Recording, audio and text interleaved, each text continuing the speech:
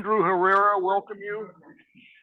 He is the executive director of Cure Americas, and we work hand in glove, the two of us, in many different ways. And Cure Americas is one of our sponsors. So, Andrew, please say a few words if you could. Don't leave too far from me, Henry. You have to click on got it. So there's no video of Andrew.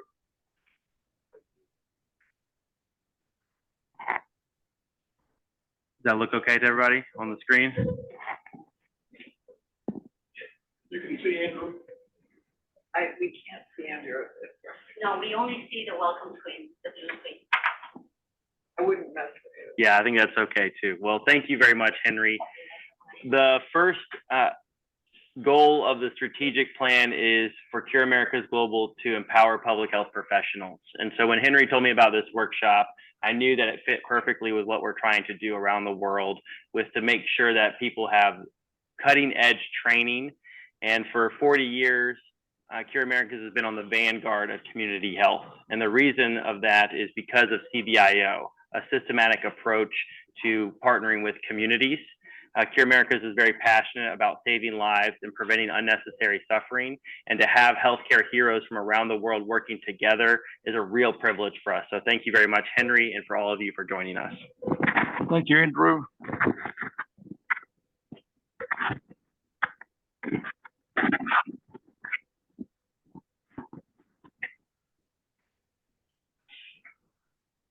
I wanted to give a special shout out to a number of different people and organizations that are making this workshop possible. Of course, Cure Americas Global is an important part of this, and through the donors to Cure Americas Global, in particular, Wes Jones, who is our dear friend and benefactor, we're able to hold this workshop and provide the translation for you. We have set up a small business. It's in its infant stage right now called the CBIO Global Health Initiatives, and we have a new logo you'll see on the left there. We wouldn't be able to do this in this room and at Duke if it weren't for the Duke Global Health Institute, which has been very kindly willing to sponsor our work. I have been a faculty member at Johns Hopkins for many years now. I'm a part-time senior associate, and so the Hopkins connection is certainly there.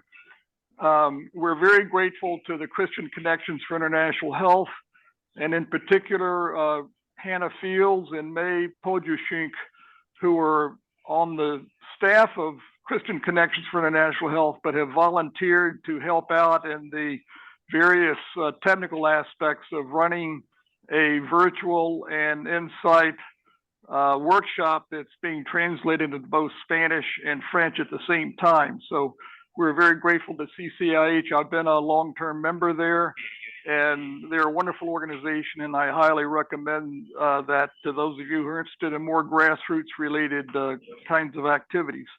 And then finally, Bilingual Communications Incorporated is handling our translations, and we're very grateful to them for their help and assistance. Just a word about our schedule. We were planning to break up into small groups to introduce ourselves, but in the interest of time, we're going to have to forego that. And so we'll be able to start pretty much on time with the first session, which is an opportunity for me to share once again the basic principles of CBIO, which I think are so important to go over again and again and again. Then we're going to have a keynote address from one of my global health heroes, Dr. Abhay Bang, and then we'll have a little break, and then we're going to have a second keynote address from another one of my global health heroes named Ari Johnson, and both of the work of both of them is very closely connected to the principles of CBIO. We'll break for lunch for only 30 minutes, and we'll have food here available for people, so we can go right ahead. And then in the afternoon, the main activity is going to be giving our field people a chance to share their own experiences working with CBIO. And most of that will be people in the room, but we'll have some videos that I've made of people who could not be here with us today. And then we'll end up with a 30-minute session on experiences from Bangladesh. I won't go into tomorrow's session or Wednesday's right now.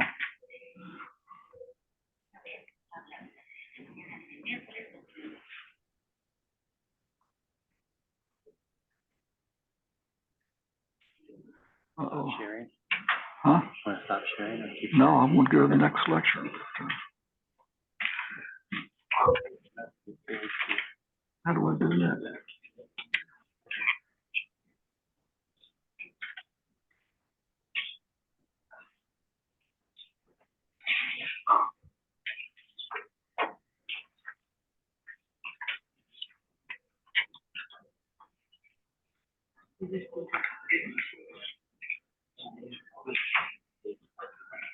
I can't see where the. What are you looking for?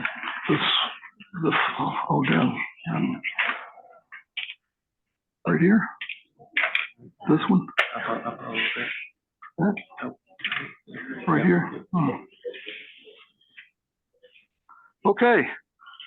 Can everybody see this screen? I hope. Principles of CBIO. Yes, we can see it. Yep. Good. Yes, Okay, we can and- see it. Yes. So I want to make this session and all our sessions as interactive as possible. So you can type in a question in the chat box, and I guess some of you can speak. I don't know exactly how that'll work, but if you feel like you want to raise a question or make a comment, we have built in time for that, so feel free to do that. We have somebody who's keeping an eye on the chat box, so hopefully your message will get through and we can respond to it. So what I want to do right now is review the key principles and practices of the census-based impact-oriented approach, and then describe what we now call CBIO plus, which is the traditional classical CBIO model, if you want to call it that, with the addition of care groups and local birthing centers. And we'll explain what those are a little bit later. And then we're going to talk about some of the key ideas and the strengths of CBIO. So one of my basic slogans that I bring up from time to time is relevant for this talk. Theory and practice are closer in theory than in practice. But having recognized that and having seen so many problems in translating theory into practice, I still think the theory is important. The principles, the theory are important to keep in mind. We all know that development work and health work in low-income settings is fraught with all kinds of challenges and difficulties. And so trying to adapt to the local circumstance, but with the basic theory in mind is important and valuable, I think. Otherwise, we get drawn into all kinds of other issues that come up that are sort of side issues in my view. So obviously, we use the term census-based, and there is some disagreement within our own family at Cure Americas about whether we should call this the census-based approach or the community-based approach.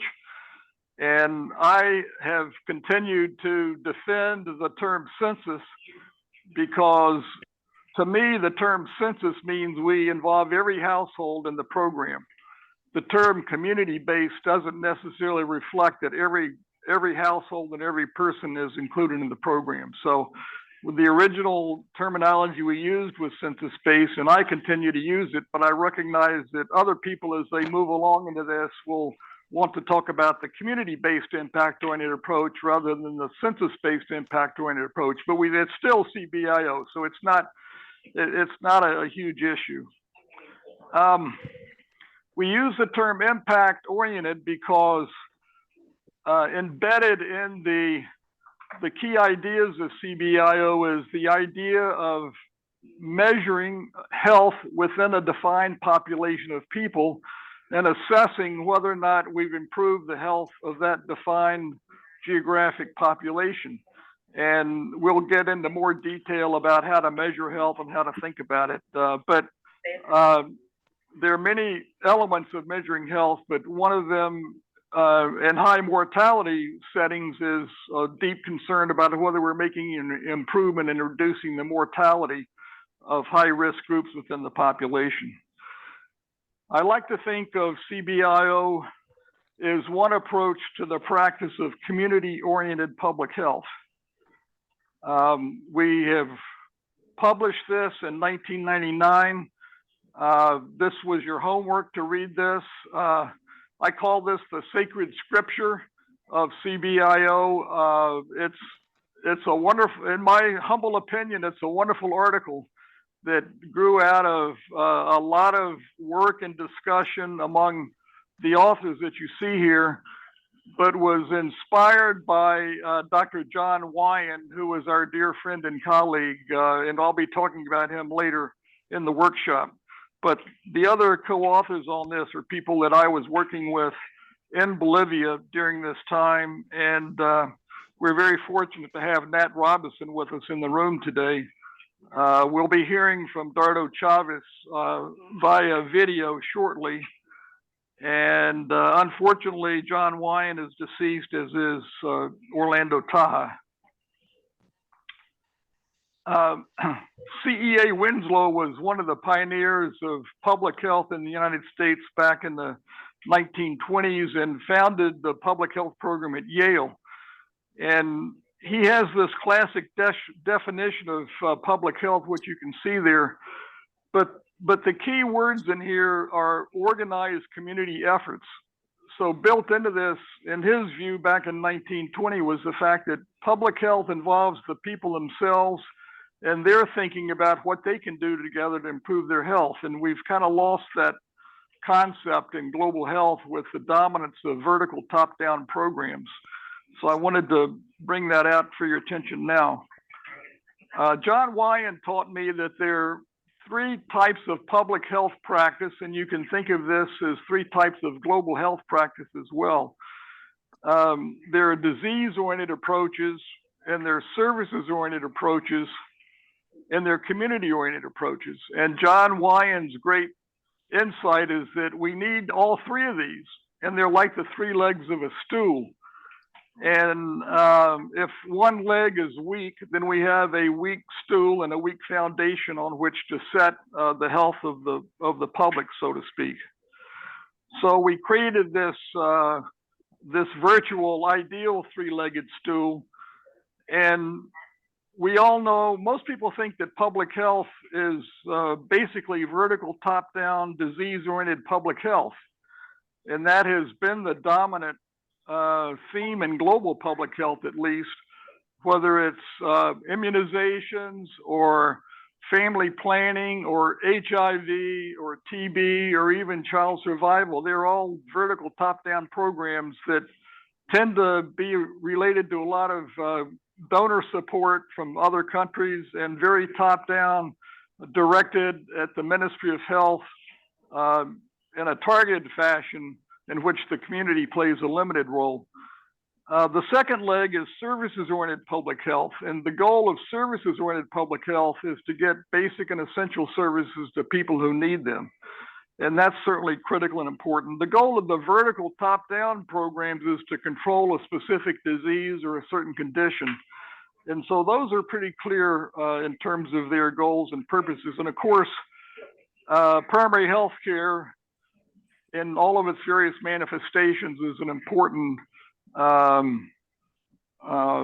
of services-oriented public health.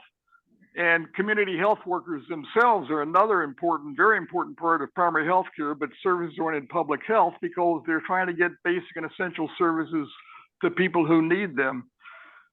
And then there's this third leg that people haven't thought too much about and has been very weak over the last 50 years and even before that, called community-oriented public health. So the goal of community-oriented public health is to work with communities to help them improve their health. And that's what CBIO is all about. It's a form of community-oriented public health. And as you see from the arrows here, they're all mutually reinforcing. But the stronger the community-oriented public health leg is, the stronger the other legs will be as well. But a very important part of all this is that these are not in conflict. We need them, and we need the top-down approaches. We need the service-oriented approach, but we also critically need the community-oriented public health approach as well, which has been very weak and underrepresented and underdeveloped. So this is the kind of stool we have in reality, from a very broad global perspective. A very strong leg on the vertical top-down programs, weak on services-oriented, and very weak on the community-oriented public health. So the overarching goals of CBIO are the development of a long-term partnership of trust and collaboration with,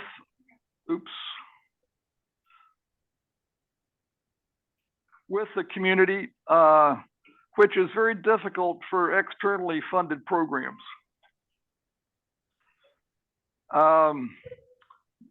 This approach has never really caught on in the global health community because it doesn't fit well with the global paradigm of either very narrowly focused programs or the paradigm of short-term funding. But it's inherent in what CBIO is all about. The goal is the improvement of health of the community or a set of communities. So when we talk about the community, that can be conceptualized as a small community of 500 or 1,000 people, but it also can be conceptualized as a much larger population of people. Another key element is that inherent in this approach is the demonstration using evidence, high quality evidence, that improvement has in fact taken place or has not taken place. That's important for the CBIO approach. It involves the consideration of the community or set of communities as the patient who needs an accurate diagnosis in order to prescribe an effective treatment, which can change over time. So the sort of thinking this conceptually as a doctor treating a patient, we have a program that's involved in trying to help improve the health of a community, but the idea is very similar. And in that sense, it's important to be able to make a good diagnosis in order to provide a good treatment. And the time and effort that goes into making a diagnosis is worth it.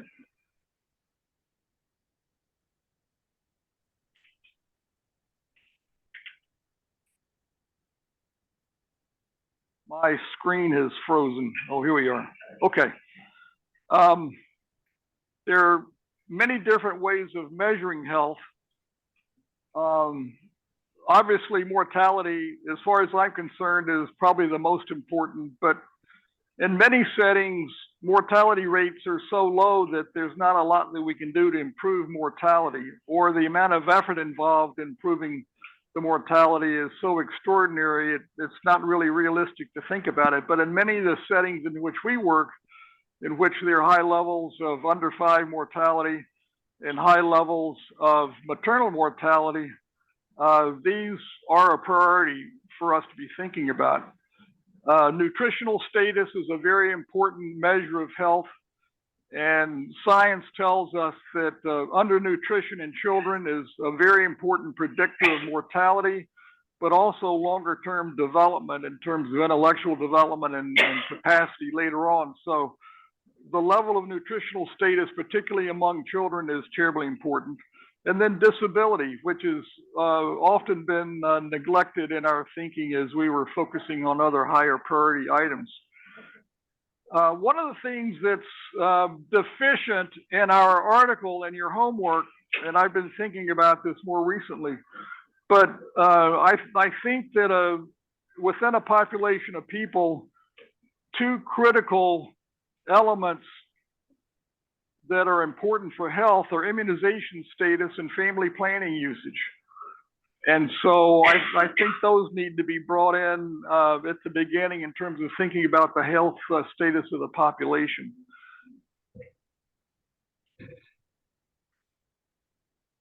So the first thing involved in CBIO is defining the priorities for the program. And there are two kinds of priorities that we talk about. There's the community's priorities as they perceive them and understand them. And then there are the epidemiological priorities as the partner in the program defines them using local data.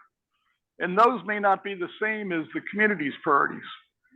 And so in order to make that definition, there's a need to have a relationship of trust between the health program and the community needs to be involved in helping the program define what these priorities are.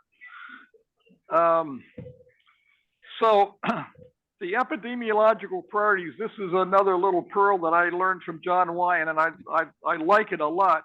He defined epidemiological priorities as the most frequent, serious, readily preventable or treatable conditions in that local population. So, and there's a judgment involved in determining what those might be, but still the concepts are terribly important, I think.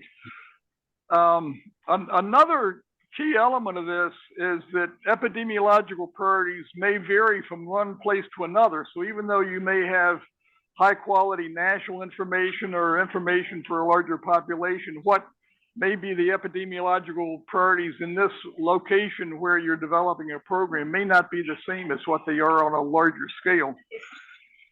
So defining the community's health priorities as well as the epidemiological priorities are the next two fundamental steps in the conceptual framework for CBIO. And then, of course, being able to define what the baseline level of health is, which could consist of what the baseline mortality rates are, what the prevalence of serious illness is, prevalence of serious disability, what's the immunization coverage rate, and what's the contraceptive prevalence rate. So those are not that easy to define, but it is possible to define them. And when we talk about mortality rates, we can talk about the crude mortality rate, which is the number of deaths per thousand population, but we also tend to think about mortality rates in children, whether it's the neonatal mortality rate or infant mortality rate or under 5 mortality rate, and the maternal mortality ratio. So this is the CBIO cycle. We start out with developing a relationship of trust between the program and the community. We determine the most frequent, serious, preventable, or treatable diseases and what the community's health priorities are. We focus our efforts on the highest priority problems. And then, which isn't really reflected in here, but should be, we think about the resources that we have available for our program. And then based on what the priorities are, based on the community diagnosis and what our resources are, we develop a plan.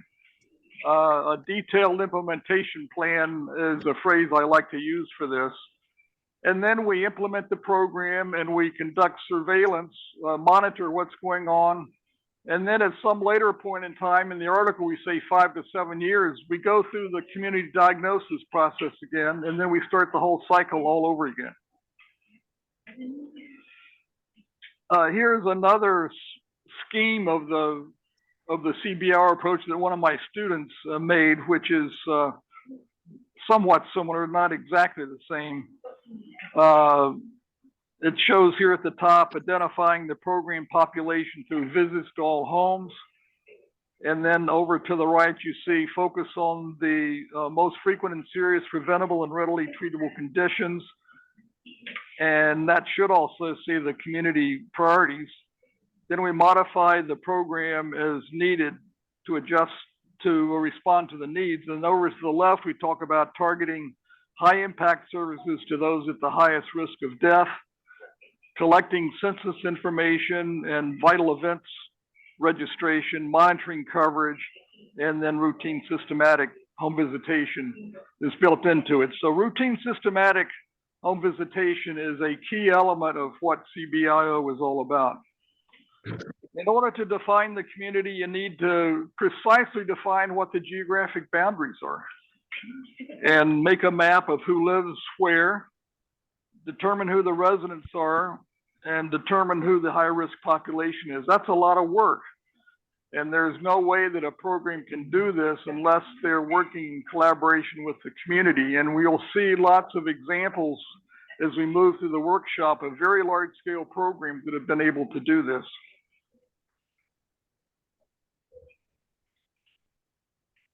So in terms of the community diagnosis, just to review what I've already said, I think this is pretty repetitious, I would say.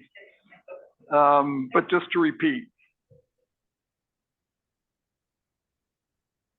using local data to determine local priorities is a key part of CBIO, as I think is apparent now.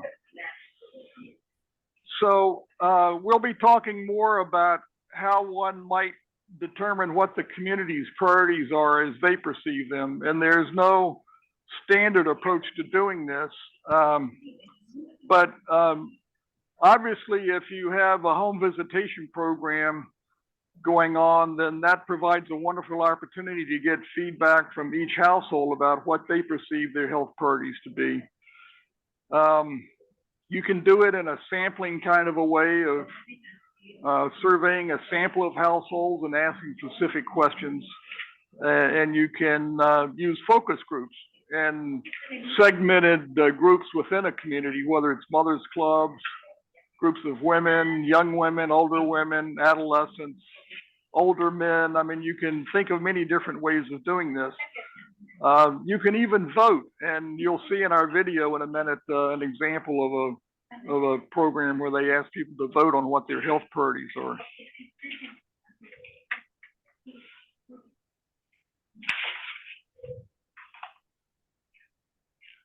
So I've already stated pretty much everything that's on here, but in my view, readily preventable or treatable mortality should be the first priority of a health program in a situation where there are high levels of mortality.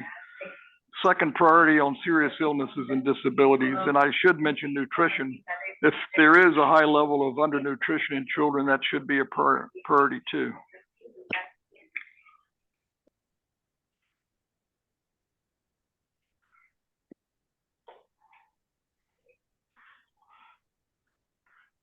One of the principles involved with CBIO is in terms of measuring mortality. I've spent a lot of time thinking about this and have a lot of practical experience with this, although I'm not a demographer. But there's so much value that can be obtained by registering vital events when you go from home to home. And to obtain mortality data through a sample of households through a survey approach requires very large sample sizes. And so if you're able to contact every household in the population of your program and obtain those vital events, you're much better off.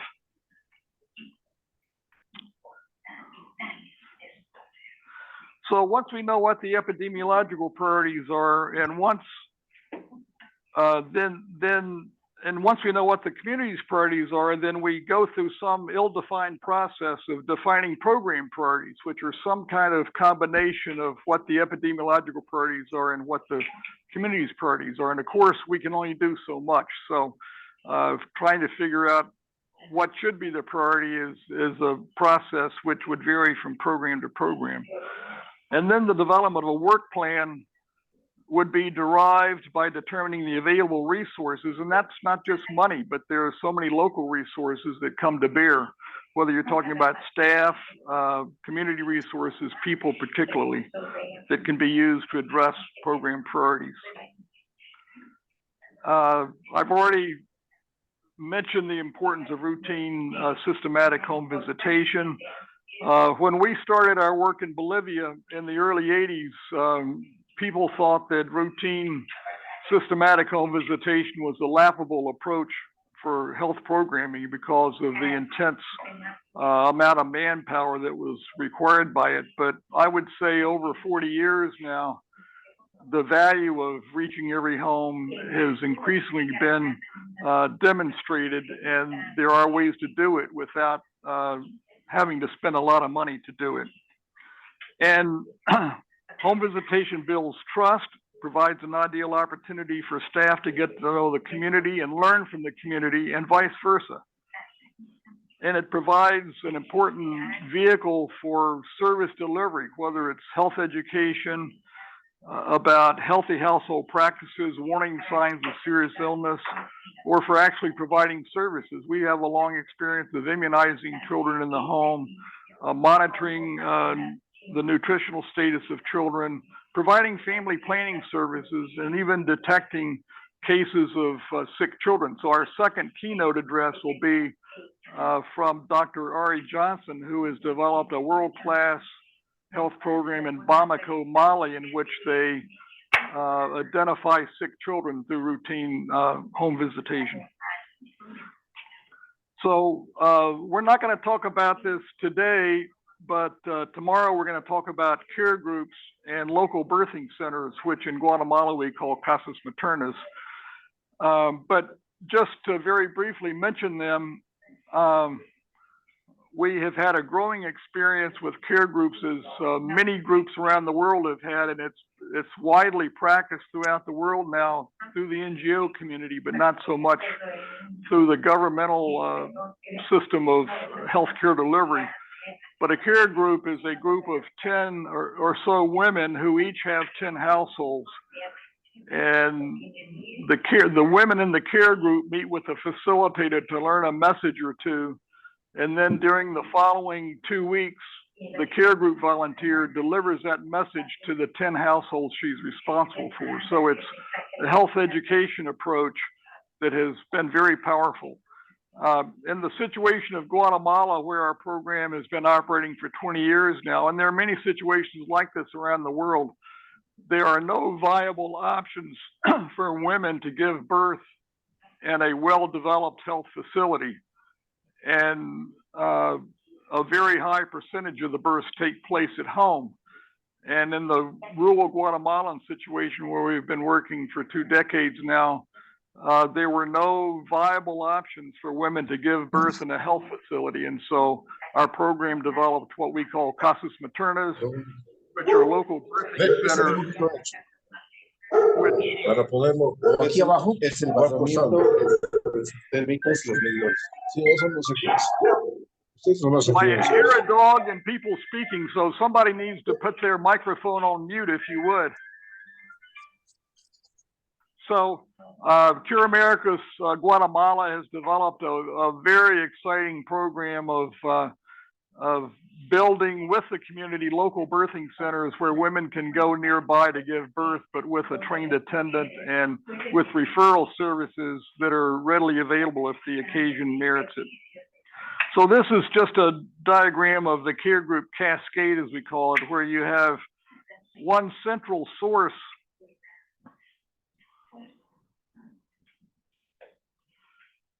I have no idea what happened here. Sorry about that. What's going on here?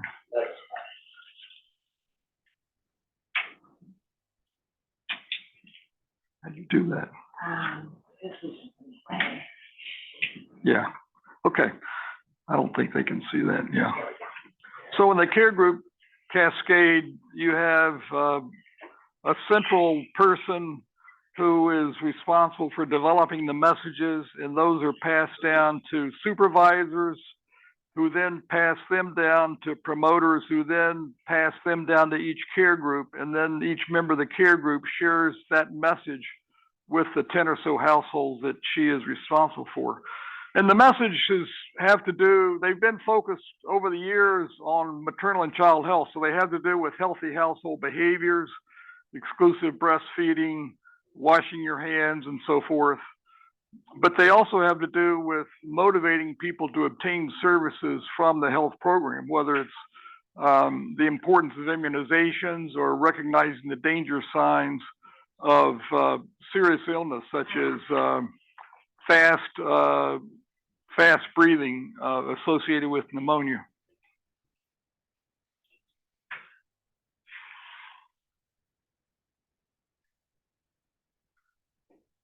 So I like to call care groups CBIO Lite, L-I-T-E, because it enables a program to bypass some of the difficult early census taking activities, and it can be implemented very quickly, but still maintains many of the principles that CBIO has. And we'll talk more about that as time goes by. But another part of the care group process is that when the care group volunteers visit the homes, the 10 homes they're responsible for, they can also collect any vital events that occurred within their 10 households, a birth or a death, and then they can report that when their care group meets the next time. And it's a very simple way of having up-to-date, on-time vital events monitoring, which if those of us who know about demographic and health surveys, those are surveys that are only give you a picture of what happened, you know, over the previous 5 years. It doesn't tell you what's happening at the present time, and this is a simple way to do it. I've already mentioned the importance of birthing centers in the Guatemalan context, and there are many other contexts around the world, just like Guatemala has faced, our friends in Guatemala.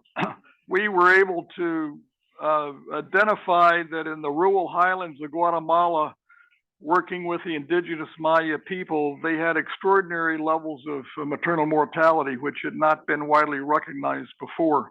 And that was one of the reasons that we moved into the Casa Materna approach.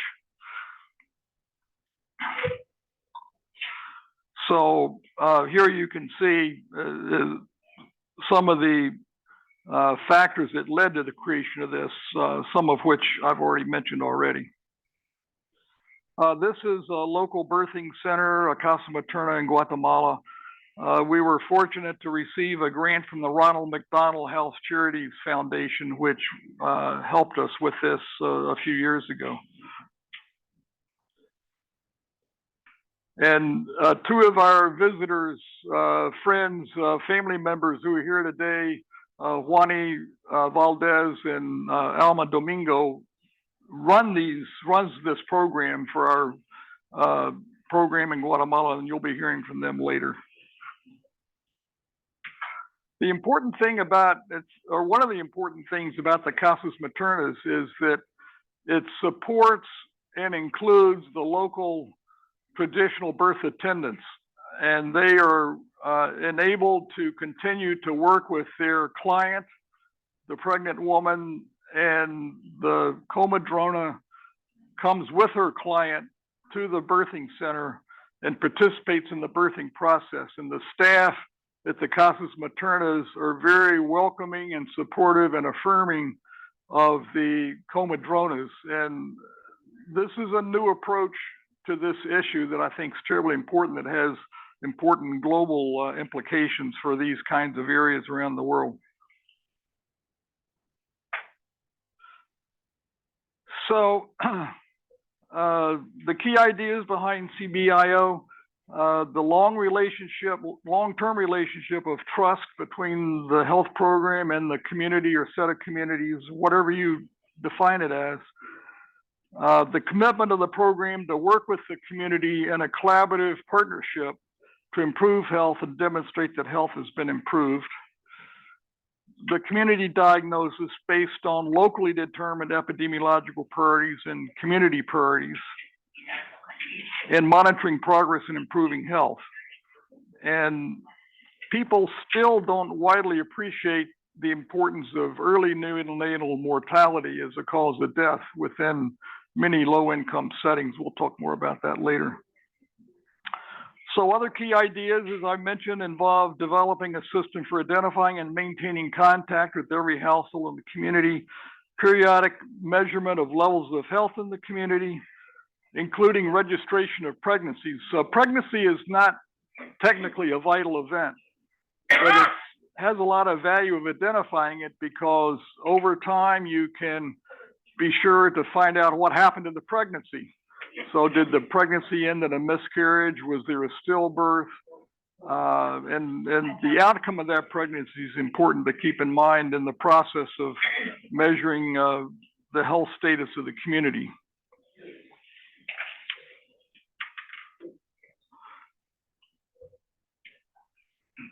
So I think everything that you see on this slide has been repeated already.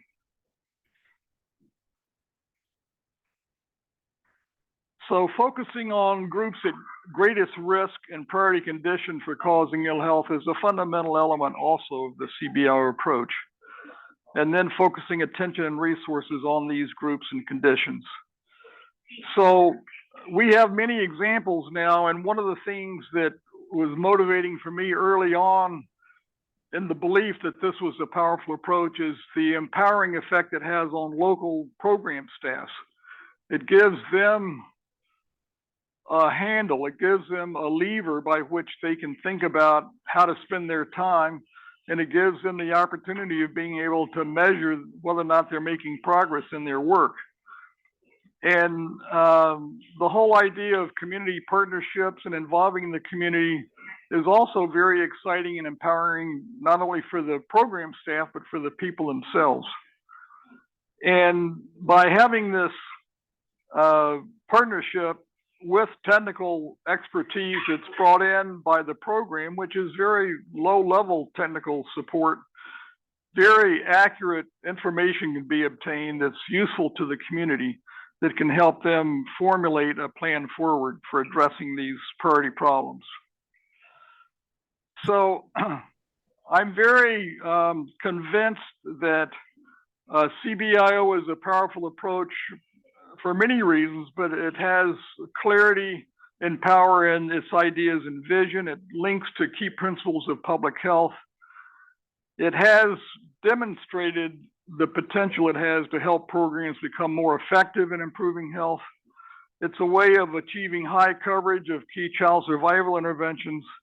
And it also readily lends itself to new interventions for community-based treatments as epidemiological priorities come along. And so as we look on a much broader basis throughout the world, it's becoming readily apparent to me that there's so many opportunities for applying these principles to non-communicable diseases, and particularly hypertension in those communities where hypertension is now an epidemiological priority and where maternal and child health is not the priority that it used to be. And so we'll talk more about that as we move along. So I've decided on my own that CBIO is a methodology whose time has come. And so I'm prepared now to begin to stand on a top of a hill and promote CBIO how I can. And this workshop is one of the first opportunities to do that. And how we can help other groups, organizations, individuals think about these principles and applying them in their local environment is something that I think has enormous opportunity for all of us. And those of you who have signed up today obviously have some reason to have an interest in this. And so it's my hope that through our discussions that we'll have inspired some of you, given you some new ideas about ways to think about what you can do to help improve the health of communities by helping communities themselves be more effective in improving their health. So we now have 25 minutes for questions and comments. And so I'd like to hear from any of you all who would like to ask a question or make a comment.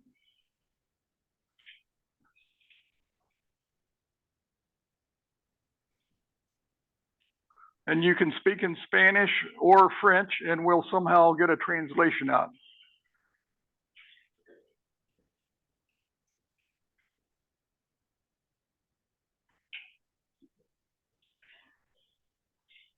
You can see everybody other than Ray.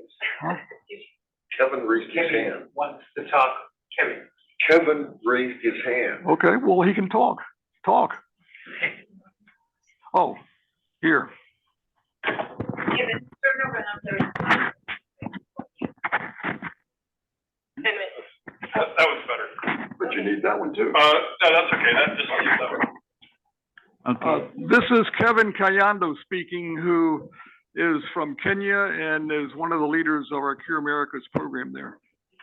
I have one question on one of the overarching goals also of CBIO. In your first bullet, you mentioned that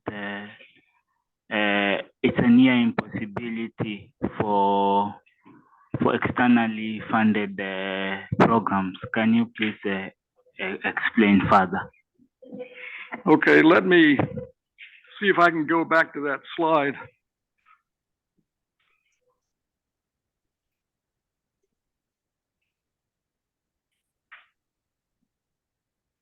Henry, could you also repeat the question? Oh, yeah. Thank you.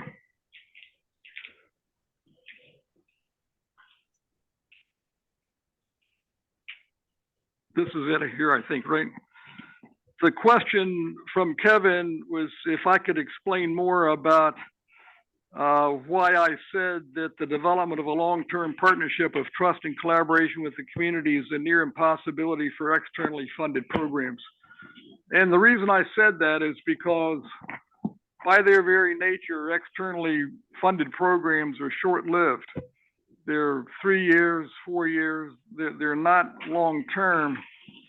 And the other thing is that external funding is geared towards demonstrating quick results, and it takes time to get this system up and running. And I don't know of any donor that it would have any interest in spending money to help get something like this going over a 3 to 5 year period, which is what it really takes.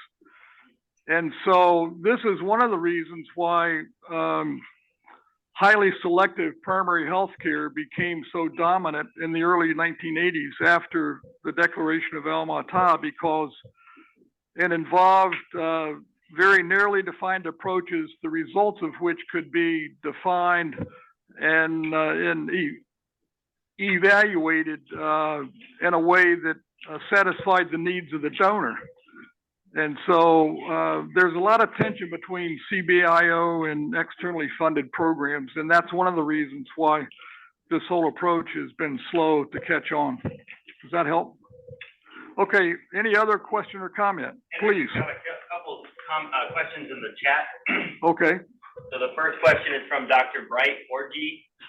Is there any difference between CBIO versus community-directed intervention, CDI or CDTI, used by WHO AFRO?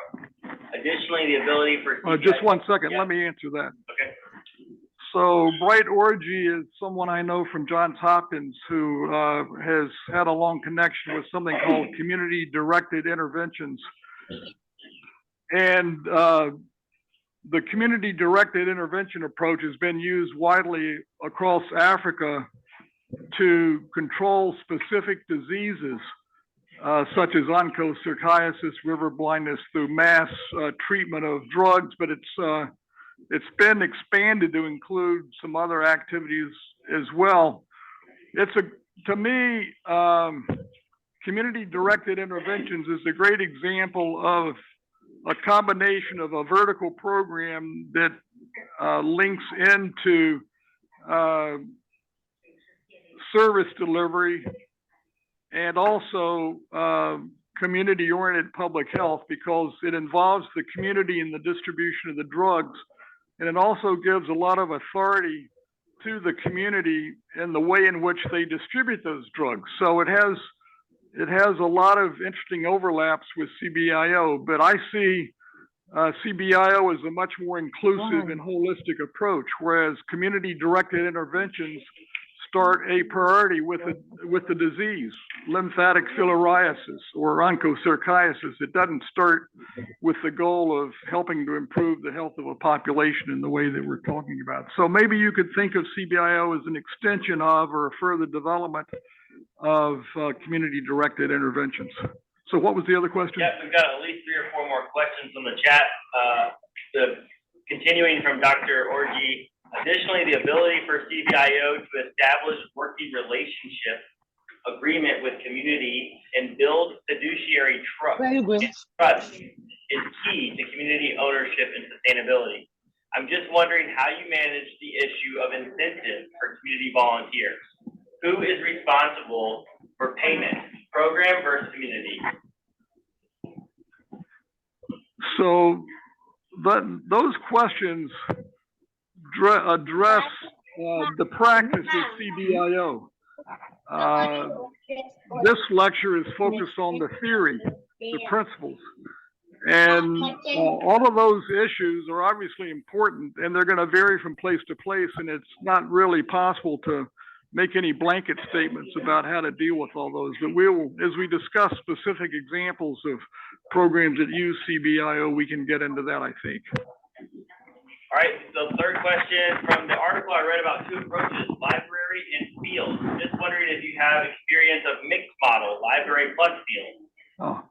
Well, the article says we need both. It's not either or. So the library reconnaissance is initial part of reconnaissance, which has two parts. There's the library reconnaissance and the field reconnaissance. So we need both. We need to find out what's been written and is available information-wise about the health status, if not of that specific community, but the area in which the community is. And we need people to go out and interact with the people in the community to get a better idea of what's going on. So they're not mutually exclusive, and we need both.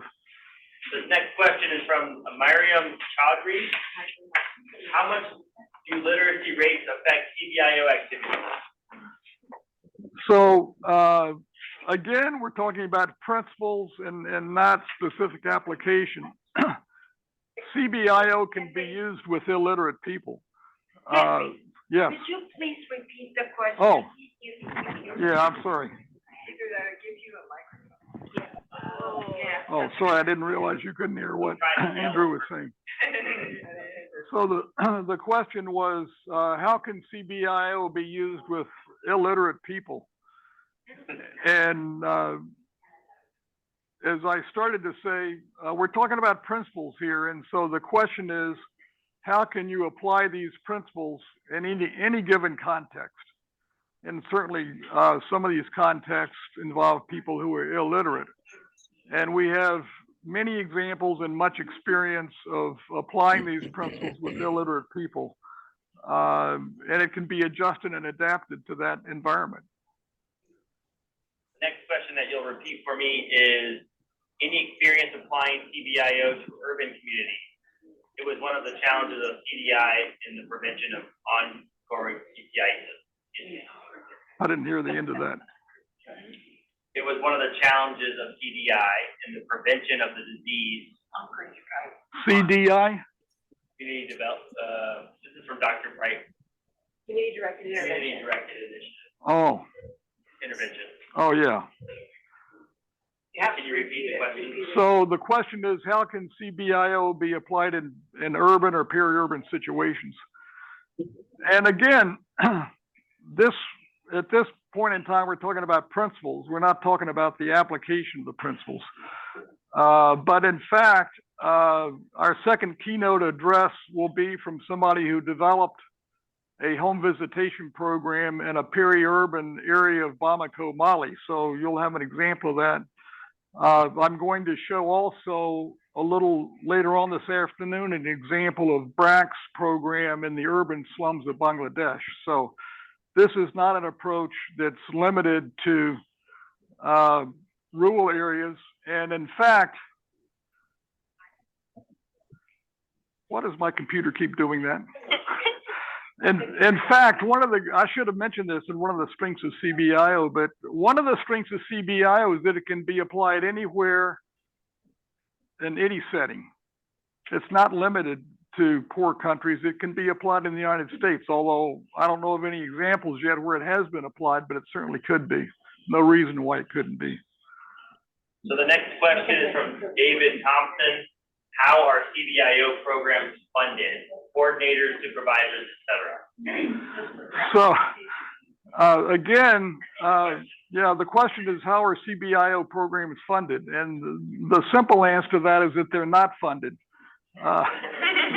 We have had a long history of struggling to find money to support these programs, but the question is involved in the application of the principles, but we're trying to focus on the principles right now. But just to try to answer the question, we can get into this more later, but this is a new concept that hasn't taken off, and so there are not many examples of this program approach. And Cure Americas has been working on this for 40 years, but with great difficulty in finding the funds we need to keep moving forward. So that's one of the great challenges, is introducing donors to this, but also I think another great challenge is to figure out how to apply these principles without any funding. So I think it's possible for local communities, if they had this type of orientation or somebody can help them lead this through an orientation towards this approach, it could be possible to apply these things without any external money. Next comment is from Dr. Jones. I think the importance of community trust cannot be overly emphasized. CBIO breaks down without trust. It would be helpful to hear from various programs any specific lessons they learned as to how they were successful or unsuccessful in this endeavor. So Dr. Jones is emphasizing the importance of trust, and he says that he hopes that we will hear examples of how trust has been built up over time through CBIO, and you'll certainly have that opportunity.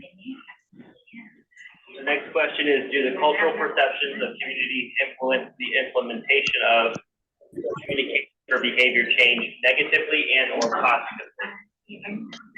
So the question is, do cultural perceptions influence behavior change communication positively or negatively? So again, that's a question of application of principles. But by the very nature of CBIO being a community partnership, then involving local people with their own perspectives and understanding of their own culture, then I think it's generally the case that these programs have been very effective in adapting the key messages and the approaches in a way that is acceptable and positive within the local context. From Dana Sri Joshi, there are some areas in which they cannot record birth and death rates. How much will that affect CBIO? So the question is, there are some areas where they cannot report birth and death rates. So the whole issue of registration of vital events is a complicated one, and it's a sensitive issue. But if you're thinking of a system in which local people are collecting this information, it's a very different context from having an interviewer from the Capitol come into the community and ask a household, how many births and deaths did you have in the last 5 years or over the course of your reproductive history, which is the way demographic health surveys are carried out. And so given the nature of CBIO and the embeddedness of it within the community, it lowers the barrier for registering births and deaths. We have a lot of experience with the process of birth and death registration, and we've learned that it takes time to build up a system like this that's accurate, because there are people who are reluctant to share information, and particularly the issue of neonatal deaths and stillbirths is a complicated issue that takes time to sort out. So you can't start up a vital events registration overnight. It takes several years to get one up and running that's accurate. That's one of our lessons. I'm glad to have all the questions. They're great. So keep them coming. We've got a few more minutes. We have two people with their hands raised. Can we try? Sure, give it a try. We can unmute. We Sure. have Saeed Arwal. You want to try to unmute? Yes, good morning to everybody, and I'm so happy that after 30 years to be again with Dr. Henry Perry, and I'm very happy to hear from him. And so everybody is welcome. And just I would like to say about the CBIO and also community scorecard, CSO. Could you, because I see some similarity between these two approach, and could you just explain me what's the difference between the community scorecard and CBIO, because we are implementing community scorecard by help of John Hopkins in Dr. Edward and Barassi in Afghanistan. So could you just tell me something about the difference between these two approach or tools? Thank you. Arwal, thank you very much. It's great to have you in this seminar. Saeed Habib Arwal is perhaps the great champion of community health in Afghanistan. And I got to know him many years ago through previous work that I had done, and he has provided leadership within the country to develop a very strong community health program there. And I'm a great admirer of what he's done and will do in the future as well. I would say that community scorecards are a technique to help communities assess what their priorities are and what the value of the program that exists at the present time is. So it's a way, it could be thought of, I think, as a way of implementing some of the CBIO principles, but it's a technique. It's not a philosophy. It's not a set of principles. It's a technique, but it is an important way of engaging communities and helping them define what their priorities are and getting their perspective on programs themselves. So thank you very much. Our next question is from Harriet Napier. You have your hand raised. Yes, thank you very much. And hello, Dr. Perry. Thank you so much for having us.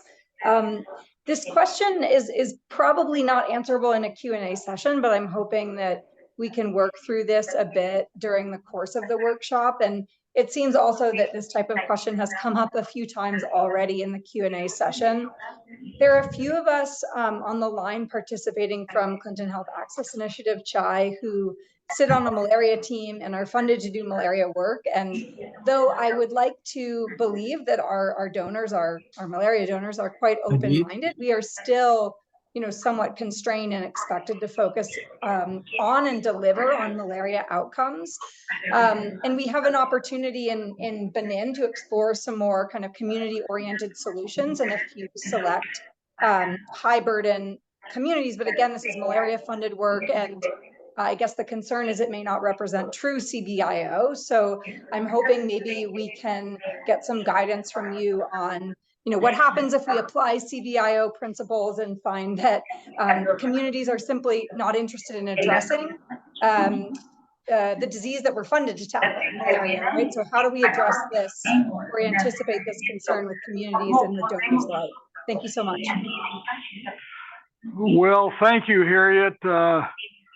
This is one of the conundrums that we face at this point in time in global health, how to help move towards a more holistic approach towards strengthening global health programming, and how we can generate more interest and support and money at top levels to help move this forward when so much money is tied up in specific programming, whether it's malaria or TB or family planning or whatever. So I can't answer that, but it'll be something that we can continue to discuss over the course of the workshop.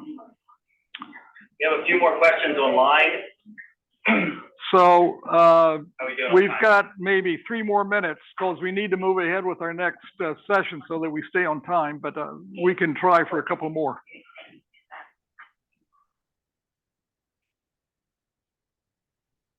Is it not too difficult to make home visits and get information in urban settings when people are so busy? Okay, that's a great question. And the answer is yes, that may be true. We've had a lot of difficulty in some urban settings connecting with people, particularly in La Paz, Bolivia, and El Alto. We'll probably hear more about this a little later, but there people leave early in the morning to go down into the city to work, and they don't come back till late at night. So if you visit their homes, they're not there. And they also have big barriers around their house, and it's very challenging. But on the other hand, there are many other urban areas where people are readily available. In the slums of Bangladesh, for example, it's very easy to visit homes, and people are there. They're there during the daytime. So we can talk a little bit more as time goes by about approaches to dealing with urban settings where people are not either at home or willing to answer the door. It's a special case. So the next question is, can you incorporate CBIO ideas in existing projects with care groups to gather health information to identify other health needs? Projects with care groups are usually only 5 years, so it would not be as long as the full CBIO cycle. What would you advise? Yeah, well, that's a great question. And the answer is, of course. One of the modifications of the CBIO approach that I've thought of, I've mentioned it to our own groups from time to time, but it hasn't quite caught on. But to use the care group approach to define community priorities as well as community community perceived priorities as well as epidemiological priorities using care groups before you even start a program. Because you have a situation where you're going around to visit with each household and having these people obtaining information from the people they're visiting. What do they think their priorities are, and based on vital events and other information you can collect by seeing if there are people with disabilities in the household, for example. It's a way of obtaining baseline information through the care group approach. I think it's got a lot of power to it. Okay, one last question. Can the concept be used in addressing diseases in livestock industry? Can the concept be used in addressing diseases in the livestock industry? Well, I don't know how to answer that. I presume it could be. I mean, it could be, the approach could be used to address other issues beyond health, other development issues. And we've thought about this from time to time, but never have given it serious attention. So I think I'm going to cut off the questions. I'm very happy with the questions that we had, and we're going to move on to the next part of our program. So why don't we just take a minute or two break if you want to stand up and exercise your legs or whatever. Origins and beginnings, and they go back to Dr. Carl Taylor, who was the chairman of the Department of International Health at Hopkins when I was a student, and he recruited the Bangs to come to Hopkins to study, and their exposure there led them towards the work that they're doing now in the same way that my exposure there led me to the work that I'm doing. So we have a common bond that's very powerful, but the Bangs have done far more than I would ever think of doing. So it's a great honor to have them here. So I'm going to turn this video on. It's an address that was made to the American Society of Tropical Medicine and Hygiene. So it's got kind of a research focus to it, but all of the principles that they talk about are embedded in CBIO. So when you hear that, think about how to use this data collection process for the benefit of CBIO, not necessarily for publishing in a journal article.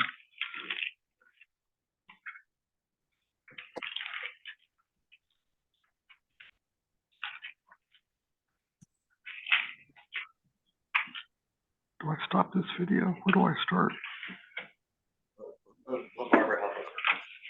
I don't see the button. Where's the button? Space bar.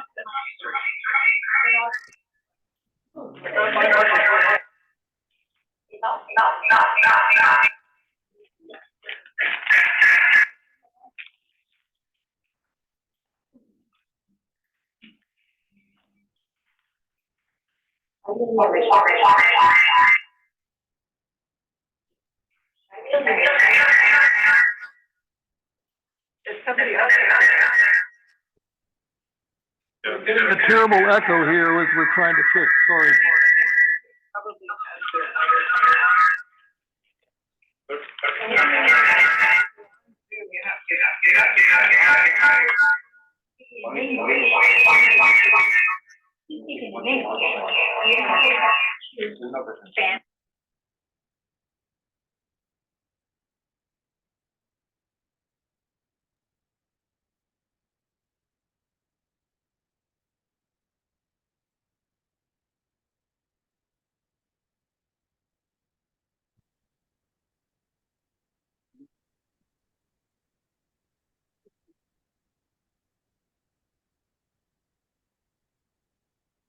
ते आवाजाचं काहीतरी आता दिसत नाही.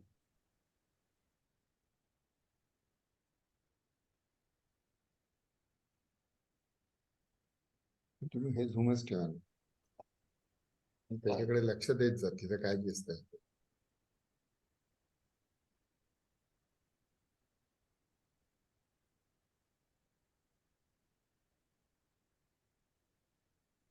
मी इकडेच sir.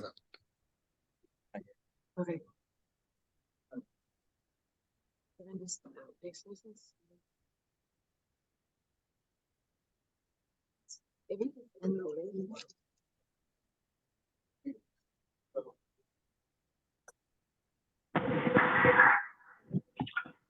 Will says if we have this up here, it may go into Zoom. Oh, great. And also I can send the link out and people can, if they have trouble hearing it, would that be helpful? Well, then they'll be hearing it independently of everybody else, right? Yeah, sure. But just in case sometimes the Zoom doesn't, the audio gets delayed a little bit. Okay, let's try this.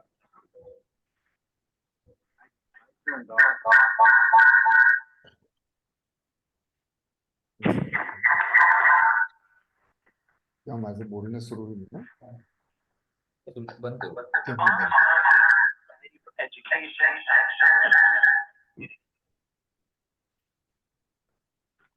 Did you call him up?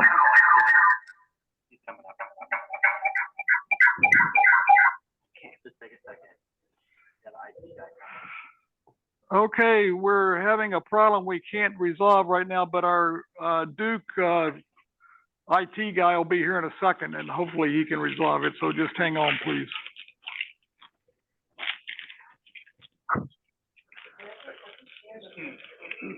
I played it earlier. It worked fine.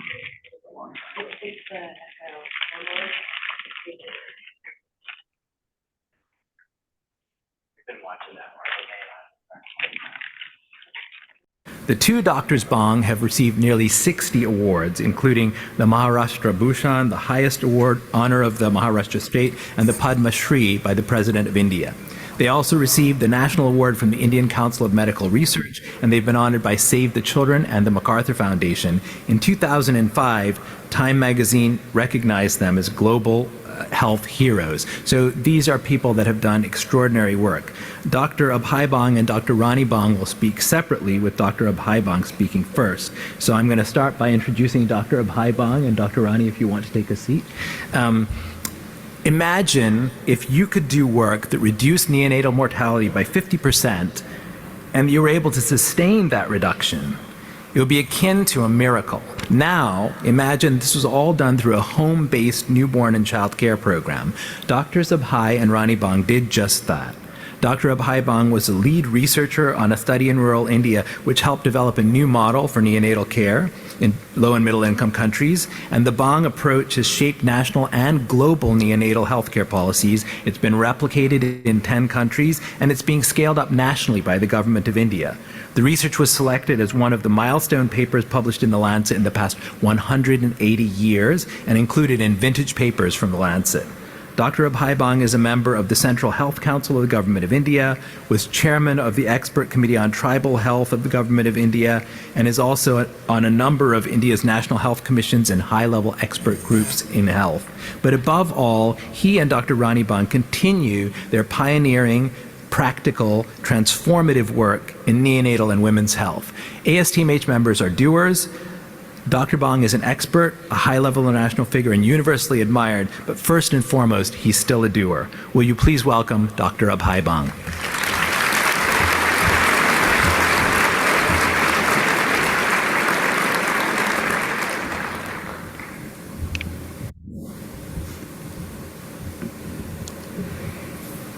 Professor Chandijan, other leaders of American Society of Tropical Medicine and Hygiene, delegates and friends. Thank you for this opportunity to speak to you from this podium. You are the largest body of medical and public health scientists in the US engaged in the research and action on tropical health. Research is the key to new knowledge, and knowledge is the new wealth. Who owns it owns the world. Who shapes it, shapes the world. And hence the crucial questions about research in tropical health are, where should this research be done? By whom? And how? In today's brief keynote address, I intend to share with you 2 stories and then some reflections about these questions which I have mentioned. Can I have the first slide, please? Yeah. I have titled my presentation Research with the People, and these 2 stories happened in this place. You see this map of India? Maharashtra state within it. Bombay is the capital of Maharashtra state. 1,000 kilometers from Bombay, at the eastern end of Maharashtra, you see the red area which is Gadchiroli. Difficult to pronounce.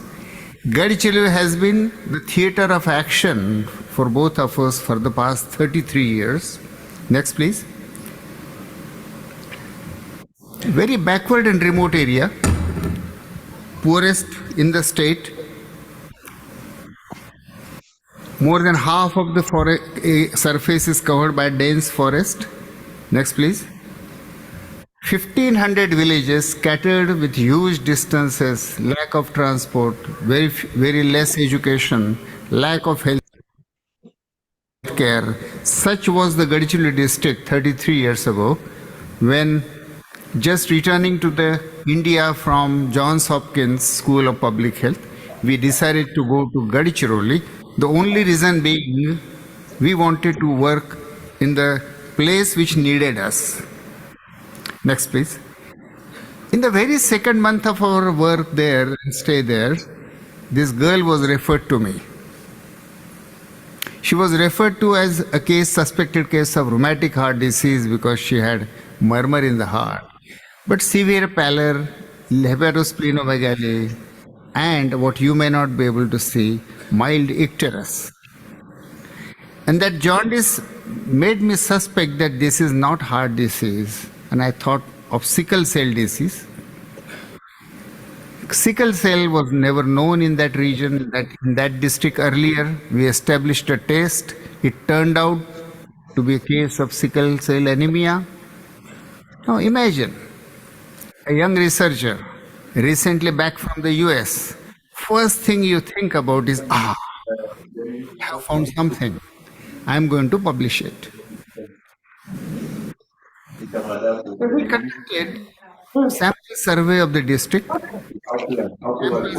Samples were collected from 3,200 individuals, tribals, non-tribals, and we found that the 15% population had sickle cell gene. As you can imagine, mostly sickle heterozygous, which is asymptomatic. Yet we thought it was a huge finding. We invited health minister, tribal minister, political representatives. Next, please. Next, please.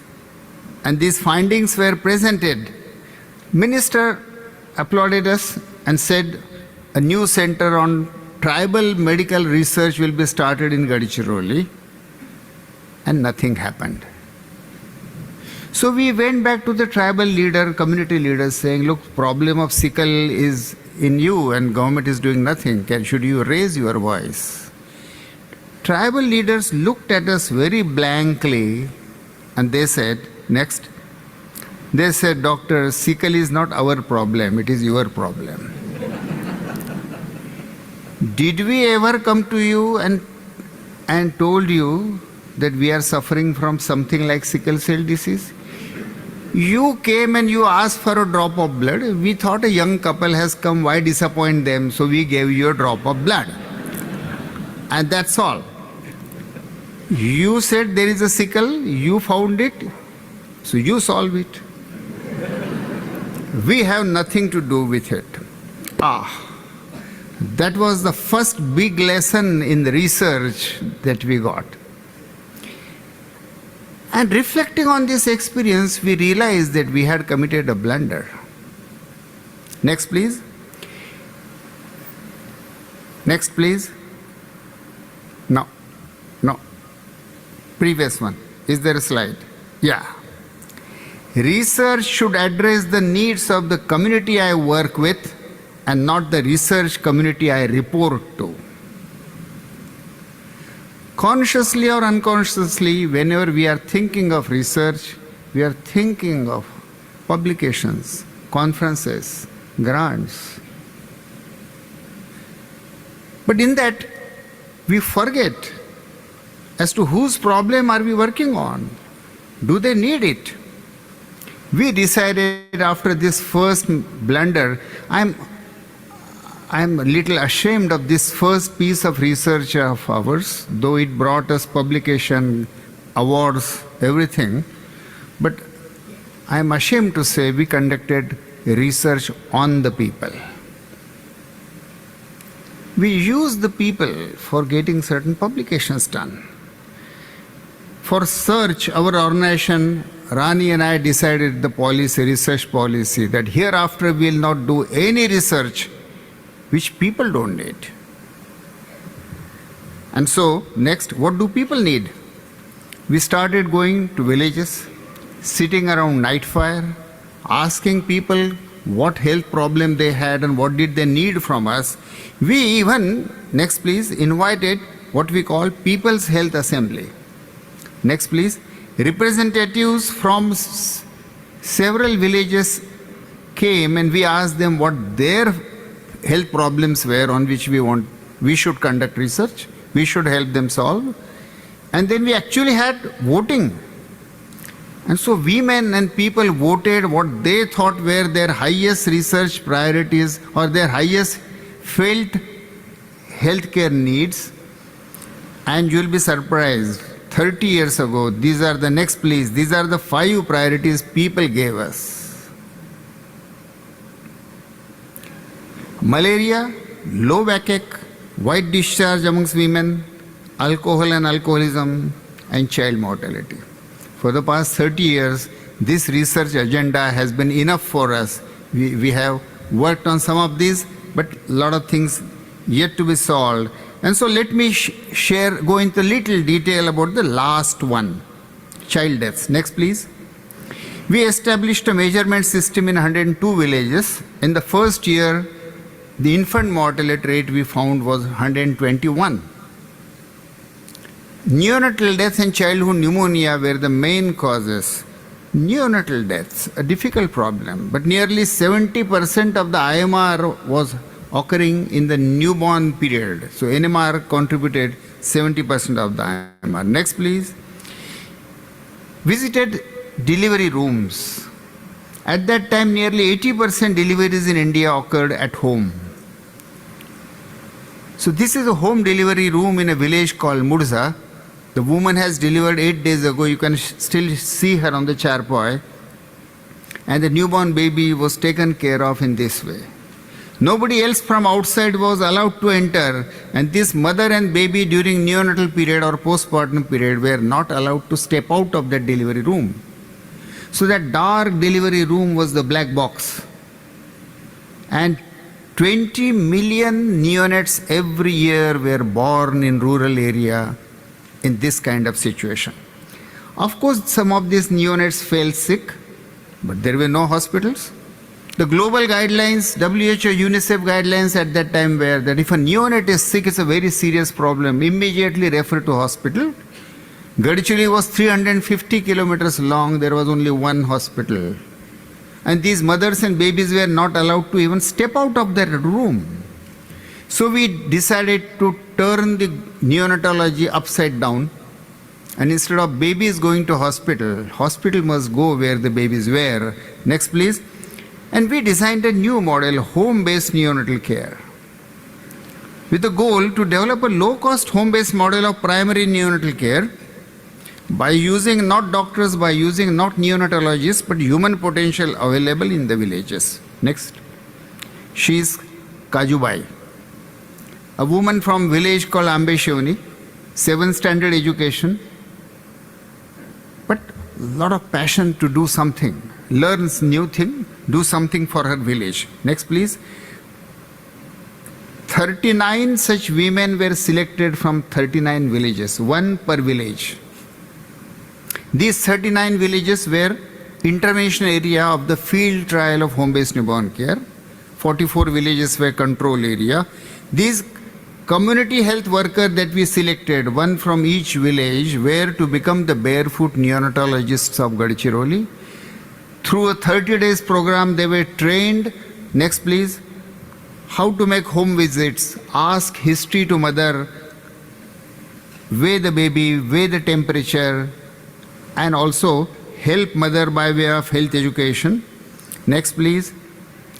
Babies were weighed, preterm low birth weight babies. There was no electricity, no incubators were attempted to be kept warm in this kind of. And next, 8% of the neonates developed sign symptoms strongly suggestive of neonatal sepsis. Case fatality rate was very high. So we trained these community health workers to give antibiotics when the baby met certain scientific criteria of neonatal sepsis. Now look at the impact. Outcome was neonatal mortality rate. Next please. The yellow line is the control area where government programs continued, where we only measured once in a year, we measured neonatal mortality rates and infant mortality rate. From 1993 to 2003, for nearly 10 years, these areas, the control area, represent the rural India, the whole of rural India. NMR remains somewhere around 60 with some random fluctuation. The blue line is the intervention area, 39 villages. The baseline NMR was 62. With home-based newborn care introduced, within 3 years it came down to 26. 62% reduction. The trial was over, but we continued this as a service program, and you can see even 7 years later, the NMR in the intervention area is low, 70% less than the control area. Next, who did this miracle? It's women's empowerment. These homes and huts in India were dark, remote, inaccessible. Mother was helpless, but open that one window of knowledge, training, opportunity, and provide this knowledge and skills to at least one person in the village, and that empowered woman, mother, grandmother, and the community health workers, they could lift the entire household's health and save the newborn baby. Next, please. This trial was published in the Lancet in 1999. It attracted a lot of attention, and subsequently Lancet selected this as one of the vintage papers published in 180 years history of the Lancet. Next.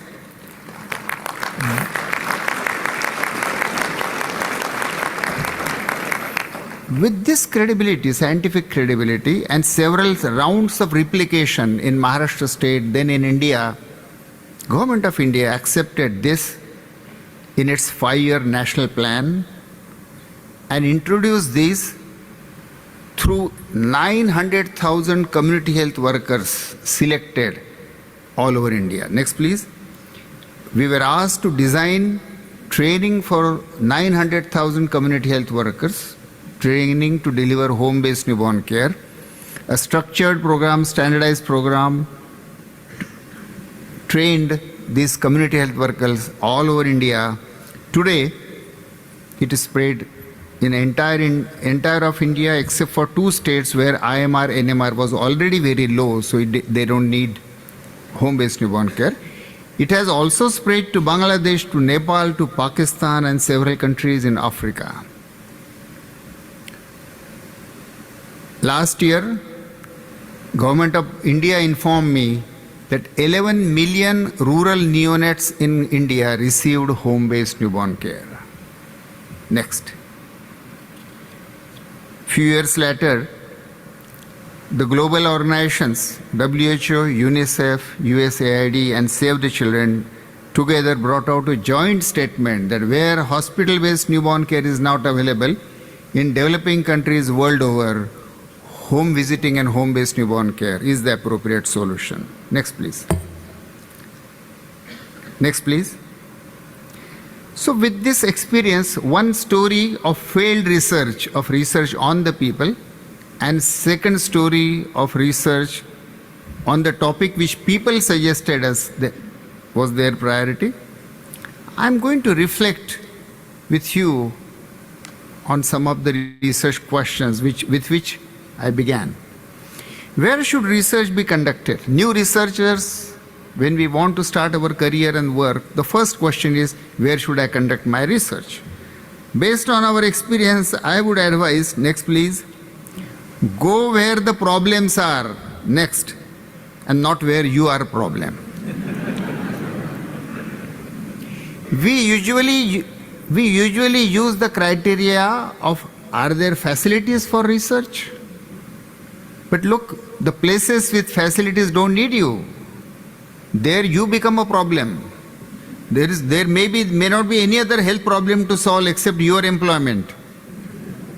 And so better go where there may not be facilities, but better go where the problems are there. Next, how should I identify research problem? Usually we look into journals, we see what other people have done, are doing, and then we often do research, and we call it research. But what Gadchirli taught us, that listen to the people, next please, listen to the people, what are their needs? And the research problems will spring up from that. The earlier sickle cell disease, people didn't need it, it was our intellectual itch. Child death, people needed it, and look what happened. From Gadchirli it spread to globally. Next please. How should I conduct research? And this how is a very crucial question. Next please. Many of you might have seen this tragic photograph. Early 90s, severe famine in Ethiopia. This severely malnourished, starved child is about to die, but before it is dead, a vulture is already waiting there. This photograph was published as the cover story of the Newsweek, and it received the International Award of the Photograph of that year. A moving photograph. But the sad second part was that the photographer who was awarded for this photograph committed suicide after 6 months. His conscience asked him that you left that child there as such. What did you do for that child? You took a photograph, rushed for publication, and there only the child and the vulture was left. Next please. And so the ethical dilemma in the present approach of research. Next. Researcher gets publication, grant, career growth. Next. What about the people? Next. Today, we often indulge in what can be called research on the people. Next, please. Can there be a research approach in which people are also enriched, empowered? Next, please. I would like to call that approach as research with the people. How would we characterize it? Next. People should need it. Next. People should understand it. Next. People should participate in doing it. Next. People should use it. Next. People should own it. Our first piece of research, sickle cell disease, is a shameful story. That was an example of research on the people. It led to nothing. It deserved not to lead to anything. But research with the people, the home-based newborn care is just one example. But research with the people found out the appropriate problem, a problem-solving method in which people were involved. They understood it, they were empowered, they solved the problem, and they owned it. And so the home-based newborn care, even 24 years after it was introduced is still continuing in the Gadchiroli, and now it has spread nationally, so it's everywhere in India. Next, please. Final question could be, will it produce impact? Research with the people may not have very high-tech laboratories or may not have very high-sounding researchers. Ordinary people would be the main actors in that. Will it produce impact? Next, please. We already saw Gadchiroli to global. And I wish to tell you that what Archimedes said 2,000 years ago, that give me a lever long enough and place to stand outside the earth, and I can move the earth. Of course, people at that time laughed. And yet we know today that with the principle of lever, what Archimedes said was right.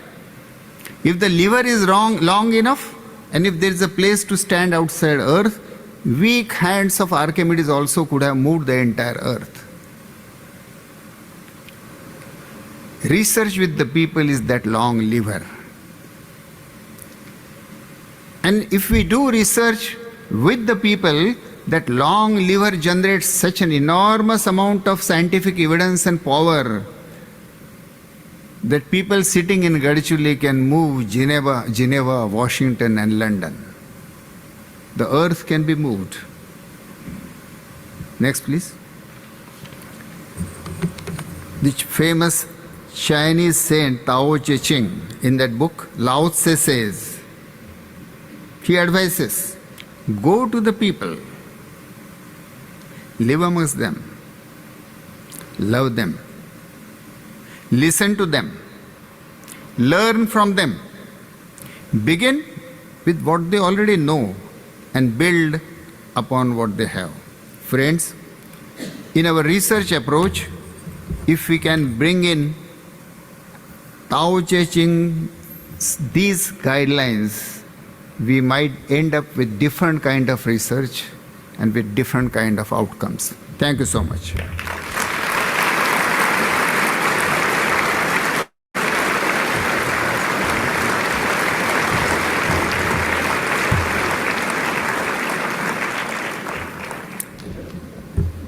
Thank you, Dr. Abhaibang, for a presentation that was inspiring, challenging, honest, and just exactly the right way to kick this off. Now, it would be a rare person that would have just as impressive a clinical and research record as Dr. Abhaibang. That person would be Dr. Rani Bang.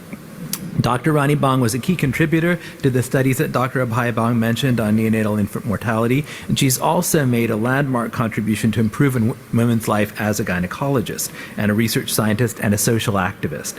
Dr. Rani Bang was the lead researcher of a 1989 study, Prevalence of Gynecological Mortality in Rural Indian Women, that brought worldwide attention to the hidden gynecological disease burden in rural women in low and middle income countries. She's currently a member of the International Advisory Group on the Universal Healthcare, WHO, and the steering group of the National Health Ministry of the Government of India. Dr. Bang's also been a member of several national and international committees on women's health and was a member of the National Commission on Population in India. Again, Dr. Rani Bang is an expert in all of these areas, but she's also there on the ground, still doing the work and inspiring girls in India to become doctors and scientists who lead the way as she has. Please welcome Dr. Rani Bang.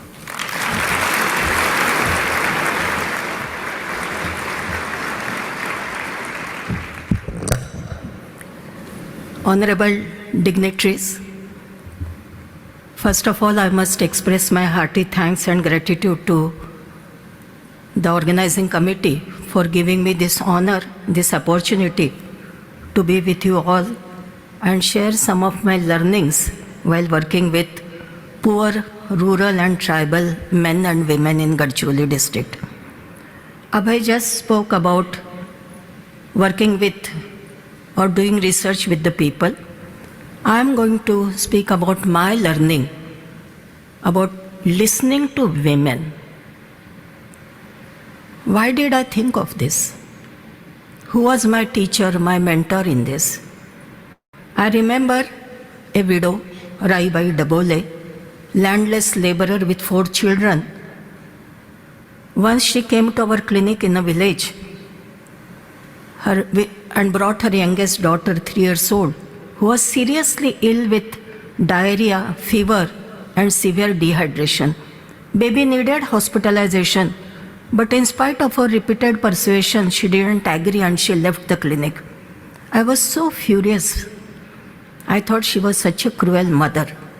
On third day, when we again went to the village, that baby was gasping, and just in front of our eyes, that baby died in our clinic. Her elder 6-year-old sister was with her. Raibai was nowhere in sight. So we inquired and we were told that Raibai had gone in the field. We called her and I just started scolding her. Raibai just kept calm. And after some time, she said, "Madam, if you are finished, now let me tell you something." She said, "Yes, she is my daughter. I am her mother. But I don't have any land ownership. I had to weigh between my elder 3 children and this youngest daughter. If I don't go in the field, I cannot feed my other children in the evening. So today, I had to go to the field. I could not hospitalize the baby, but it doesn't mean that I don't have any sorrow or grief for my departed child." And that suddenly opened my eyes. We doctors, when we wear white coats, we think we are the white elephants and we know everything. We never try to understand what are the economic, social compulsions of the people, not only in rural area, but I would say, because I have worked in urban areas, also in urban areas too. And I thought that if I have to educate the people, I must first educate myself on how to educate them. And so listening to people, listening to women became my mission. I remember just now Professor Chandy mentioned about gynecological study. That time when we started the work in 1977, maternal health, Government of India has this national program of maternal and child health. But women's health was equated only to maternity and family planning. And through my experience of working as a gynecologist, I always felt that starting from menarche to menopause and even thereafter, women had so many gynecological problems. And when I searched in National Library of Medicine in Washington while I was doing my master's, I found that there was not a single study to show what was the prevalence of the gynecological morbidities at the community level. When I was inquiring with the women what was their major health concern, I talked to 100 Cree informants, and 100% of them told me that white discharge was their number one health concern. And when I presented this to the leading gynecologists, policymakers, they just laughed at me. They said, "What is there in white discharge? Why do you want to waste your time in studying white discharge? It's an innocuous symptom like nasal discharge." But women were telling me something different.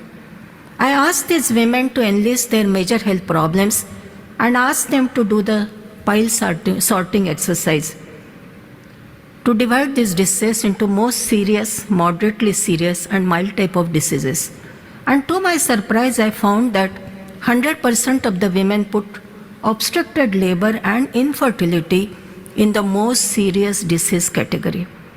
I was surprised because as a doctor, the disease which leads to mortality is a serious disease, but infertility doesn't lead to any mortality. So when I asked these women, "Why did you put these two together?" These rural women gave me such a fantastic answer. They said, "Madam, if there is obstructed labor, that woman dies only once in her lifetime. But if there is infertility, she dies daily. This society doesn't allow her to survive." And then I thought that I must listen to the women, and then we did this community-based study of gynecological problems. and the results were shocking. 92% of the women had gynecological problems. On an average, each woman had 4 types of gynecological problems. 58% of the women had reproductive tract infections. So what women were telling me was absolutely right. What to do about these stunning findings? We first went to the people, telling them about the findings of the research study. And women started telling me, "Madam, it's okay. We have these problems. But where can we go? There is no lady doctor everywhere in the district." I was the first one in the district to conduct the cesarean section.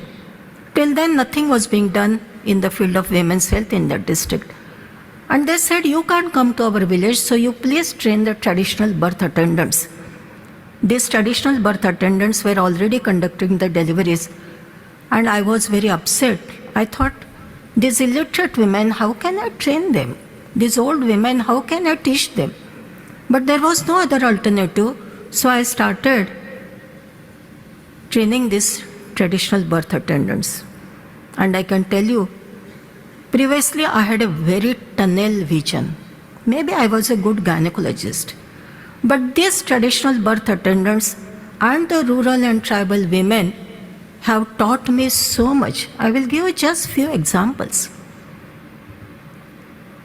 When I say listening to people, listening to women, talking to them, how to talk, how to listen to their talk. I am sitting in OPD clinic in the chair. One old lady comes to my clinic, sits in front of me. I ask her, "What is your problem?" She doesn't utter a single word. She just shows her 2 fingers like this. I don't understand what she is trying to say because she is keeping mum. So I again ask her, "What is your problem?" She keeps mum and shows me 2 fingers like this, and ultimately I get annoyed. I said, "You neurotic women, rural women, if you don't want to convey your symptoms, your problems, how am I going to treat you?" And that lady leaves my room. Yes, she leaves my room with her medical condition untreated, but at the same time losing faith in modern medicine. Actually, there was a chance for me to bridge a gap between traditional medicine, traditional knowledge with the modern medicine, but I lost this opportunity because I didn't know her language. She was talking in sign language. She was trying to tell me that she had prolapsed uterus. Women feel ashamed to tell about this symptom, so they show this sign. There is oblique language, there is symbolic language. They have got their own phrases. They have their own ethnoanatomy, ethnophysiology. When a woman comes to the clinic and she has white discharge, she won't say, "I have white discharge." She would say, "I have weakness." And when she says weakness, that weakness is not just physical weakness, but it is sexual weakness too. Then I have to probe her that, "Do you have white discharge?" And I have to examine her. If she has infertility problem, she won't say that I have infertility problem. She would say, "I have black colored menses." So they have their traditional vocabulary. They have their traditional dictionary. And I had to learn all this because otherwise I could not communicate with them. I remember once during training, I was talking to the TBS and asking them about stillbirths. And 125 TBS from 85 villages whom I was training to treat gynecological problems, all of them just flatly refused. They said, "We have never delivered a stillbirth baby." And initially I thought they were telling me lies to keep up their image. But when I probed, then I understood that their perceptions about the anatomy and body physiology were very different from what we were taught in the medical school. In medical school, we are taught that for the process of labor to occur, Three factors are important: power, passage, and passenger. In rural area, there is no concept of power. There is only concept of passenger and passage. And they think that the baby comes out with its own bodily movements. So these women asked me, Madam, if that baby dies inside the uterus, how can it come outside? It can't come outside. So it has to be alive, maybe for 1 or 2 seconds till it comes out and then it dies. And then those TBS told me that here you people, you misunderstand us. And then they told me that you doctors, you gynecologists, when you see any pregnant woman, you give iron tablets, folic acid tablets, calcium tablets, and you tell us that you eat these tablets, your baby will be chubby. And they said, we just throw these tablets in the gutter because we don't want our babies to be chubby, to gain weight. And they explained to me that the obese people are very lazy. And thin people are very active. So if the mother eats these tablets and the baby becomes chubby, it will just sit idly inside the uterus and will not make any effort to come outside of the uterus, and that will lead to obstructed or prolonged labor. So many things they have taught me. Otherwise, it would have been very difficult for me to communicate with them. I remember when I started training these traditional birth attendants, I told them that I will teach you something, in exchange you have to teach me something. It should not be just one-way process. And because it's a forested area and I am interested in forests, I told them, you please teach me about the trees in the forest. And then I remember in one of the sessions, one TBA told me, Doctor, this particular plant is used to kill the husband. And I was just looking at them. I said, why do you want to kill your husband? I had never heard anything like that before. And the women started telling me that, so if he's involved with someone, if I am involved with someone, if he's abusing me, to get rid of the husband, we can use these plants. And they started telling me the recipes. They started quoting the instances where women have killed their husbands like this. And suddenly we thought that these women have been living in the forest since ages, and they have a very special relationship with the trees. And so for next 2 years, I traveled in the whole district, met various key informers, traditional healers, and tried to understand the trees, their uses starting from roots to the seeds, medicinal uses, household uses.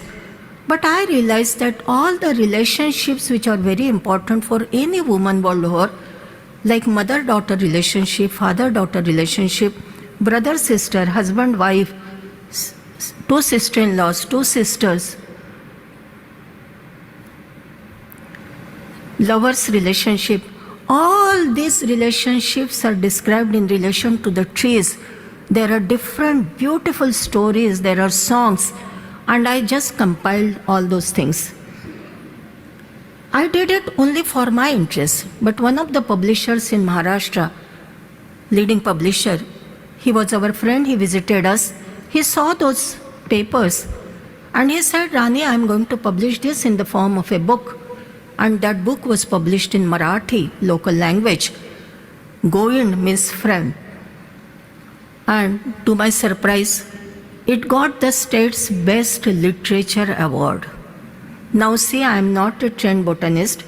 I am not a trained anthropologist. I never knew anything about the trees. Whatever I learned, it was all through these traditional birth attendants, and that's why I am here today. I remember in one of the camps, one old TBA, tribal TBA, she took me aside and she said, Doctor, you have to do something about criminal abortion.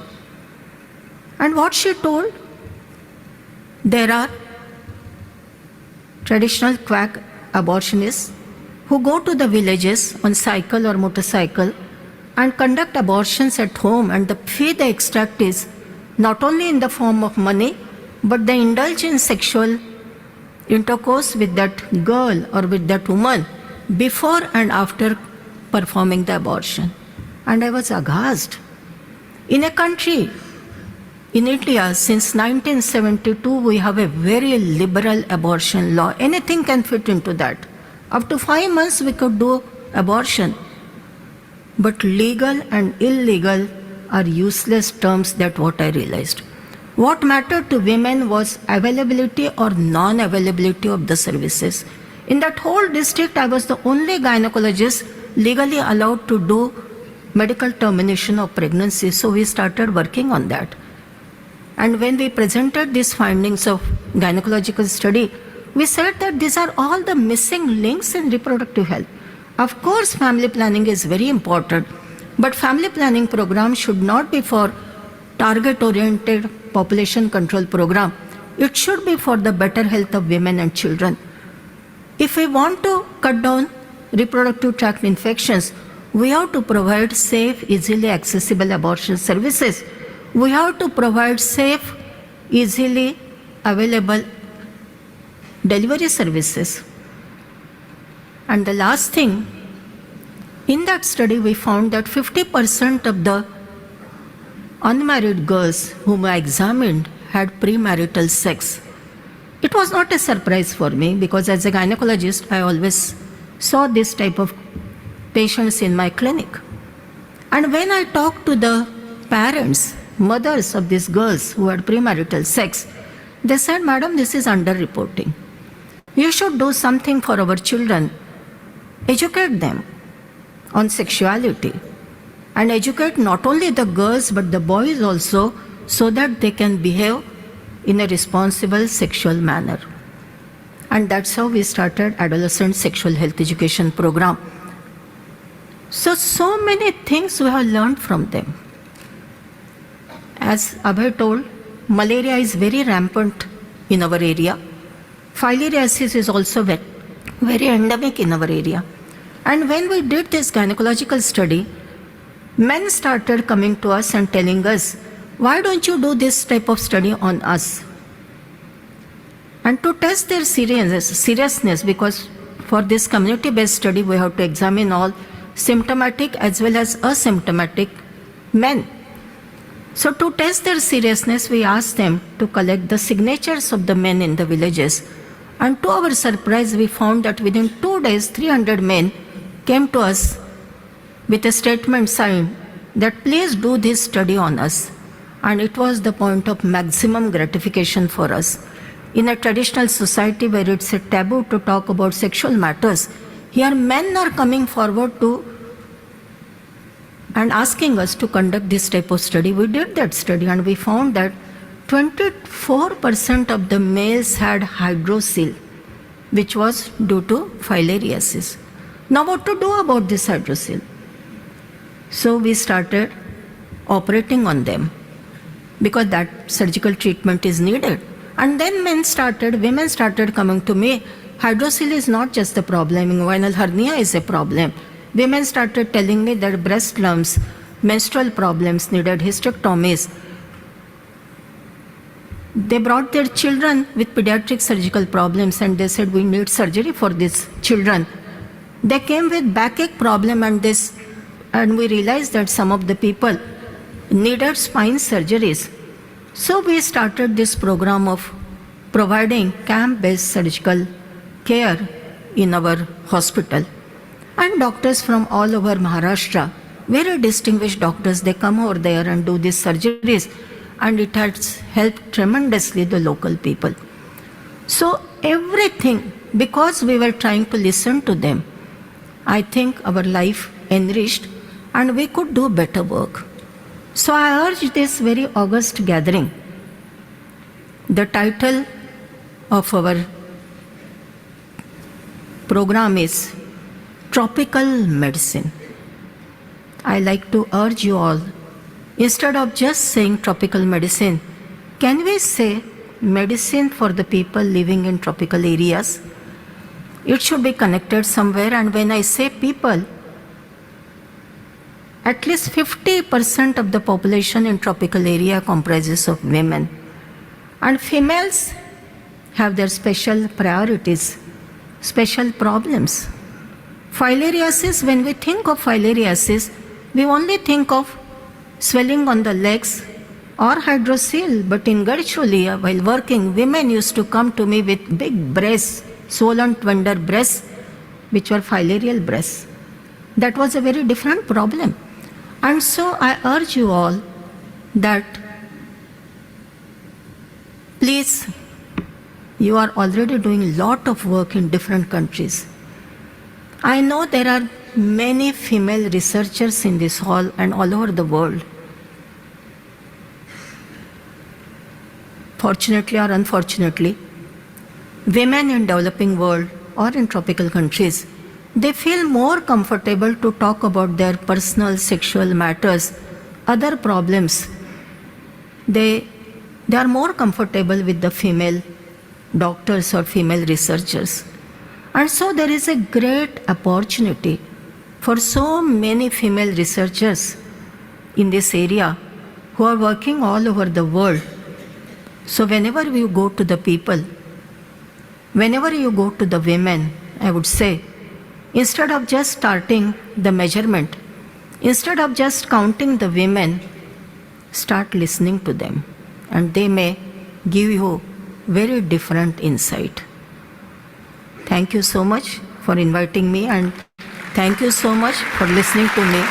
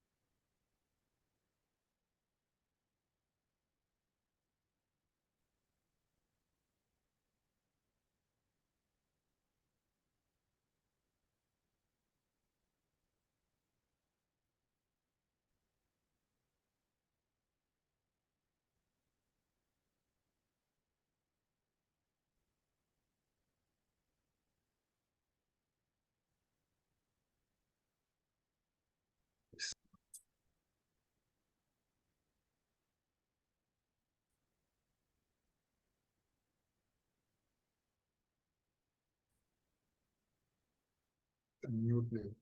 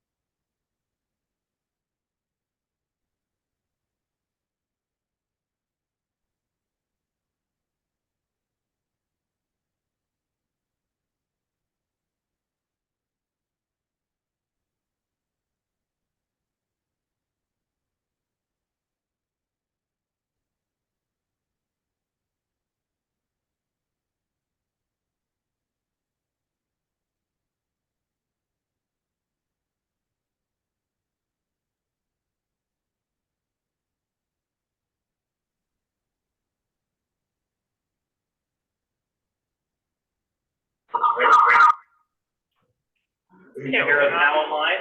Can you hear me now? You can hear us Yes, now? yes, Is Andrew.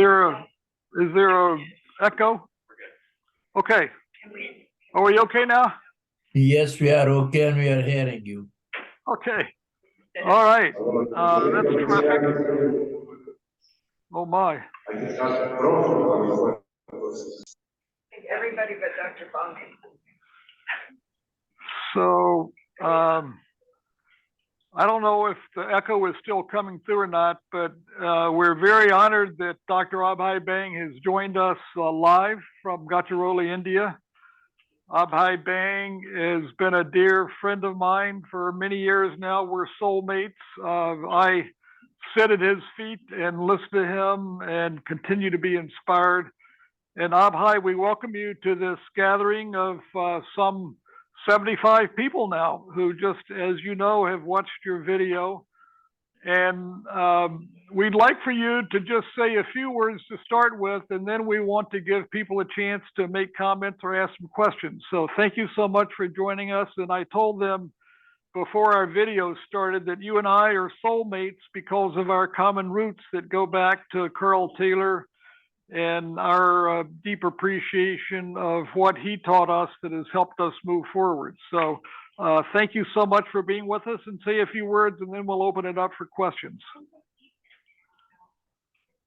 Thank you, Henry, for connecting with keen minds who want to. As Henry mentioned, we were disciples or students of Professor Carl Taylor. Unfortunately, Rani could not join today because few months ago she had some severe episode of illness. So she expresses her regrets and conveys her greetings to you.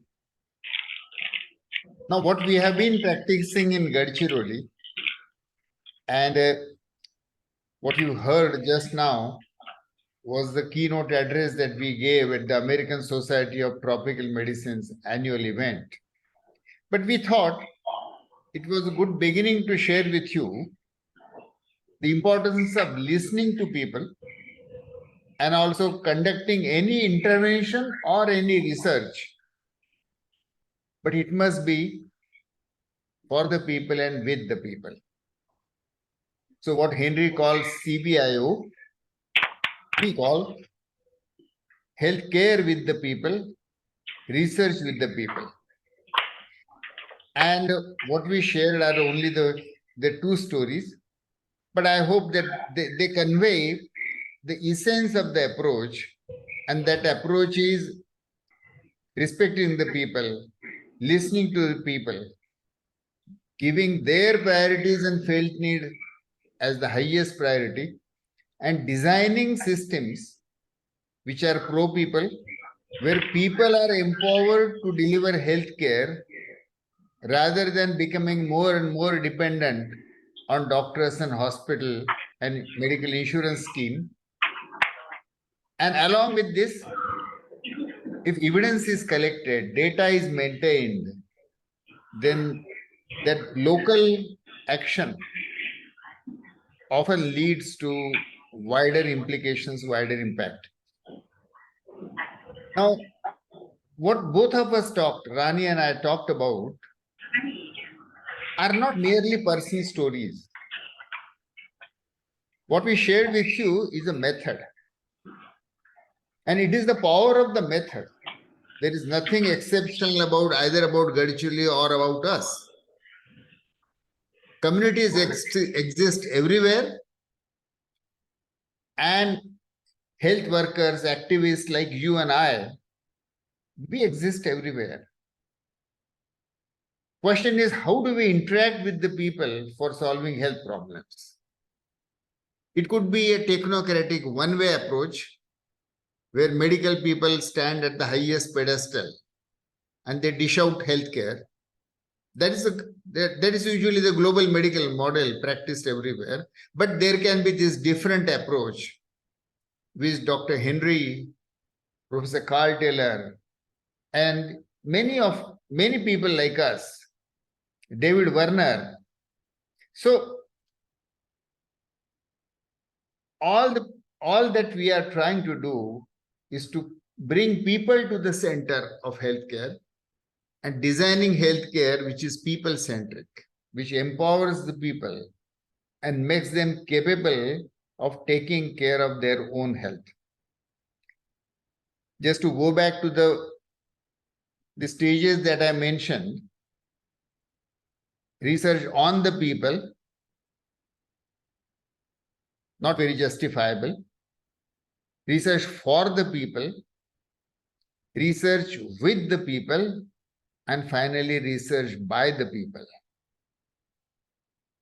We can apply same thing to healthcare on the people, thrust upon the people, centrally planned, delivered by government or medical bodies, and thrust upon the people. Medical healthcare on the people, healthcare for the people, healthcare with the people, and healthcare by the people. CBIO, in my own limited understanding, is an attempt, is one approach, is a name for an approach which has universal applicability. And I stop here. I'll be glad to take any questions about either this approach or whatever I talked about. Thank you.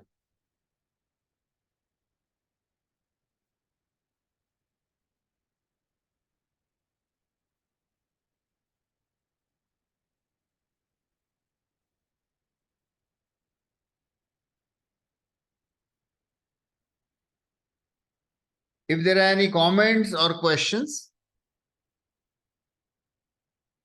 please share. Can I have a not question? Just I want to hear something from you, sir. Sure. Okay. First of all, thank you so much. I'm so happy after I think 14 years I saw you. We have been your guest with Dr.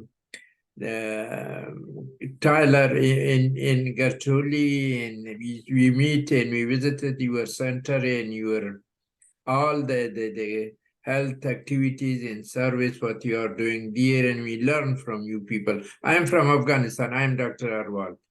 I am the founder of community-based healthcare in Afghanistan, and now unfortunately I am in the United States in Harvard University. Because of, unfortunately, I said because of the situation in Afghanistan.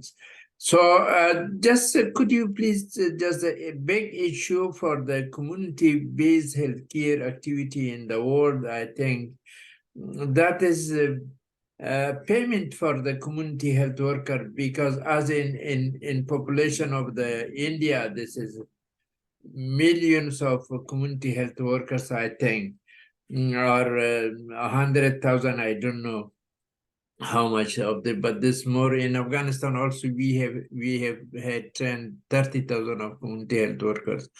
And so what about the payment for them? This is the issue, or the volunteerism is not the big issue for you, dear, or what are you are finding and understanding and advice to us? Thank you. Sorry, I didn't get your question. Did you ask about the payment to community health workers? Yes, volunteerism is a big issue or not? That is. Okay. This is a very sensitive question. Donors or the NGOs like us expect people to contribute, and we think that that contribution should be in the form of voluntary time. But look, all of us are fully paid professionals. We have our needs taken care of. And we are expecting that one woman, the 39 women that you saw, the women like Kajubai, no, we can't expect them to work entirely voluntarily. And so we believe, and we practice also, that our community health workers are paid on part-time basis. Usually, our community health workers on an average work for 2 hours per day. So this varies on day-to-day basis, but average it is 2 hours per day, and they get appropriate compensation commensurate with their daily wages in the village. In reality, that's a small amount because wages in the villages are low. So we do pay them on part-time basis. In India, Government of India has selected and deployed 1 million community health workers. They call them Ashas. Yeah. And Government of India has adopted similar pattern that we have been practicing in Gadchiroli. payment them as a part-time worker on the amount of work that they have done. So there is no fixed remuneration, but mostly it is work-based remuneration. There are problems with this also. So I'm not saying that this is very problem-proof way, but within several other models, we find this is the most appropriate. So you can't expect them to work 100% voluntarily, but actually, even if you pay them on only part-time basis, the cost of care drastically comes down because their payment requirements are much less than the doctors or nurses trained elsewhere. Okay, thank you. And pleasure seeing you after so many years. Thank you so much. I'm so happy to saw and hear the video and you. So I appreciate that and hope sometime we again meet you, inshallah. I wish so.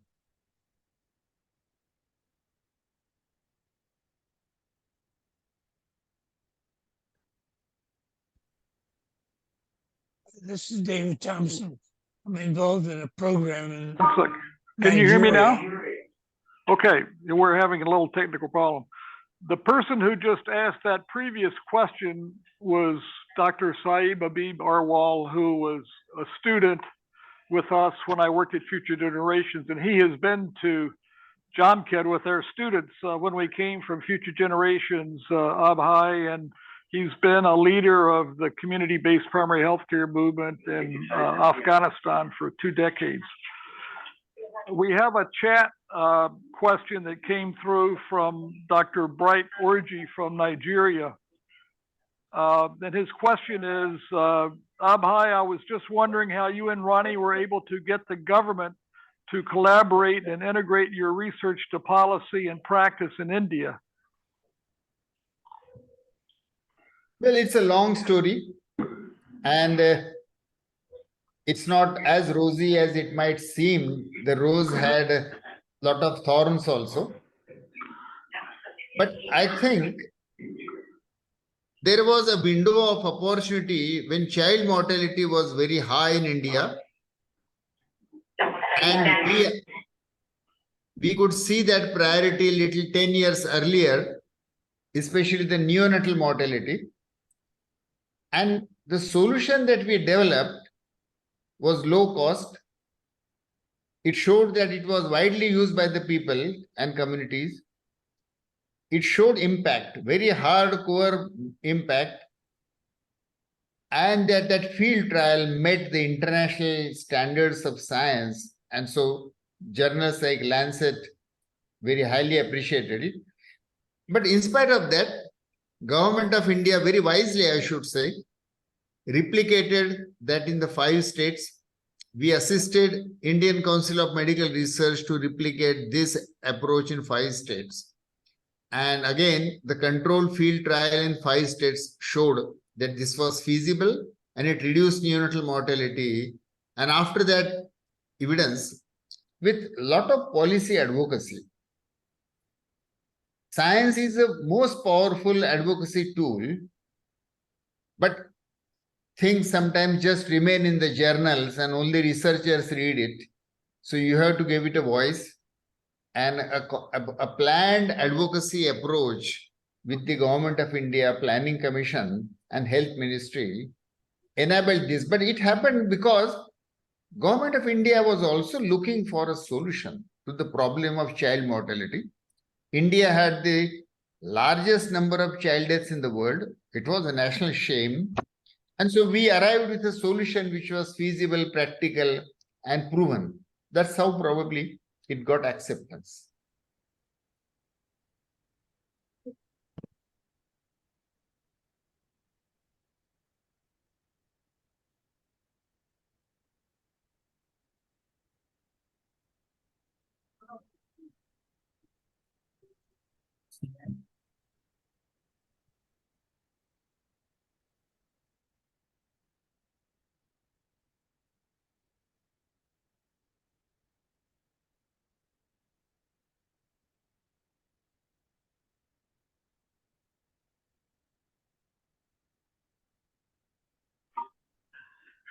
Oh, we're going to have one more question. We're running behind because of technical issues we've been facing all morning, but we'll take one more question. And I understand that David Thompson would like to ask a question himself. So David, can you unmute yourself, please?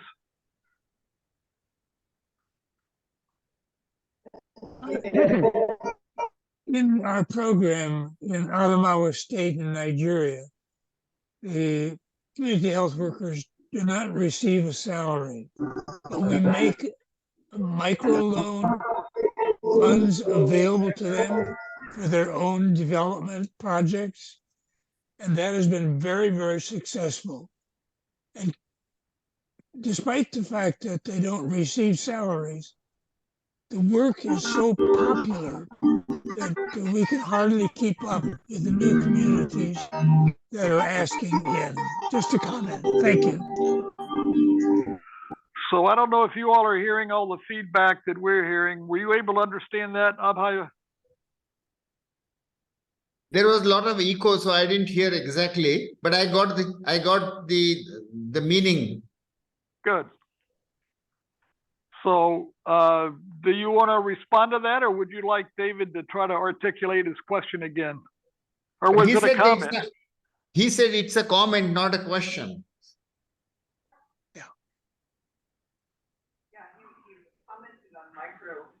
Yeah. Okay. All right. Well, thank you very much for that, David. So I think we'll stop this now. Abhay, we thank you so much for joining us late in the evening from Gachiroli, India. Thank you for your passion for your work and the enormous contributions you made towards global health. So thank you so much and good evening. Sorry to Thank you, interrupt Henry. you. I just have one question. Oh, okay. Can you Go hear ahead. me?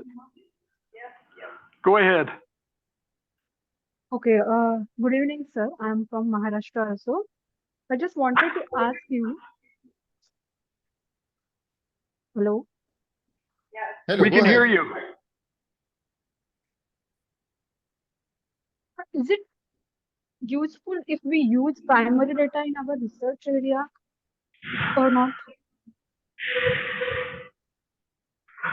Could you repeat that? We could not understand it. Can you explain a little more? If I speak in Marathi, it will be more comfortable. Should I? I will be, but not the other people. Okay. No, you should answer in English. No, people should know the question. But if I you have just wanted to difficulty, ask you can speak in Marathi as well. I'll translate that.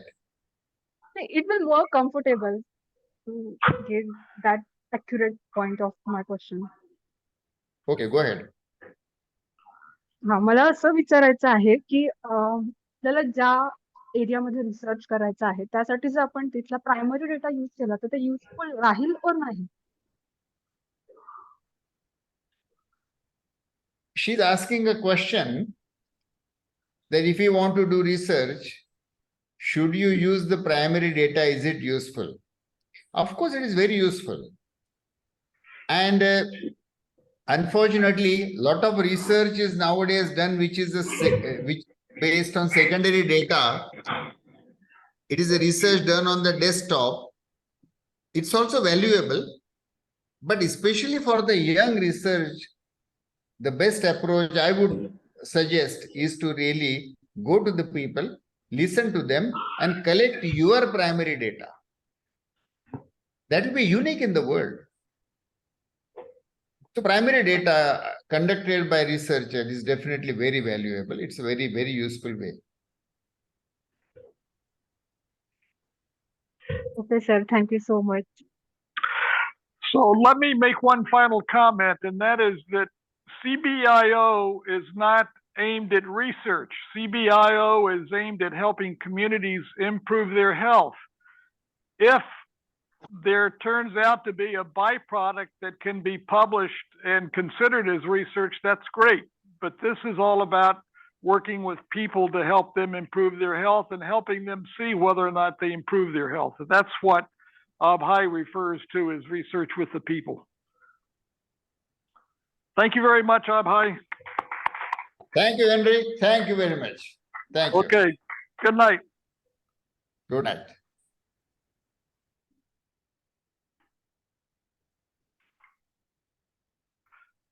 Okay, so we're running behind schedule a little bit, as you can see. We want to have a little break now, and we have R.A. Johnson. Would you like to keep going now with our next keynote address? R.A. Johnson is ready to give it. Why don't we take just a couple of minutes if you want to get up and go to the bathroom or get a drink, and let's come back in 5 minutes if that's okay. And then we'll have lunch. Have been, surprisingly enough, we've been able to overcome them, but they've taken a little time to deal with, so we're running a little bit late. So thank you so much for your patience, and we're so honored to have you here today. Our second keynote speaker is Dr. R.A. Johnson, who is one of my global health heroes. He's been working in Mali with an NGO called MUSO for 2 decades now, and through the types of principles that we embrace with CBIO, he's been able to share with the world some amazing results, and I wanted you to be able to hear this as well. So, Ari, thank you so much. He's joining us from New York City. He is an associate professor at the University of California in San Francisco, and also spends a lot of time with his NGO in Mali. But today is at the UN General Assembly advocating for community health. So, Ari, thank you for joining us. So please go ahead. Thank you, Henry. You're one of my global health heroes, and I am so grateful and honored to be here with all of you, particularly this gathering of practitioners so committed to census-based impact-oriented care. Can you all hear me all right? We good? Yes, Henry, we can hear you. Fantastic, thank you. So looking around at the participants in this room, both physical and virtual, I feel hopeful about the future of healthcare, because CBIO it's more than a set of methods. It's more than a technique. CBIO calls us to redefine the moral mandate of healthcare. And during our time together, I want to share my reflections about this new moral mandate that CBIO calls us to. And to share also my experience, my team's experience, implementing and being inspired by CBIO methods, and how those methods have impacted my own path, our team's path at MUSO over these past 16 years. So first, I want to tell you about Koke. So Koke is a 5-year-old boy who I met near my home in Bamako in Mali in West Africa. When I met Koke, is this little kid with beautiful eyes and a very distended abdomen. And his dad came and asked me to examine him. And when I laid my hands on his belly, on his abdomen, I was alarmed, because his abdomen was hard, like hardened clay, and immovable. To any physician, that is a dire sign. And we investigated, and Koke, I soon learned, suffered from nephroblastoma, a cancer of the kidney that can occur in childhood and that is almost always curable when it is caught in time. And I sat with Koke and his father as they shared their story. Koke's father explained that they're from the Segu region of Mali, a couple hundreds of miles away from Mali's capital, Bamako. And Koke's father farms maize there. And Koke's father noticed at the very beginning of the rainy season that Koke wasn't feeling well and something was wrong. His abdomen looked off, looked a bit bigger than usual. And he knew even then that Koke needed care, and he wanted to get Koke care. He also knew that he was alone in his fields, right on the edge of the Sahara Desert, at the beginning of a very short rainy season. And that is a short and unforgiving rainy season. And because it's so short, even a few days missed in your fields during rainy season can cost you an entire year's crop. So he knew that he did not have the money to pay the fees out of pocket that would need to be paid to get co-pay care. And he knew that even if he took out loans that maybe he could or couldn't repay eventually, that he could not afford to leave his field. If he left his fields to get co-pay care in the capital, then Koke and his entire family might not eat in the coming year. He might not be able to feed them regularly. So every day, Koke's father, he explained to me, went out to the fields and took care of his maize and grew his maize. And he also did his best to take care of his son. And as he watched his son's abdomen grow and grow and grow to greater and greater concern and alarm, such that the very day he finished his maize harvest, Koke's dad took his son in his arms and he rushed to the capital, where he found our team and where we found each other. And unfortunately, despite his haste, his urgency, and his determination, by the time Koke and his father reached us, it was too late. The cancer had grown and spread too far and metastasized. It was unresectable. And Koke died shortly after we met. To honor Koke's life and to honor and speak truth to the unjust way that he died, we must ask a question. We must ask, when does our responsibility to each other begin? When does the responsibility of a healthcare system begin? Most healthcare systems, including many that I've served in as a physician in the United States and abroad, consider our responsibility to begin the moment a patient walks through the door of a clinic or a hospital. As healthcare providers, we often measure ourselves based on how we care for the patients who come to see us, who walk through our doors in our facilities. This passive moral mandate for healthcare fails the patients who we care most about and perpetuates inequities in care and drives millions of preventable deaths per year. What about the patients who never make it to the doorstep at all? What about patients like Koke, who eventually make it to the doorstep but arrive far too late? We know that Koke's death was no accident. It wasn't the product of malice or some nefarious plot, but it was the product of design. Koke, he died because of the way the healthcare system around him was designed and set up. A healthcare system that charged fees that his father couldn't afford to pay, that required his father to travel many miles to reach a qualified provider who could make the diagnosis and provide the treatment he needed. So we know it was no accident.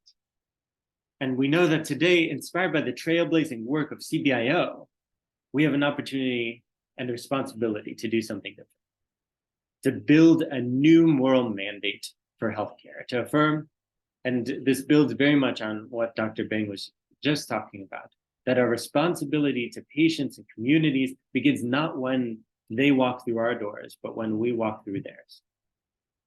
Or even more so, the moment that they need care, wherever they are. And when we recognize this, together we can reset the goalposts, redefine what we're trying to do so that we are working to improve outcomes across entire communities, taking a census-based approach, as CBIO calls us to do. We measure our failure and success not based on how we do for the patients in facilities, but rather on whether and how much we're able to bend the curve at a population level for everyone.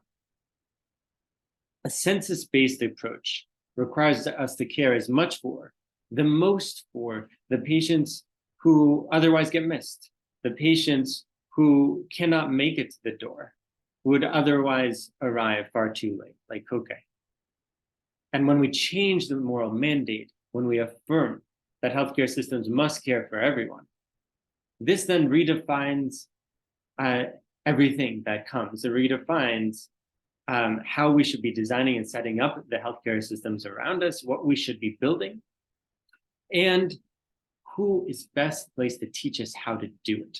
This brings me to the second key insight that we can gain and that our team has benefited from CBIO on. And that insight is that patients must be our professors. This is a point also that builds from what Dr. Beng were speaking about. If we're to strive to change health outcomes at a population level, to reach those whom status quo healthcare systems are missing, then we must learn from the experts. And those experts are the community members themselves who face the injustices of our common concern. No one understands the barriers that they face better than they do. So for the past 2 decades, I've had the opportunity to serve an organization called MUSO, founded as a collaboration between Malian and American doctors. And we began our work some 16 years ago by moving in with communities that we serve and accompanying hundreds of patients as they struggled and too often failed to access the care that they needed at the time. Our neighbors in Mali. We interviewed patients, we interviewed our neighbors and had them tell us their entire life histories from the moment they were born to the moment that they or their child needed care, and then in great detail to describe their path to care, struggling and too often failing to get the care they need. And what they did is they mapped for us the healthcare system in front of them. In that process, they very kindly and patiently explained to us doctors that we had not only misunderstood the nature of the solution, we had profoundly misunderstood the nature of the problem. You see, we had come in thinking like doctors, and as doctors, we were thinking disease by disease. And we thought, okay, epidemiologically, malaria, a leading cause of illness and death, let us build a malaria prevention and treatment program. And as we were setting this up, patients and community members, they explained to us that they didn't have a malaria problem from their perspective. They also didn't have a pneumonia problem, a sepsis problem, a diarrheal disease problem, or a cancer problem. Their problem was a healthcare system that was designed to exclude and delay them because they were poor. And no matter what disease that they had, cross-cutting barriers to care, fees they couldn't afford to pay, distance they couldn't afford to travel, providers without the training, infrastructure, or equipment they needed to make the diagnosis or provide the cure. And they mapped out these barriers for us. They taught us. And based on that map that patients and community members drew for us, we had a blueprint. And we were able to design a different kind of healthcare system, which we now call proactive community case management or rapid care. Now, this approach, rapid care, or proactive community case management, is designed to reach every patient with exceptional speed, early, within the first moments that they need care, and then to ensure that care is high quality. The approach starts with professional community health workers searching for patients door to door, deployed in every village, every community, to find patients who need care and bring diagnostics and therapeutics to the doorstep. They also identify and triage patients with danger signs, the sickest and most complex patients, and then they evacuate those patients by off-road ambulance to redesigned primary care clinics, where the infrastructure, the equipment, and the staffing are all redesigned for rapid quality access. Third, across every level of care, we've removed all out-of-pocket fees. The obstacle that former Director General of the WHO, Margaret Chan, called the greatest obstacle to universal healthcare. Those point of care fees were both delaying and preventing access. And so we've removed them at all levels of care to ensure that no money changes hands at point of care. And we then investigated taking another cue from CBIO, which demands that and recommends that we look at outcomes at a population level. So we conducted annual household surveys, which allowed us to measure an array of key outcomes, both at baseline and every year thereafter.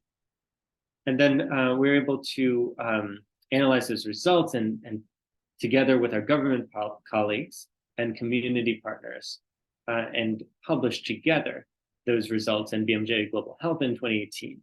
And here's what we found. Our primary outcome of interest in this 7-year study was under-5 mortality rate. Our hypothesis was, if we could reach patients early, could we improve child survival, improve outcomes not just for one illness, but for many illnesses at the same time. And so we saw at baseline that under-5 mortality was amongst the highest rates in the world, 154 per 1,000 live births, sitting right on the national trend line in Mali at the time.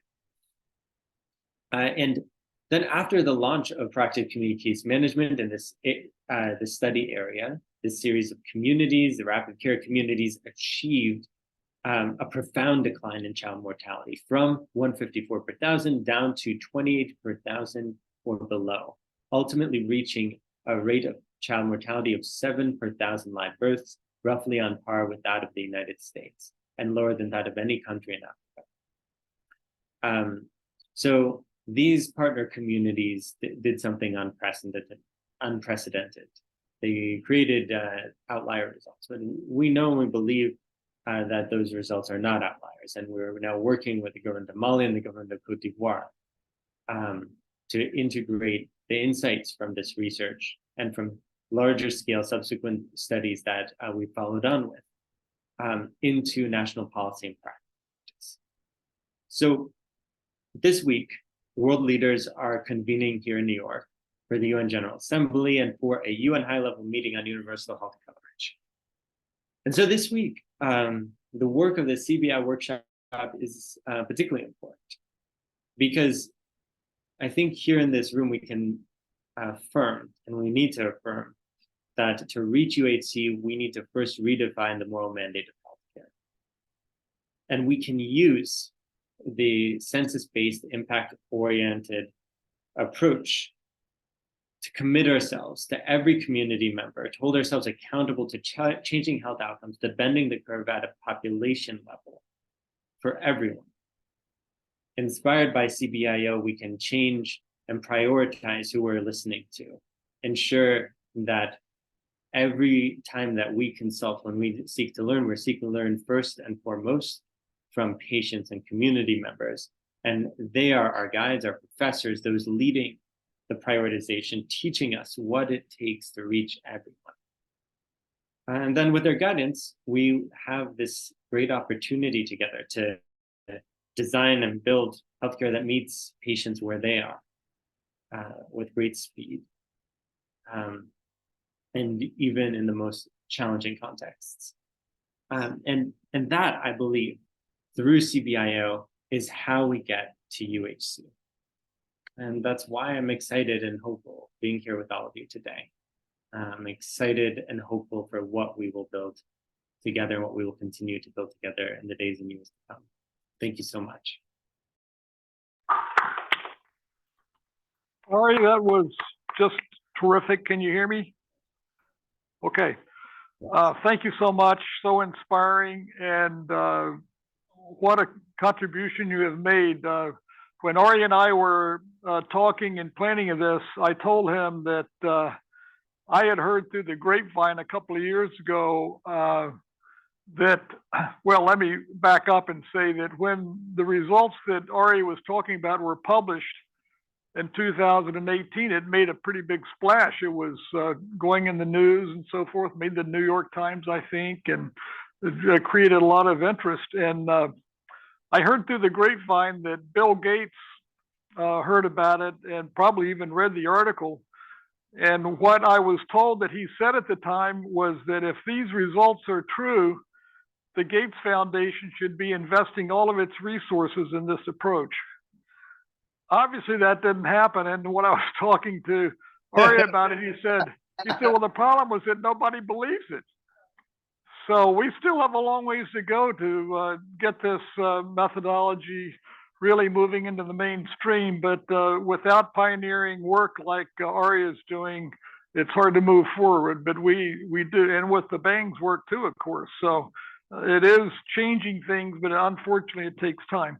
I want to give an opportunity now for any of you who want to raise a question or make a comment to please go ahead and do so. So you can do that in the chat, or you can raise your hand and we'll try to make the mic available to you if you can unmute yourself.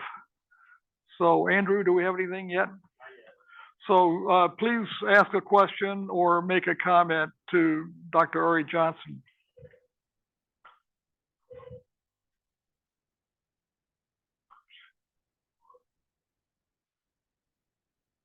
You've been very vocal before, so what's the problem now?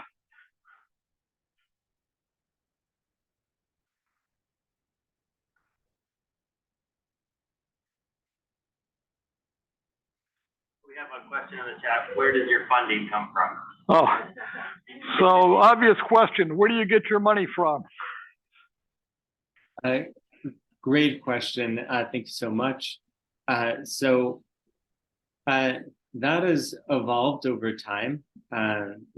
We began this work, this group of Malian and American doctors, as on a volunteer basis, working out of a converted storage closet with a few $1,000s we cobbled together, accompanying patients one at a time.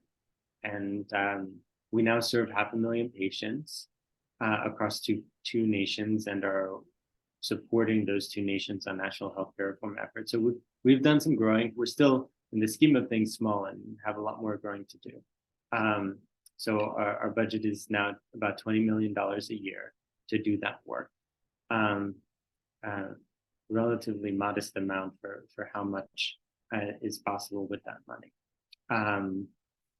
And we are fortunate to get support from a community of partners.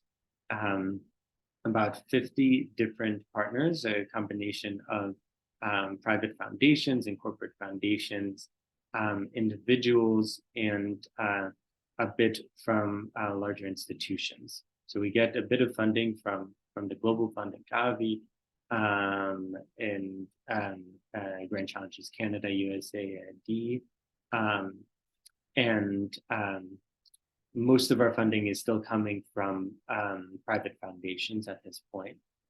So it's a diversified coalition of folks, and we're still learning how to do that.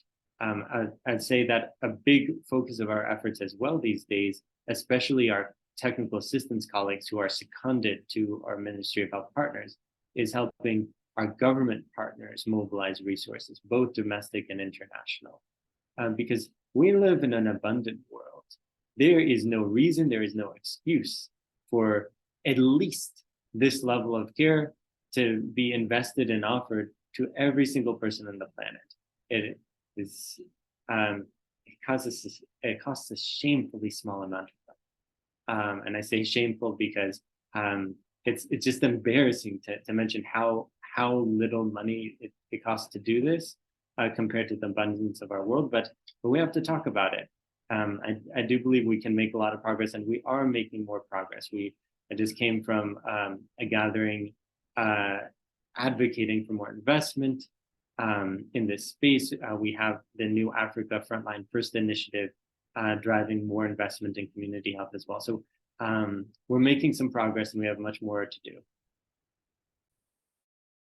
One quick comment is that in today's Lancet, there's a commentary by Professor Jeffrey Sachs, with me as a co-author, very proud co-author, which says that the low-income countries of the world need financial assistance because they can't do it on their own to meet the cost of basic health care. And the amount that's needed is 5% of what we spend on armaments in the world today. So just to echo what Ari said. We have Harriet Napier with a question. Okay, so Harriet Napier, who works with the Clinton Health Initiative, would like to ask a question. Harriet, go ahead. Thanks very much, and thanks so much. Thanks, Ari. It's great to hear from you. I'm curious about the sort of shifts that you've seen within the government's approach in Mali. I know you mentioned a little bit about this. Can you speak a little bit more to uptake of learnings, regarding proactive community case management and rapid care as a concept by the government? Maybe what have been some of the biggest wins in this respect, and what have been some of the biggest barriers? Thank you. Fantastic. And it seems like LaShawn Selby also had a similar question. And great to hear your voice, Harriet. Thank you for this great question. So, we have had the opportunity to accompany our partners in the Mali Ministry of Health now for the past 16 years. And I think I'll attribute the fruitfulness of that partnership to a few things. One is that from the very beginning, we did this work and research hand in hand. So nothing was done in parallel. All of the studies we've worked on and published and are publishing, they're co-authored with our Ministry of Health colleagues. They're co-owned. We're doing this work together, and so that creates much more direct pathways to translate what we learn into policy and practice.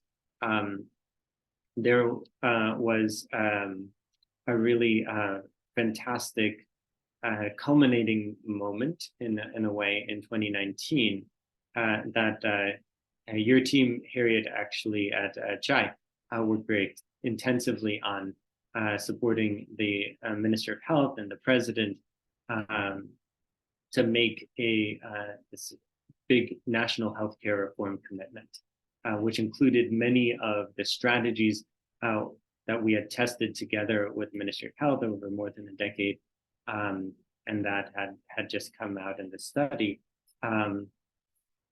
And unfortunately, shortly after the president made this national healthcare reform commitment, he was deposed at gunpoint. And there have been a number of successful coups d'etats. The government has faced a number of obstacles, including a sanctions crisis and ongoing presence of Al-Qaeda and the Islamic State, amongst other actors. Close to half the patients we serve are in an active war zone, in a conflict zone right now. So it's a very challenging environment. I'll say that even despite that, last year was one of the most fruitful years, perhaps the most fruitful year for our partnership with the government of Mali. I'll say first, areas that have struggled to move forward, I'd say user fee removal has been a more difficult battle to advance on, particularly because with the sanctions crisis and the ongoing war in central and northern Mali, the fiscal space domestically is very constrained. And right now, there isn't a global fund for user fee removal. There aren't dedicated financing mechanisms. We're thrilled that our friends at the Global Fund and increasingly other institutions are starting to adjust their financing mechanisms to be more open to removing point of care fees. I think these are important first steps and that we can keep building on. But this piece has been the most stalled of the national healthcare reform effort, is the user fee removal piece. But we've got some plans in the work for 2024 to reawaken that piece and get things starting to move and scale.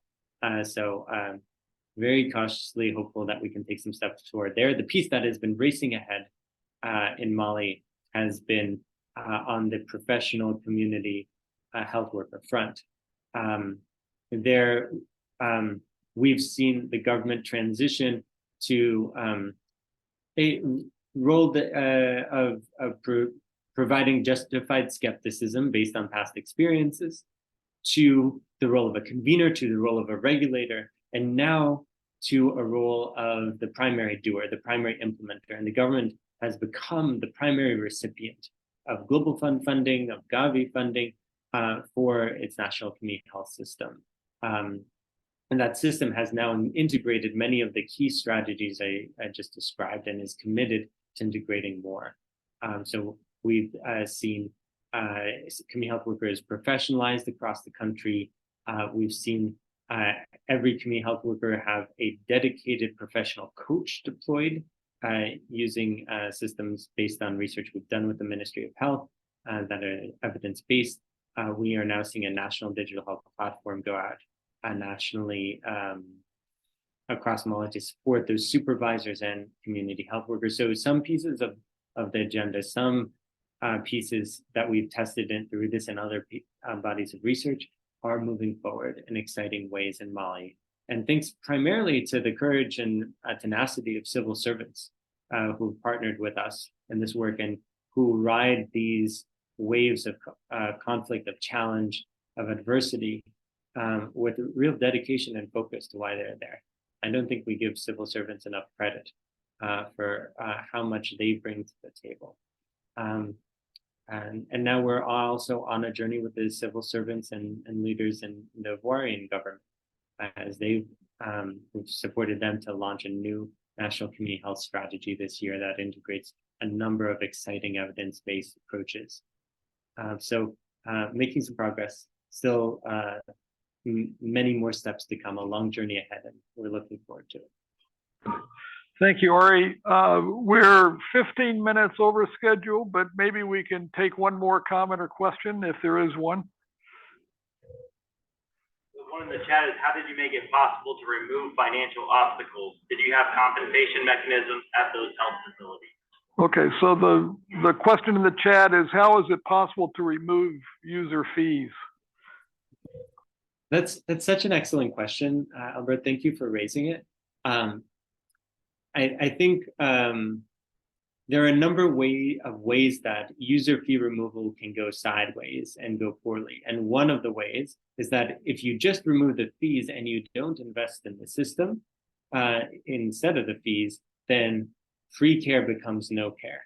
And that is a real danger of poorly designed, poorly invested, poorly implemented user fee removal. We've seen this happen in a number of contexts. It actually happened in Mali shortly after independence, where they committed to free care, but then due to a number of political transitions, there wasn't investment in the 70s and early 80s in the health system, and so people associated free care with no care. But that is really instructive to us because it shows us how important it is for us to think about this healthcare financing reform as a moment of investment, not just a moment of removal.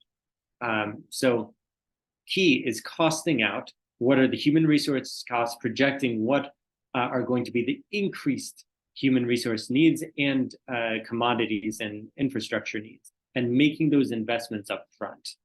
There are a number of healthcare financing mechanisms to do that, to pay for it. You could use for example, a capitated method of paying facilities per person that they serve, for example.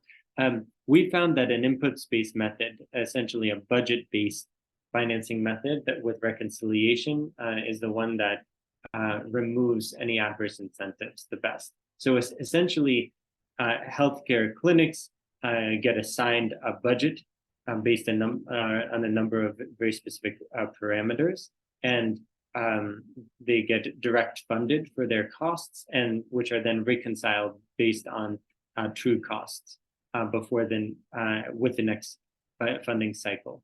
So it's an inputs-based microplan budget financing mechanism that we use. But many different health systems take different approaches to it.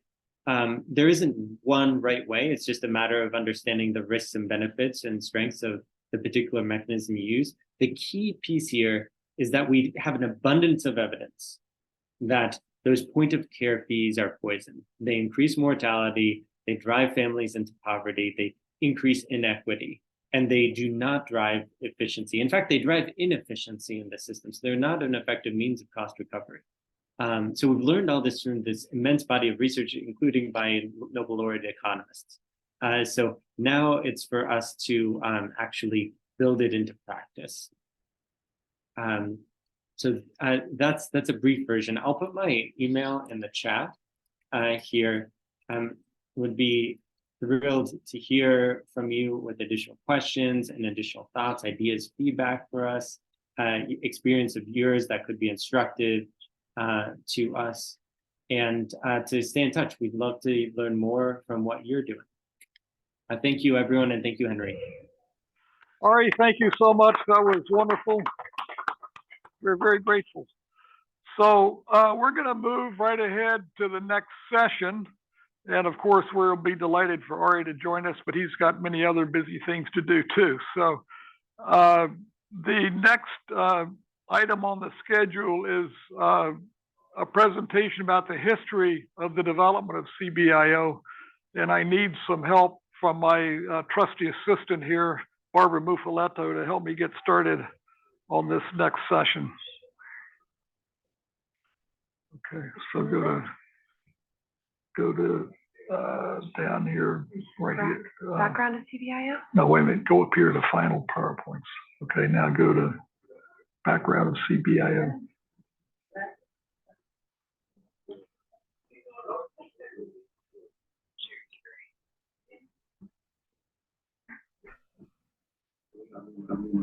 Opening. I've got another video that's embedded in here, so we'll see whether it's going to work or not.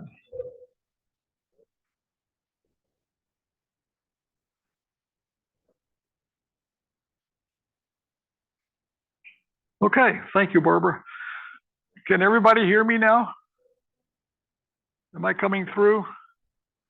Yes. Yes, yes. Okay, good. So I want to take a few minutes just to share the background of how CBIO came about. It's a very interesting history. And I already mentioned earlier that there's a route that goes back to Professor Carl Taylor at Johns Hopkins at Abhay Bang and Ibo Shear, and I'll explain a little bit more about some of that in a minute. My screen does not want to move. I'm being tormented by some little devils in there somewhere. How did you do that? That little button. Hit this? Yeah. Okay. So I want to talk about some of the early influences that led to the formulation of CBIO and some of the early experiences in Bolivia that contributed to the formulation of CBIO, and then overview of some of the later experiences and influence that have shaped it as we move forward. I had the privilege of being a Master's of Public Health student at Johns Hopkins in 1970, some years ago now. And at that time, Dr. Carl Taylor was the professor and chairman of the Department of International Health at Johns Hopkins. This was the first Department of International Health in the world. And he came from a background that was very much focused on the kinds of principles that flow around CBIO. His parents spent more than 50 years as medical missionaries in the northern India in the Punjab. And Carl himself, when he was 5 years of age, would go around into the villages with his parents, helping prepare medicines. And so community health was part of his DNA and formed the way that he thought about things. In 2004, I had the privilege of working with Carl Taylor directly in his last few years of life as the Carl Taylor Professor for Equity and Empowerment at Future Generations. so I had that early background. In 1979, when I was still a resident in general surgery, I had 2 months of elective time, and in a very serendipitous kind of a way, I ended up visiting the Hospital Albert Schweitzer in Haiti. And it was that experience that I saw for the first time a census-based program in which services were delivered to every home, and they were able to show that their under 5 mortality rate was 1/4 of that for the country of Haiti. And when I saw that, I said, this is what I want to do. I had read this monograph that you see here that was published in 1980, which was a review of the world's experience in assessing whether programs had actually measurably reduced mortality in children. And there were only 10. In 1980, there were only 10 programs. And the result of the primary conclusion of this was that we have 10 programs where they have demonstrated that by getting basic and essential services out to every household, we can reduce under 5 mortality in 3 to 5 years by 1/3 or 1/2. And so their conclusion was we need to learn how to do this on a larger population scale. And so when I went to Bolivia in 1981, my goal was to create a program that would reach 200,000 people and demonstrate whether or not we had reduced under 5 mortality or not. I had the great privilege of learning about Warren and Gretchen Berggren, who had started the census-based program at the Hospital Albert Schweitzer in 1967. And I got to know them. I was living in Portland, Maine at that time, and the Berggrens were teaching at Harvard at that time. And so I got to know them, and they embraced me because of my interest and concern. And through them, I got to meet their mentor, a man named John Wyan, who was finishing his career in teaching at the Harvard School of Public Health. So here is John, and he worked with Carl Taylor in North India in the Punjab in the 60s and early 70s, carrying out a pioneering census-based research study in which they visited every home and in which they measured mortality rates and did a careful analysis of what was causing mortality in northern India. And through that experience, it was a 7-year project of visiting every home, and then he spent 10 years writing up the results. And through that whole experience, he became a firm believer in the idea that home visits were a very powerful tool, not only for epidemiologic surveillance, but also for delivering services. And so when the Berggrens had a chance to begin the community health work in Haiti, they asked John Wyan to be their mentor, and he helped them achieve the results that they showed in Haiti. And so through my getting to know the Berggrens, they introduced me to John Wyan. And when I moved to Bolivia in 1981, John was very much supporting me, and he came down to Bolivia twice for 1 month at each time to work with us in the very beginning to start a program that followed along the lines of what the Berggrens had done in Haiti, and based on his early experience in North India. The other thing I should say about this is that the Kana study, which is the work that John Wyan led, ended up being the foundation of another seminal community health project in North India that Carl Taylor led called the Naringwal Project. And that was an inspiration to the Bangs in their work. It was also an inspiration to the Jamkhed Project, which we're not going to talk about much today, but is very much related to what we're doing with CBIO. But importantly, the woman who directed the community health portion of that work ended up going to Bangladesh in the early 1970s and started training community health workers there, that in my view has led to a transformation of the population's health of 160 million people in Bangladesh. We're going to talk about that this afternoon. But anyway, you can see here John Wyan to the left, and my dear friends Warren and Gretchen Berggren to the right. Warren, unfortunately, has passed on, but Gretchen is still alive and well and 90 years old, and I keep in touch with her, and I'm hoping she's going to join us. I've had trouble communicating with her in the last few days, but she's been invited, and I hope she'll give a few parting comments, because we still talk about how important CBIO is and how important John Wyan was. So here's a picture of Carl Taylor. Carl Taylor was a world-renowned leader in global health and is widely believed to be, but he never admitted it, the primary author of the Declaration of Alma-Ata. He was a close friend of Halfdan Mahler, who was the Director General of the World Health Organization, and also a close friend of Jim Grant, who was the head of UNICEF. And so he operated at very high levels, but also had his mind and heart at the grassroots level as well. And John Wyan and Carl Taylor were lifelong close friends, and I managed to merge into their orbit, which was very special for me. So I want to show a little bit of the environment in which our work started in Bolivia, if I can get this to work. Have you seen that new slimming chocolate that's been going viral on TikTok? Yeah. It's getting a lot of attention because some people are saying that they're losing weight too fast and it might not be healthy. The truth is, I never used the other mouse. Now I got to go to 344 though. A member of the RNHC Global Board of Trustees, Dr. David Herman. Cut that off. 344? 344, I think. It's the. I'll do 340 just in case, if that's okay.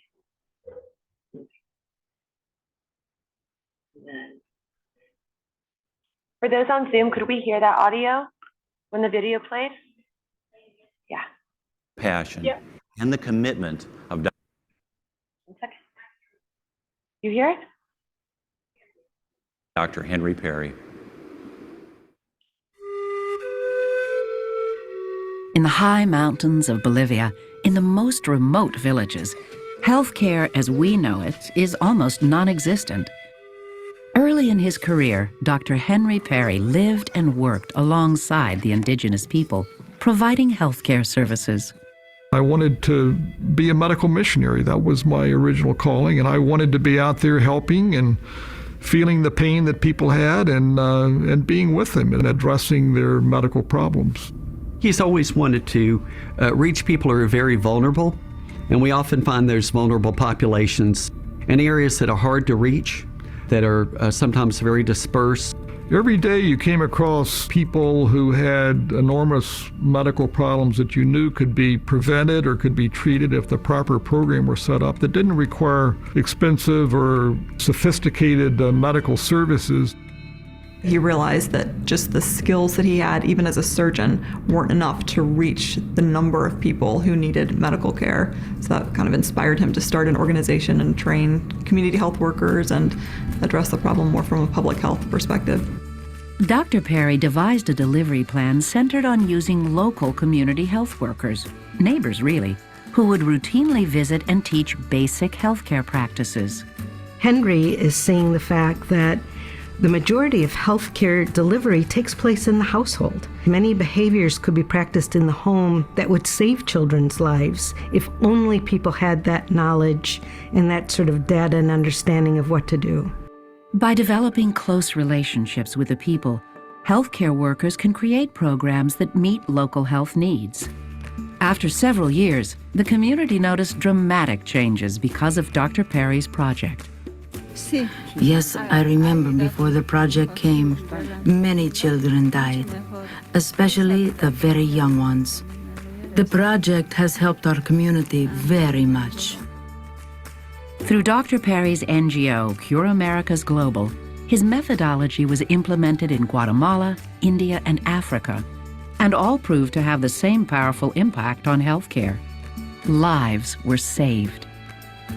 Dr. Perry left his clinical career to devote more time to research and writing about his public health strategies.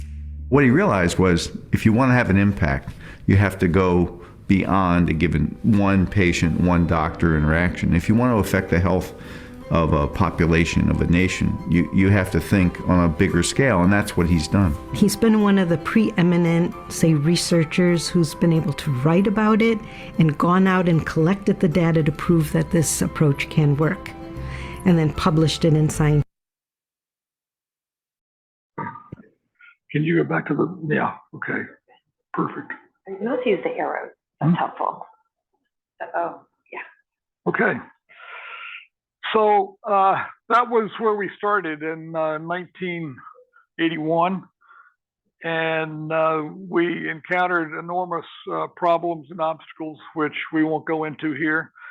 But slowly, the methodology that we developed gained steam, and I've mentioned already that it takes a long time to get something like this going, and this was the first project of this type in Bolivia, and there was a lot of pushback from all corners to do this, but we managed to keep going and do it.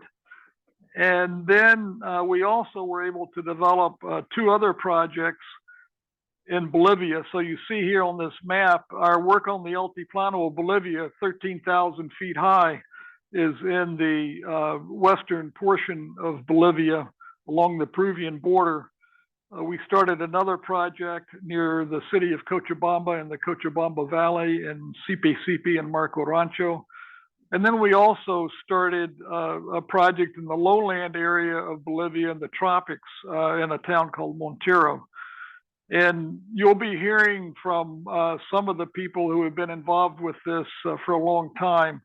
Unfortunately, the leader of our work in the Cochabamba Valley has become deceased, and we don't have any representatives from that project, which no longer functions, unfortunately.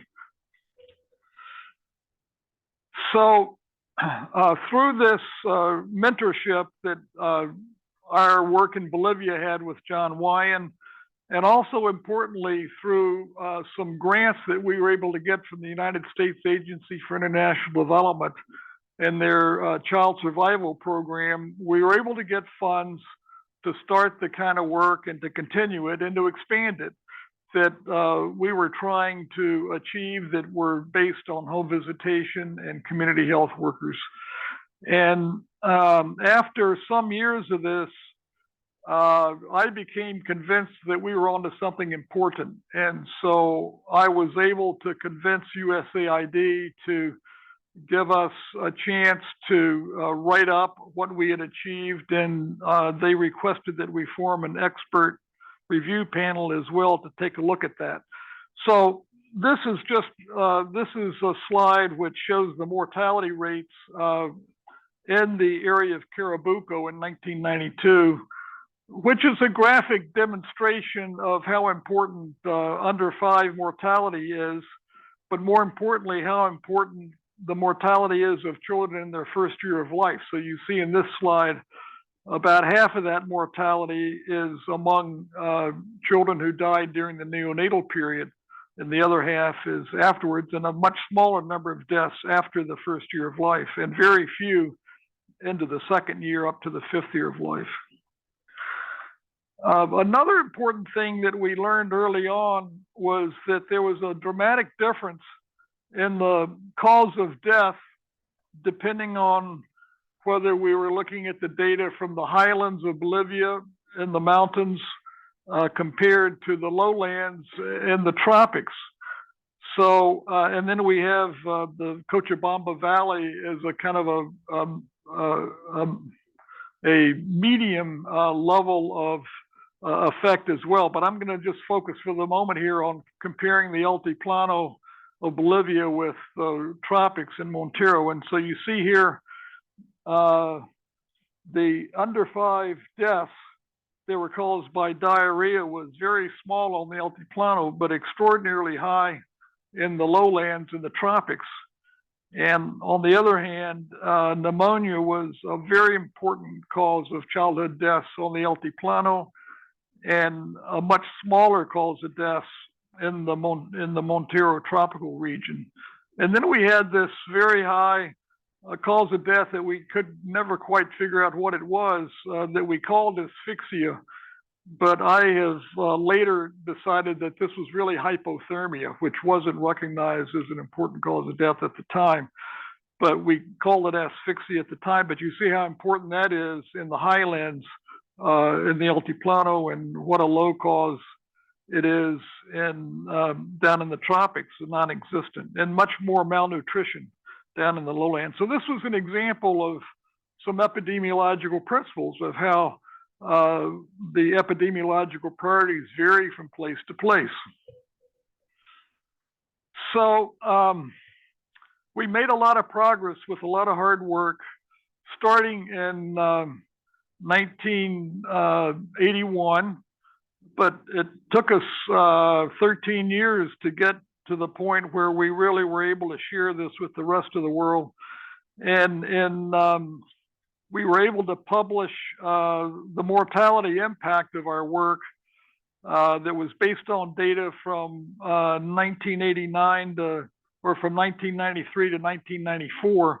I'm not going to go into the detail here, but it shows that in our intervention areas in Carabuco and Marco Rancho, the coverage of these services was much, much higher than it was in the comparison area which we had developed at that time.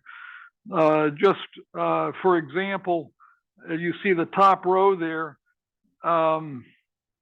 the percentage of children who had a card, a child growth card with vaccination information on it, was 95% in our intervention area and 31% in the comparison area and 18 to 28% nationally. If you go down to the bottom row, you see the receipt of 3 or more growth monitoring during the previous 12 months among children 12 to 23 months of age, 80% in our intervention area, 8% in the comparison area. And so we had this data as well as the data that demonstrated a dramatic decline in mortality of children. These were in relatively small populations, but we were able to show a reduction of over half of under 5 mortality that was also statistically significant. And so, as I mentioned, we were able to get a small grant from USAID to further document and write up what we achieved. And AID requested that we form an expert review panel to pass independent judgment on the value of CBIO. And we had an amazing expert panel here of academics, high-level policy people from UNICEF and donor agency from USAID and so forth. What the conclusion of the expert review panel was in 1993 was that they thought CBIO was worthy of further development and further funding for testing the approach in other countries. We were spending $9 a year to provide comprehensive primary health care services, and they thought that was too much, which was a big disappointment. But they were comparing this to the cost of a vitamin A tablet and other things like that. And so they thought they could use their money better through highly selective, very targeted vertical programs. And they thought that it was not practical to be able to scale this up. And they thought that by using paid lower level workers, that for routine systematic home visitation, that led to higher cost and dependency in the community. And it was complicated and time consuming. So it was a little discouraging, to put it mildly, that we had developed all this. And the other unfortunate thing about it was that AID had no interest in investing in this anymore. The head of child survival for USAID, Dr. Al Bartlett, was on our committee, and he carried a big stick in his opinion, of course. So that was unfortunate. In 1995, I moved to Bangladesh and left the work of Andean Rural Healthcare and started a new career. And I'm going to be talking about Bangladesh this afternoon, but I saw there the power of home visitation and female community health workers applied on a vast, massive scale. And I became even more convinced that what we were doing was a powerful approach. And it had such success in Bangladesh. And so it fostered my commitment and passion for this approach. At the same time, during this period, care groups emerged as a very effective approach for expanding the coverage of key child survival interventions and reducing under 5 mortality. And I realized that care groups built on many of the principles of the CBIO approach. And so that provided some even stronger motivation to keep moving forward on this. And then the other thing was that I saw other world-class programs emerge that were building on CBIO principles. We've talked about search this morning.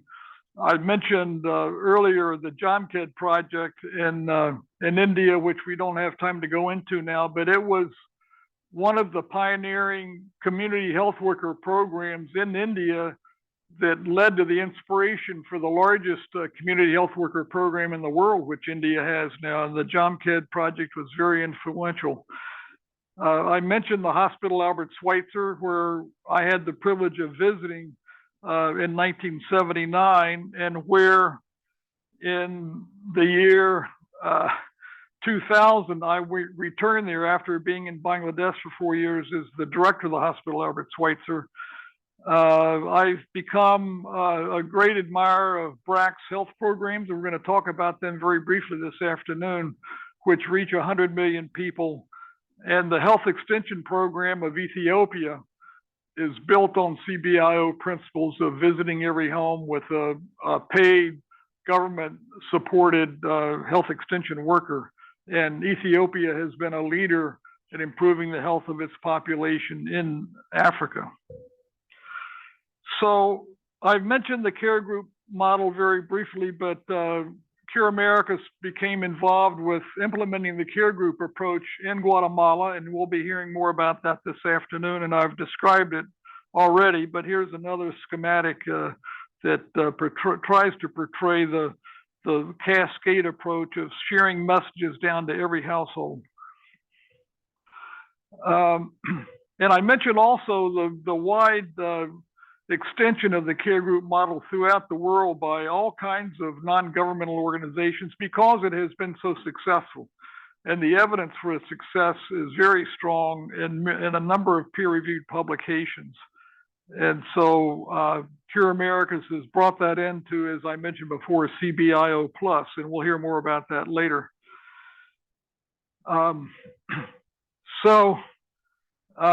It's the care group approach is a very empowering process for the women who are part of it, and there are many examples which demonstrate this, and it's been the case with our friends in Guatemala as well.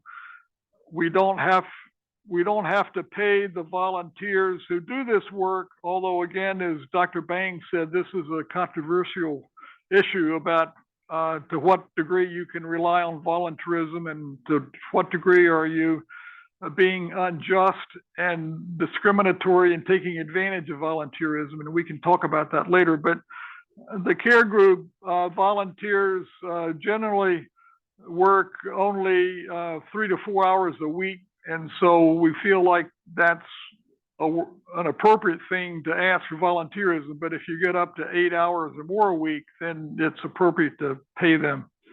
And of course, the value of the care group volunteers collecting vital events verbally from the homes of illiterate people, and even care group volunteers are often illiterate, but they can pass this information verbally on to their next care group meeting, and then the promoter who runs the care group meeting, she can record this and pass it up through the health information system. So we're running out of time. We're a few minutes over, so let me sort of run through this quickly. I think I'm near the end, but so over the years, the care group process has expanded. We've started programs in Kenya you'll be hearing about this afternoon, as well as in Guatemala you'll be hearing about. And so all of these things are moving towards a greater awareness of the value of what this is. But even so, CBIO is still relatively unknown, and many of the principles are still undeveloped. And we've heard about all of these things that are on the slide here already, and from Abhay and Ari Johnson particularly. And I'm also encouraged by the fact that Director General of the World Health Organization, Tedros Adhanom Ghebreyesus, he started his career in Ethiopia supporting and strengthening community-based primary healthcare programs in an area and at a time when Ethiopia had no other healthcare services. And so he's a passionate supporter of primary healthcare writ large, but also community-based primary healthcare and community health workers, and is one of the main reasons why Ethiopia was able to develop its own strong program. So CBIO's roots are deep and strong, and it's got greater potential for the future. So I think maybe we won't ask for any questions or comments, but let's take a break now. We're going to take a 30-minute break. We're running behind schedule hours. For the next 2.5 hours or so, we're going to have a discussion among people who have been working with CBIO within the Cure Americas family. And we're going to start out talking about the early experience in Bolivia. And then we're going to move to Guatemala. And then we're going to hear from our friends from Kenya. And then we're going to share some recordings of people who could not be here today. But I wanted to take advantage of the physical presence of the people who were here first to begin with. And so joining me first are dear friends and long-term colleagues from Bolivia. To my left is Dr. Ramiro Yanke, who is the country director for Cure Americas Global. And he's been working with Cure Americas for 25 years now and started out in the field, working on the nuts and bolts of this work. And so we're happy to have you, Ramiro. Thank you. And to his left is my dear long-term friend for almost 50 years now, Nat Robinson, who has been a colleague and a friend of mine for many years, but he has was the founding country director of our work in Bolivia and continued in that role for 28 years. He's now officially retired, but like me, still very busy, and he serves on the board of our Cure Americas Global organization. And so it's great to have both of you here. Thank you for coming. And I'm going to ask you some questions. I'm going to try to keep an eye on the time so that we will keep this within 15 minutes or so. But for the first question, I'd like to ask you to describe your experience in implementing CBIO.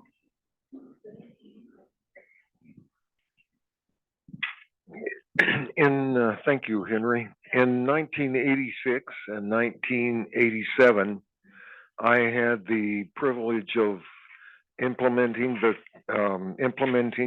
Cure America's first efforts to expand its public health program from 1 or 2 communities to a full rural municipality in Bolivia, a municipality with over 10,000 people. This implied taking censuses, making routine home visits,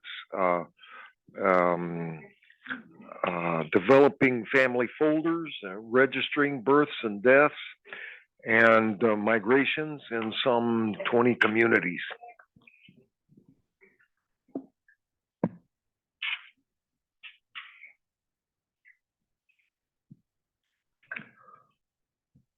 That was my first question. So, Ramiro, can you describe a little bit about your initial experience in implementing CBIO?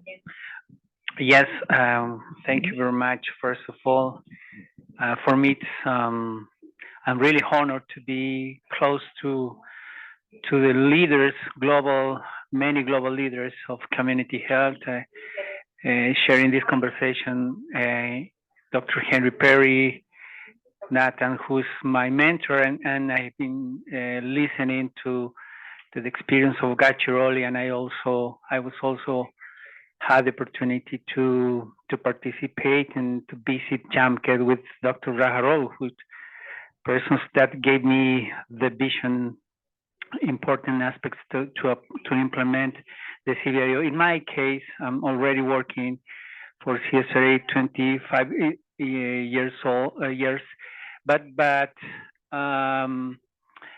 although my responsibilities right now is to oversee, I have the opportunity to implement in the field.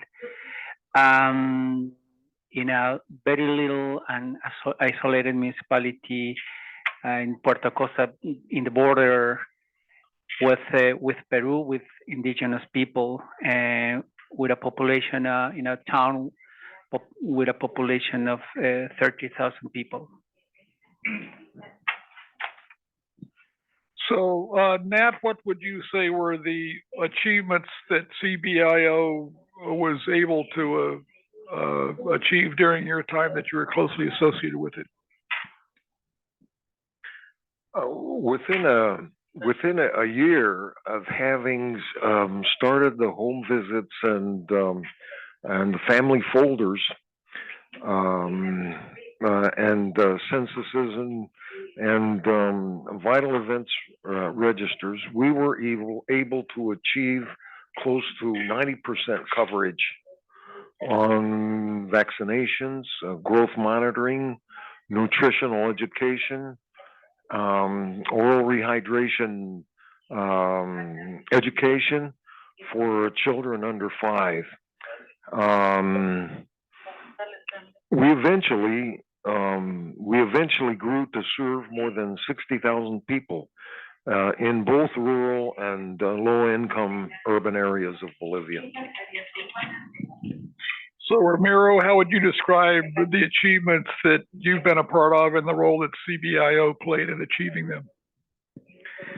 Well, besides the health coverage, I can say the other things that as achievements I have seen in the community is that the community empowerment that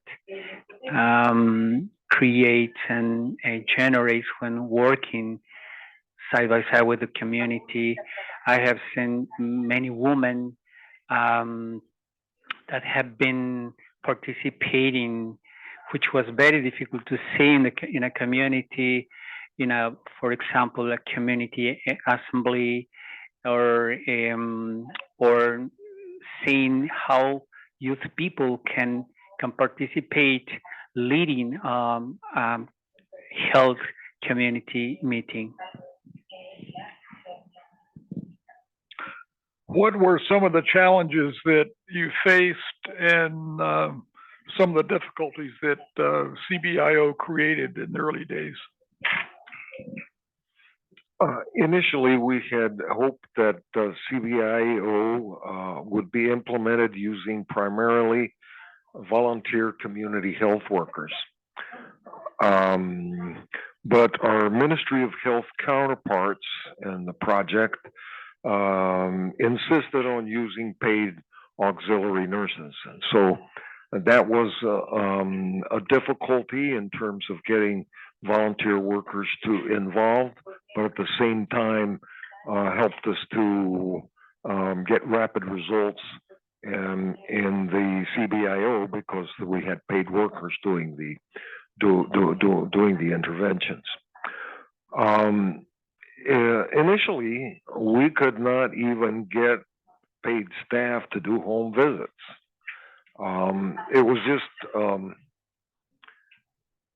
It was just strange to think that instead of the patients coming to where the health worker was and going to where the family was just a very difficult idea to grasp, but we eventually did.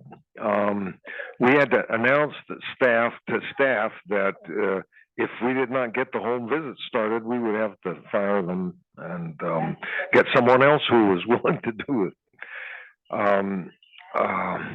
And another difficulty, third difficulty we had, was that it was generally difficult to secure the support of health authorities. To give a small example, the health authorities determined the number of children that we had to vaccinate, determined the number of children we had to vaccinate. Andrew's working on it. Using population projections,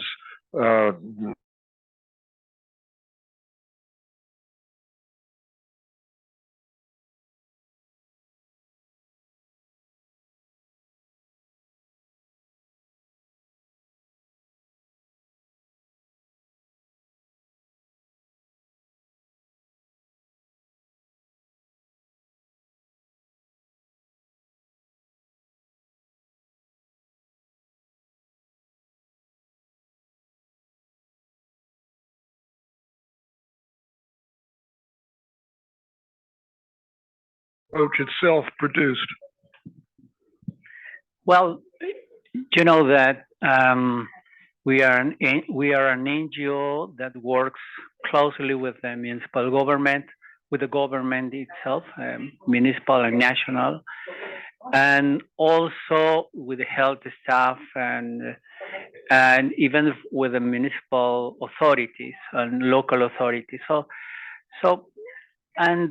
I'm going to share some arguments that many people, authorities, would raise when they talk about the census, the methodology, and this responses we have been using to face this negative argument. So the first of all is the census helps count people and create maps which can be estimated and get maps, for example, through Google Maps, they would say.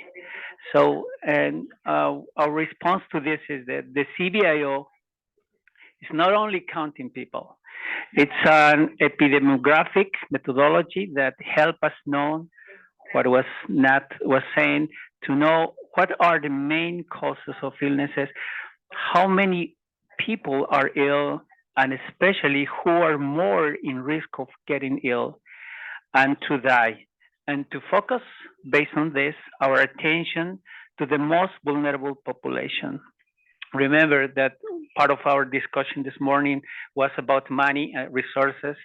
So we are concerned about financial resources. So focusing our attention and efforts, it's a priority for us.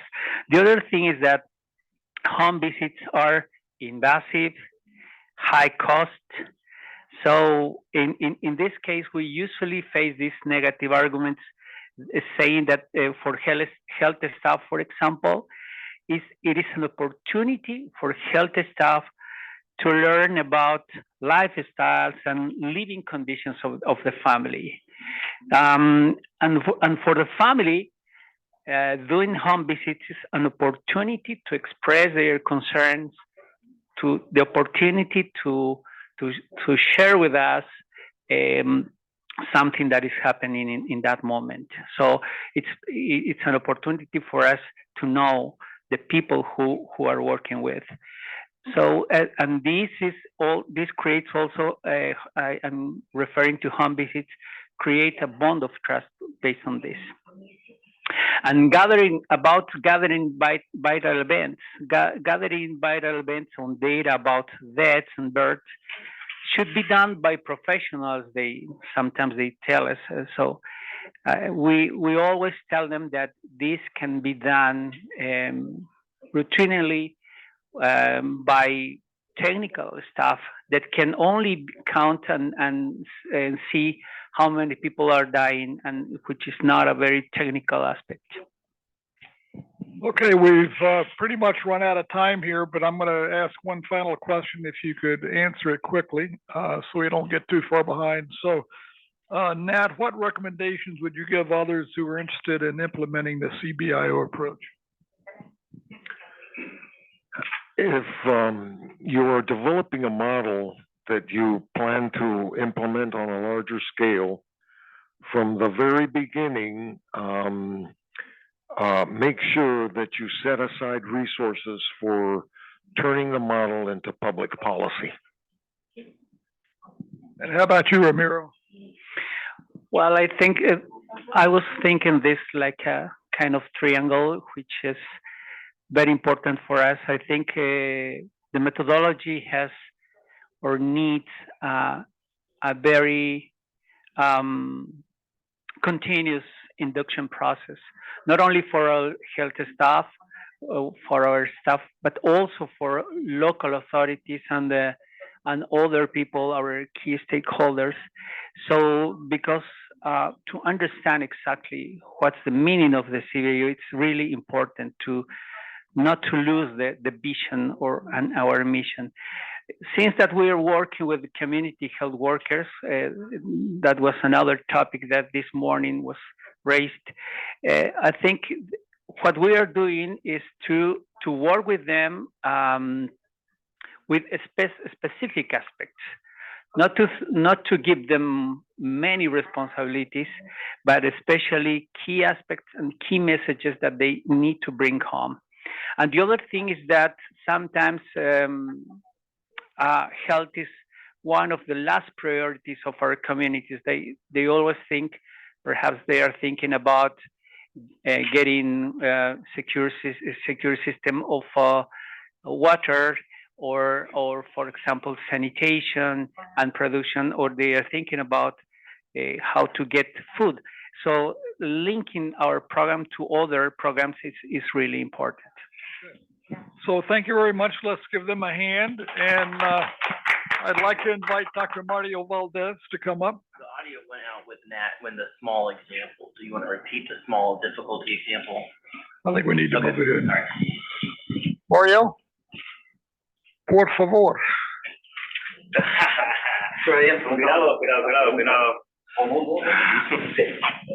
So we are now going to transition into Spanish.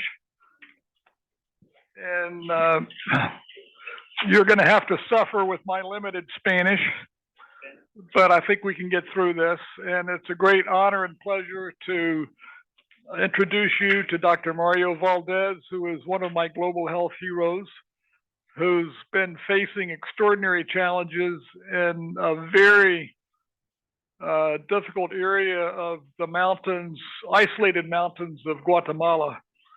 And Mario has been working with Cure Americas for 22 years now.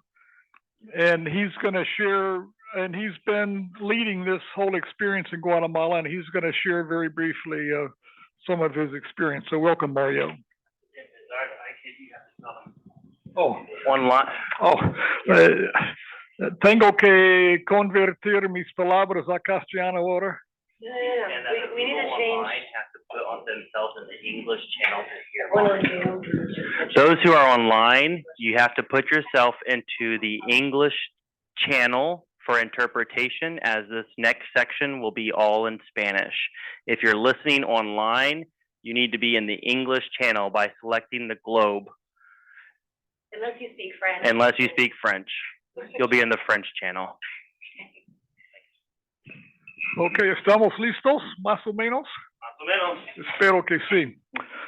So, Mario, bienvenido. ¿Se puede primeramente explicar brevemente su historia profesional antes de empezar en el trabajo de la metodología? Muchas gracias por habernos invitado, y sabemos de que también tenemos audiencia en muchos lados.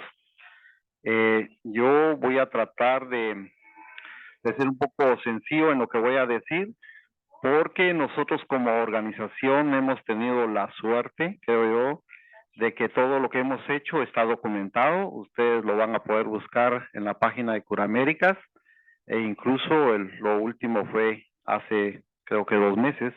Entonces seguramente conocen bastante de nosotros. Para poder iniciar con esto, yo quisiera que también tomáramos en cuenta algunas palabras que son útiles para la parte de la metodología.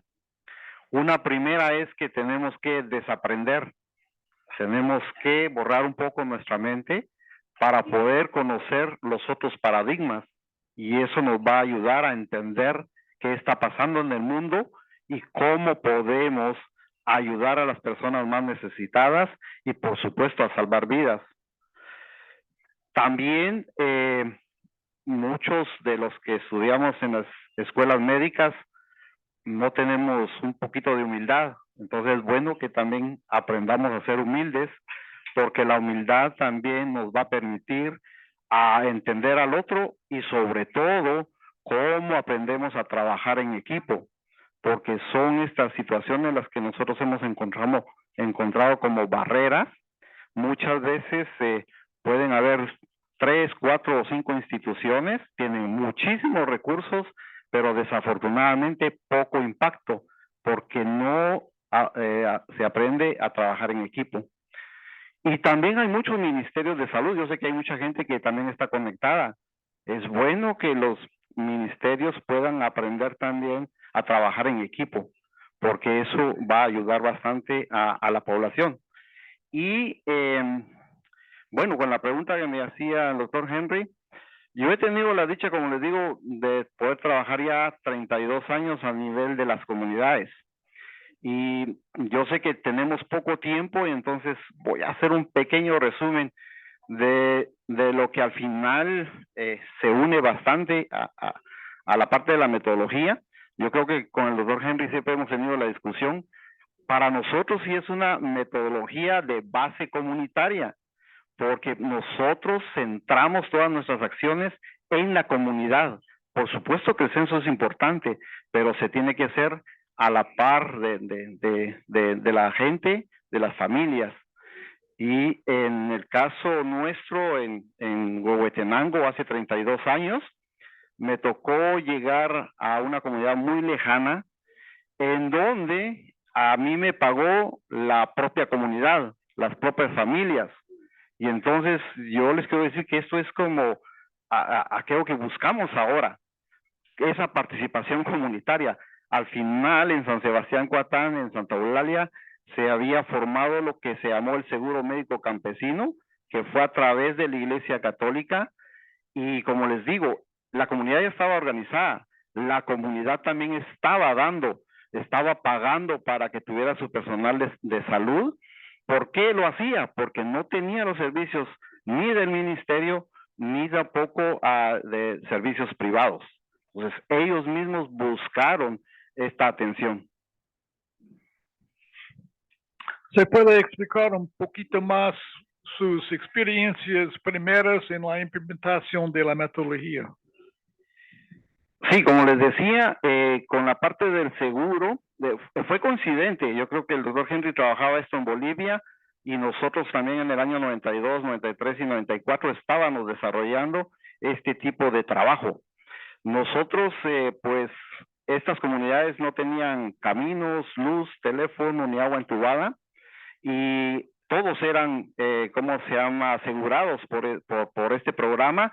Sin embargo, a muchas familias la clínica le quedaba a 8 o 6 horas, entonces era imposible poder, asistir a la clínica.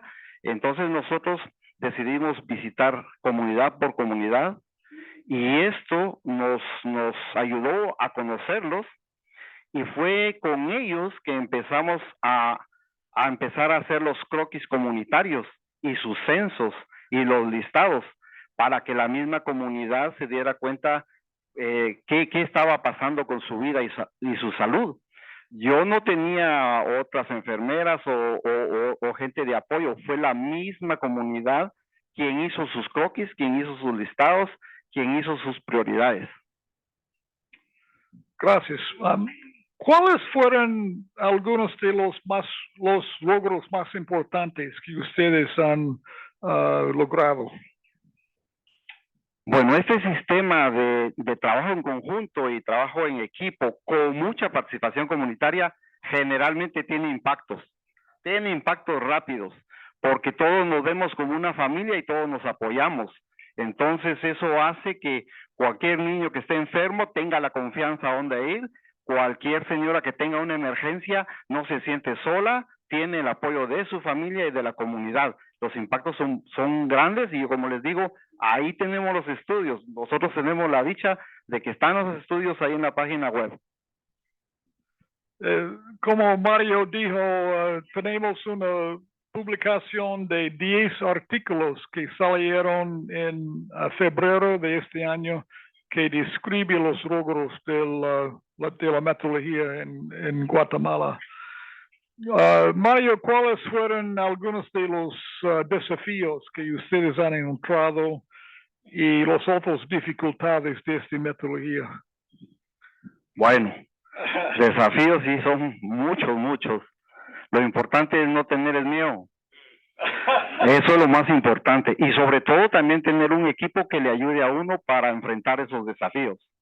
Entonces yo animo a nivel mundial a que no tengamos miedo y que cualquier tipo de desafío tiene su solución. Miren, ahora que me hace la pregunta el doctor Henry Perry, la paradoja de Sapiens, ¿verdad? ¿Cuánto hemos avanzado? Pero también cuánta gente vive en edad de piedra. Gracias, Mario.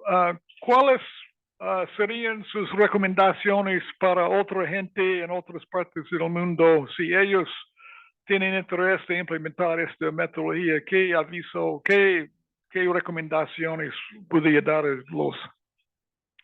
Bueno, si desaprendemos, si somos humildes, si en un momento trabajamos en equipo, seguramente que eso se puede implementar en cualquier área, sea urbana, sea rural, sea con dinero, sin dinero, se va a poder implementar. Los desafíos post pandemia, yo creo que la misma metodología puede también abarcarlos y apoyarse. Nosotros también estamos, yo creo que esto es en muchas partes del mundo también, es muy importante el empoderamiento de la mujer, porque la mujer tiene estos desafíos de también apoyarnos a tener una sociedad más justa y más equitativa. Okay. Gracias, Mario, gracias. Nos vamos con un aplauso.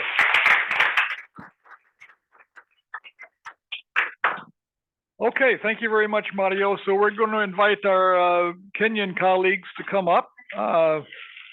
So if you would please come up, Ann Karubo and Kevin Kayando, and we'll talk about our more recent work in Kenya.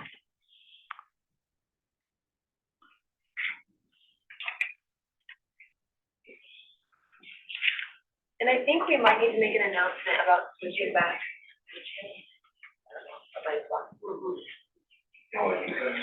So before we get started with the questions, just briefly introduce yourselves and tell us who you are and what you do and a little bit about your background.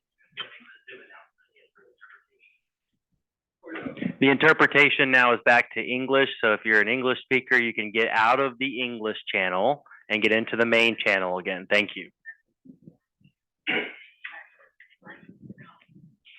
Hello all, my name is Kevin Kayando Aula from Kisii County, Kenya.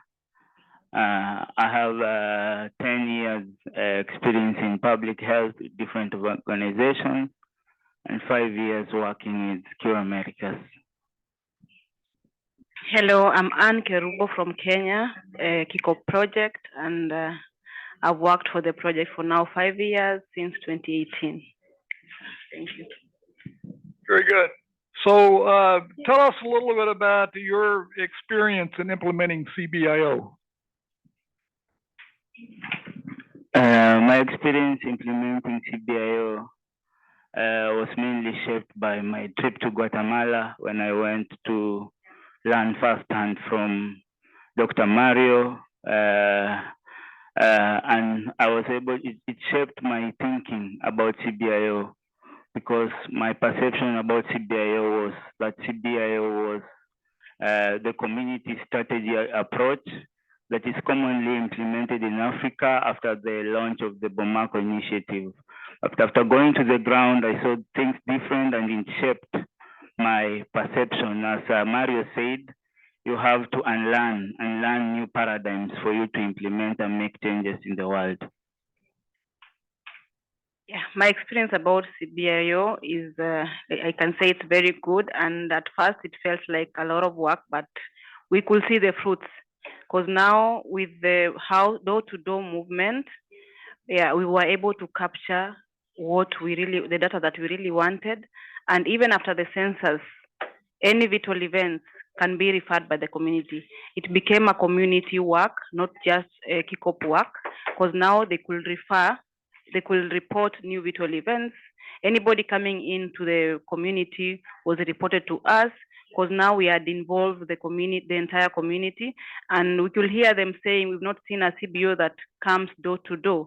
So it was a plus to us, a very good experience, and a very good way of getting data. We got our own data, and this data was used as a basis of our implementation. So what would you all say have been some of the achievements of your work over the last 5 years? To me, having a robust data collection system that is verifiable was one of the key cornerstones of implementing CBIO. We were able to evidently prove our data to various stakeholders, both at low level at the community level and high level at the Ministry of Health. And so that was so much important to us, because we were able to report mortalities. For example, at baseline, when we were implementing, and as I was watching the video by Abe here, I saw kickoff firsthand. I saw everything that happened in Kisi. It's just that the numbers were different, but the steep downfall of mortalities, of infant mortalities and maternal mortalities were similar. For example, in year 1 at baseline, we had 60 infant deaths, and then this reduced to 18 over 3 years, and now we normally have just few perinatal mortalities caused by delays in facility. And then for maternal mortality, we had 10 maternal deaths at baseline, and this dropped steeply to 1 after year 3 and 0 after 3 years. I think that was just what Abe showed, and it showed me kickoff firsthand. Okay, so one of the greatest achievements of kickoff is the building trust in the community. Sometimes the community is very delicate, and you can do things thinking they are right, then you later realize they didn't like it. But now we've built trust by engaging community leaders, the gatekeepers. We ask for permission when we want to do any activities. We engage them in community dialogues. We have meetings that we can talk with the community. We share our feedback. Our challenges, and we are able to talk on ways we can deal with the challenges together. And so they feel involved, they feel loved, and they really support us in the community. The other achievement is the care group approach. With the care group approach, we've been able to involve the men, which was not easy. Men didn't know they're supposed to be involved in anything maternal. But now with the care group approach, anytime the care group volunteers go for return home visit, they will ask if the man is around. And men are now really involved. They participate in our activities, the home visit activities. They support the women in going to the clinics. They remind them of the days. They escort them. And if the mother gives birth, they can be able to do the household chores as the mother takes care of the baby. And also the care group approach has been more of self-driven. Women learn from themselves. Even if we are there or not, they can just train the rest and give a report.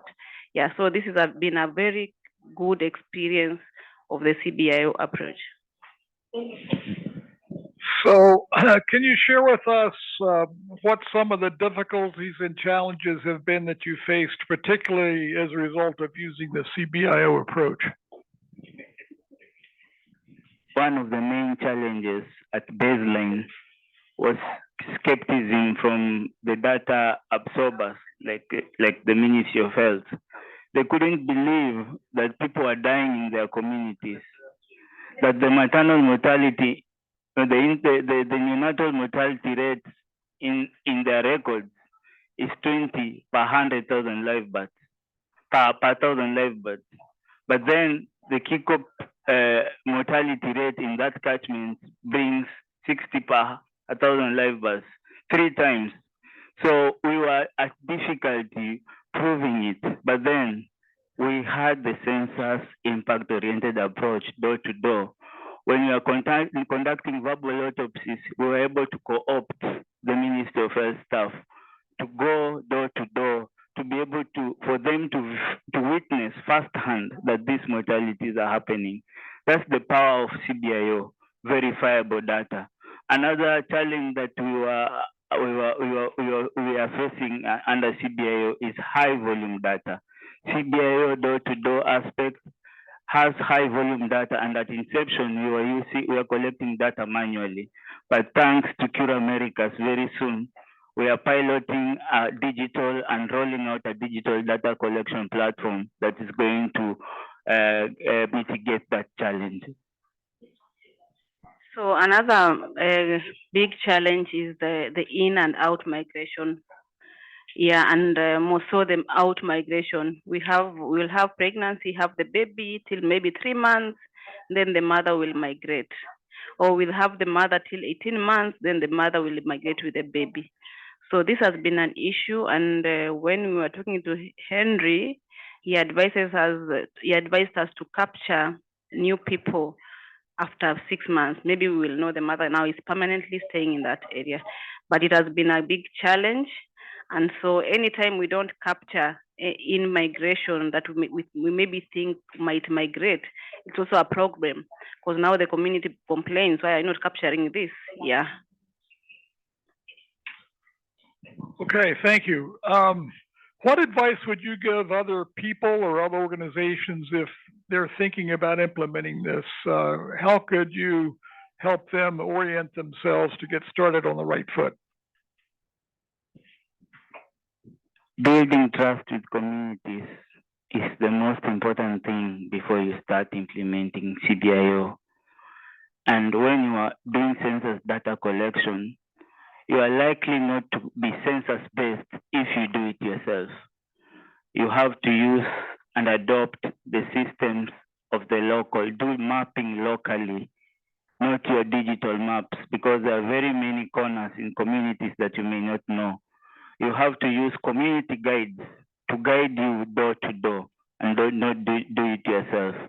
Another aspect that I would recommend is CBIO work is great, but it's not greatly published.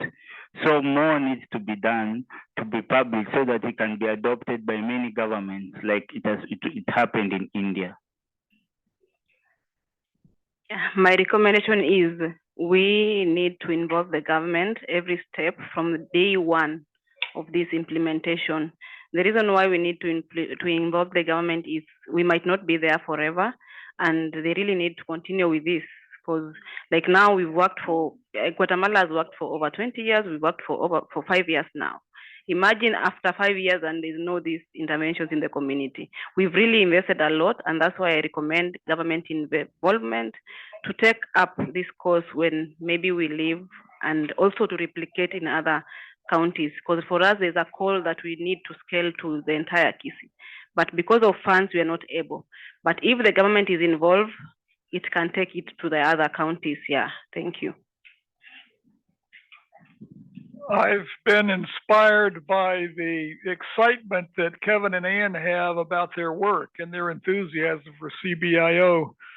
And let me just ask you very briefly if you could share a little bit about all the people who are coming from other places to see what you're doing. I think this is extraordinary and very exciting too. Yeah, we've had volunteer trips to Kenya from a lot of universities in the US, from the UNC Chapel Hill University, from the UCLA University, from the Cure Americas Global, from the Guatemalan team, just to witness firsthand what we have been done. So what we want to say, everyone is welcome. Sharing is caring. We're able to share our knowledge. You're able to see first, and seeing is believing. You are welcome to Kenya. Yeah, and this year we've had volunteers from Kenya, very new volunteers who started a month ago, and they're also having a good experience.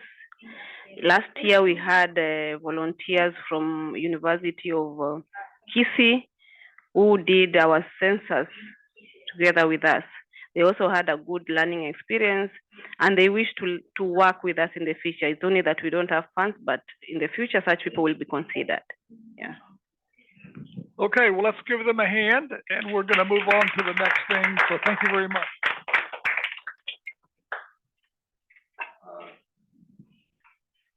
We're going to show a couple of videos now, so give me a minute to get them set up, please.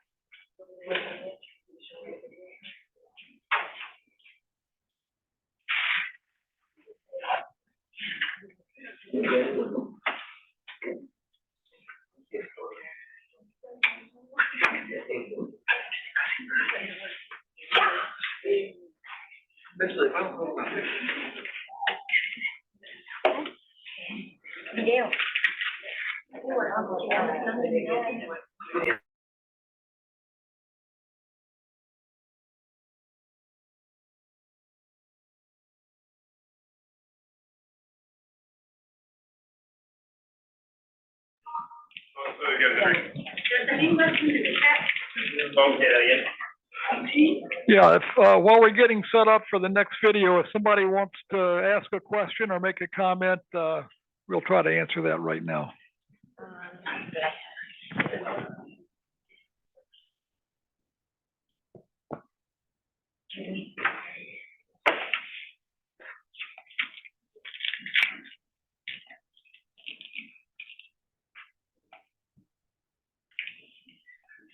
You want me to bring some guests up here to answer those questions?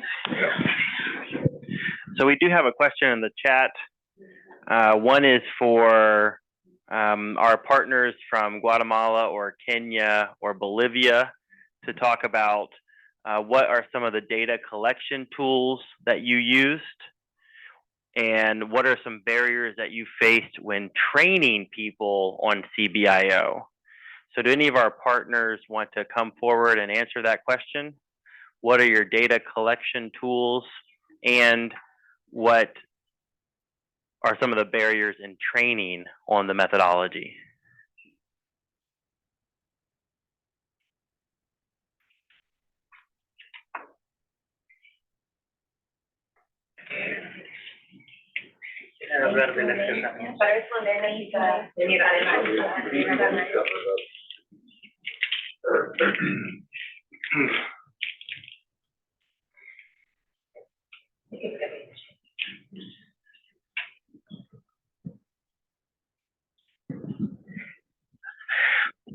Well, the methodology has different kind of tools, but I can say that the main of them is the family folder. The family folder is collection of different kind, and I have seen different forms in different experiences in Guatemala, Bolivia, and other experiences. But I think the main is a form that collects information about the health situation of the mother, the child, and in some experiences I have seen to include into the family folder a copy of the child card that has information about the health information about growth monitoring, vaccination, and also the form related to mother health, if the mother is, for example, pregnant, and some other information. But also another element or aspect that a form that has our tool is the vital events information, which includes information about the number of somebody that died or was born in the family. I think this is one of the main important things. And on the other hand, we have, as Kevin was saying, different other kinds of information related to gather them to include the health information indicators and some other things. Yeah. Let me just add one more little thing to that. And what's important about the family health folder is that it has a number on it that corresponds to the number of the household. And so it's stored in the health post or the health facility. And when the health worker goes out into the community, the information is right there available and readily accessible in an orderly kind of form, rather than listing all the family folders about alphabetical or some other system. It's linked to the census and the household maps. Yeah, yes, and the folders are classified with different levels of risk. And the other thing that we have is the map. The map that describes where is the people, that describes the number of families we have in a certain area. So, and I have also seen this with different characteristics in every project. In some projects, they use the physical map, and in some others, they are already using electronic maps, virtual maps. So from our partners, anybody else like to comment on data collection tools or barriers to training in CBIO? Just one other quick comment, and that is tomorrow we're going to talk about some of the technical parts of CBIO, and we'll get into some of this, although it's limited what we can do. Well, thank you for those very good questions. We'll transition to the videos now.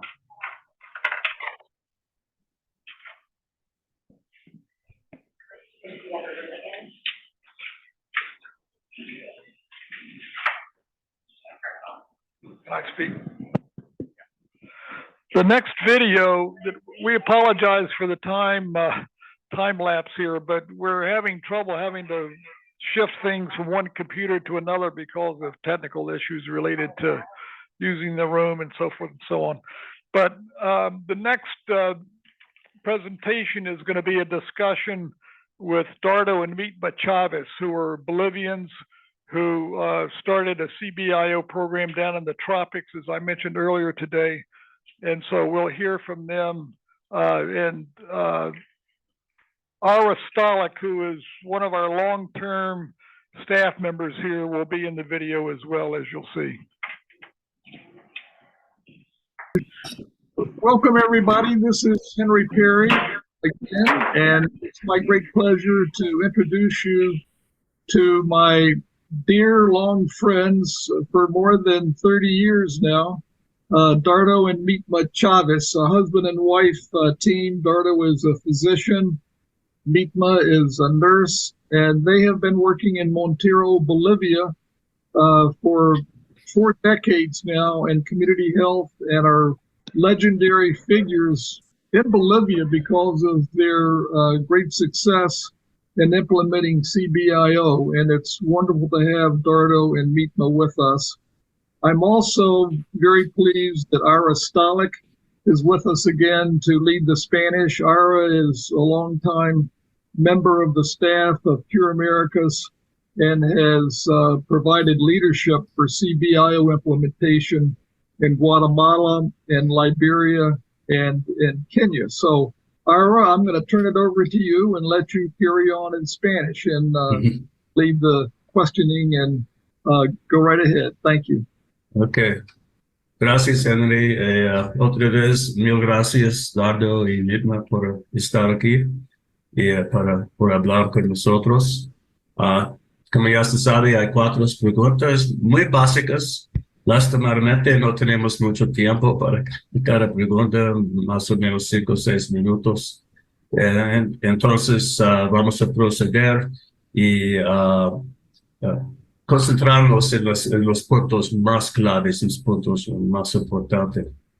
La primera pregunta es: describa su experiencia en la implementación de CBIO, en español, MBCOI, especialmente en su papel de pioneros de esta metodología en Bolivia. Muchas gracias. Primero quiero agradecer la oportunidad que tenemos yo y mi esposa Mitma para poder hacer esta clase de, contar esta clase de experiencia que hemos tenido acá en Bolivia, en Sudamérica. Y agradecerle especialmente a nuestro maestro, el doctor Henry Perry, quien fue el precursor para la introducción de esta metodología. Tenemos que pasar prácticamente un año conociendo las costumbres, hábitos que no eran de nuestro conocimiento y nuestro diario vivir. Por eso, cuando aprendimos la metodología con base censal, fue una tarea bien difícil, porque debíamos sortear muchos obstáculos hasta lograr conocer más de las prácticas, costumbres, religión de esta población o de estos migrantes con los que debíamos empezar a trabajar. En realidad, la metodología con base censal empezó 3, casi 4 años después de que nosotros empezamos a desarrollar nuestro trabajo con el Consejo. En realidad, en el año 1992, y también con la llegada del doctor Perry con mayor frecuencia, porque él vino anteriormente para conocer nuestro trabajo que hacíamos, y en el año 1992 ya nosotros teníamos más experiencia y vino el doctor Perry y nos enseñó cómo debíamos desarrollar la metodología. La metodología con base censal orientada al impacto nos enseñó que debemos empezar por lo más pequeño, o sea, no empezar en una población demasiado grande, sino con familias pequeñas, con pocas familias mejor, en un área pequeña y determinada. Iniciamos nuestro trabajo, nuestro proceso de aprendizaje y de conocimiento en un área, un grupo reducido de gente. Esta metodología nos enseña también, cuando aprendimos la metodología, que debemos de ser muy prudentes en el proceso de aprendizaje y enseñanza para no empujar a la familia, porque algunas familias se sentían más bien empujadas por nosotros, pero a las familias hay que aprender a enseñarles poco a poco. Por lo que trabajamos y fuerte con ellos, y nosotros debemos aprender paso a paso, observando las dificultades y los éxitos que vamos encontrando, porque a veces es muy problemático cuando nosotros entramos de plano y queremos hacer cosas para ellos sin tomar en cuenta sus costumbres, su forma de ser, su idioma. Eso es lo que en esta etapa nosotros pudimos hacerlo, Vilma. Sí, una experiencia para compartir en los inicios de la implementación de la metodología con base censal orientada al impacto fue que empezamos por un manzano, pero la totalidad de personal habíamos dividido en dos grupos. Un grupo iba a un manzano y otro grupo iba a otro manzano, para ir conociendo el comportamiento, la cultura de las familias y también para ir adquiriendo destrezas en el manejo de los procesos y procedimientos de la metodología. Aquí estamos hablando del manejo de los instrumentos, la formulación de preguntas a las familias, el llenado de los instrumentos, al final una evaluación, viendo los datos estadísticos de qué es lo que había pasado en el trabajo en este manzano. Recuerdo bien y me marcó a mí para toda mi vida ese aprendizaje. Habían pasado 6 meses de hacer la visita en un manzano que a mí me tocó y que era de 33 familias. Y cuando hicimos la evaluación, midiendo los indicadores versus las metas, habíamos conseguido que el 20% de niños estaban vacunados después de 6 meses de visita. Entonces, cuando analizamos, dijimos, ¿qué pasó si 6 meses hemos visitado las familias? Entonces surgió los factores, que las familias no están en la casa, salen a las 5 de la mañana a trabajar y llegan a las 10 de la noche y solamente se las puede encontrar algunas familias los domingos. Esto fue un aprendizaje grande, conocimiento. Entonces, la mentalidad del personal era, yo trabajo de lunes a viernes y trabajo desde las 8 hasta las 6 de la tarde y bueno, como las familias no están en los horarios que trabajo, pues entonces no se vacuna, no se da orientación, ¿no? Entonces esto nos ayudó a indicar que la metodología nos dice que no está en función de horarios de trabajo, sino en función de qué hacemos para mejorar estos indicadores, ¿no? Para que la salud de los niños, las mujeres estén bien. Ahí cambiamos y dijimos entonces, ¿qué vamos a hacer? ¿Vamos a ir los domingos para buscar las familias o vamos a ir a sus fuentes de trabajo? Entonces, esto a mí, este aprendizaje hasta el día de hoy me marcó y esto es la enseñanza que yo llevo a los profesionales jóvenes, que no hay sábado ni domingo para prevenir la muerte de las personas y tenemos que organizarnos y disponer de ese tiempo. ¿Qué recomendaciones ustedes darían a otros interesados o otros practicantes en esta metodología de base censal?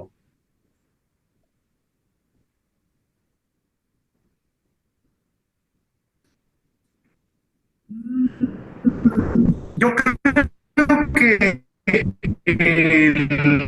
el hecho de que nosotros niveles de experiencias en diferentes lugares ha hecho de que nosotros podamos darnos cuenta de que es importante decirle, digamos, a las otras instituciones que están trabajando que la primera cosa que debemos hacer es entablar una relación con la comunidad, una relación con las autoridades y también una relación entre nosotros, los trabajadores. Los trabajadores que, por ejemplo, en el caso nuestro, necesariamente, como yo estoy contando nuestra experiencia, vivimos en una población más o menos de unos 140,000 habitantes y tenemos una parte de esos, unos 30,000, 35,000 habitantes, bajo nuestra responsabilidad. Y hay otras instituciones que trabajan, que son del gobierno, de la alcaldía, que también están encargados de un área de trabajo, vienen acá para pedirnos o para que nosotros les podamos entrenar personal para que puedan desarrollar ciertas actividades en la zona donde están trabajando. Eso para nosotros es un orgullo, es algo muy bonito, pero el problema es que ya ha entrado la parte política. La parte política dice solamente van a trabajar 5 meses, van a trabajar 1 año, vamos a cambiar al personal, porque así dice nuestro partido político que está a cargo de las actividades de salud. Eso es lo que está pasando ahora acá. Entonces, lo que nosotros hacemos es entrenar la gente que está trabajando en los otros servicios. Ese es un orgullo. Nuestra metodología ya es conocida, es respetada y es aplaudida por toda la gente de la comunidad. Eso nos deja una sensación de haber tenido éxito, porque ya nosotros ya estamos en una etapa ya regresiva, ya no podemos ir mucho más allá, sino tenemos la satisfacción, así como tiene el doctor Perry, el doctor Wyon, el doctor Jones, Nathan, tan orgullosos de las actividades que estamos nosotros desarrollando, que hemos desarrollado, y eso para nosotros es muy importante. Muchas gracias. También es muy importante contar con personal capacitado, estable y en un número suficiente para cubrir toda la población de un área determinada. Si se quiere tener resultados positivos.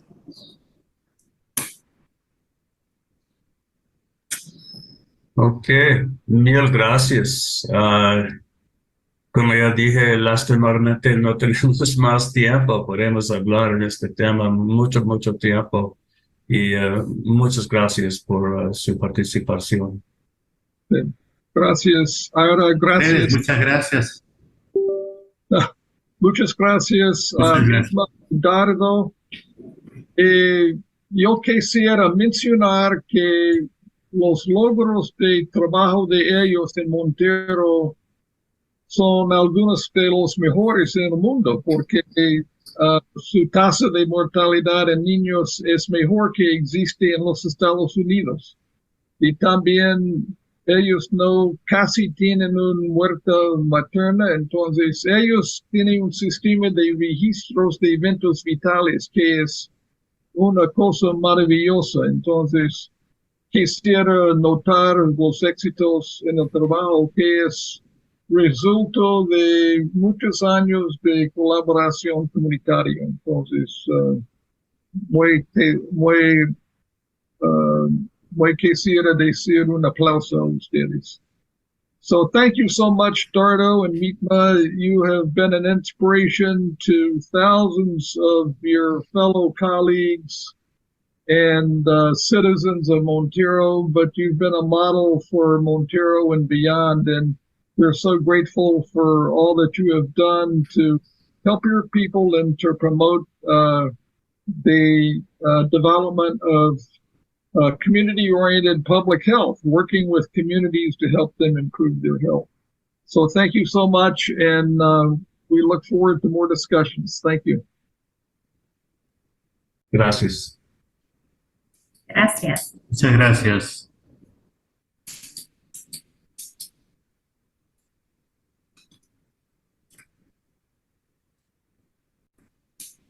I can't find the button.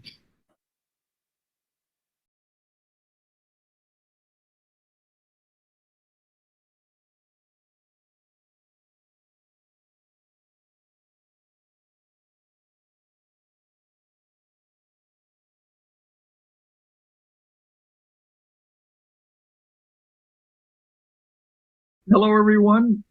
This is Henry Perry, and I'm delighted today to share with you a discussion with two of my very favorite people that I've had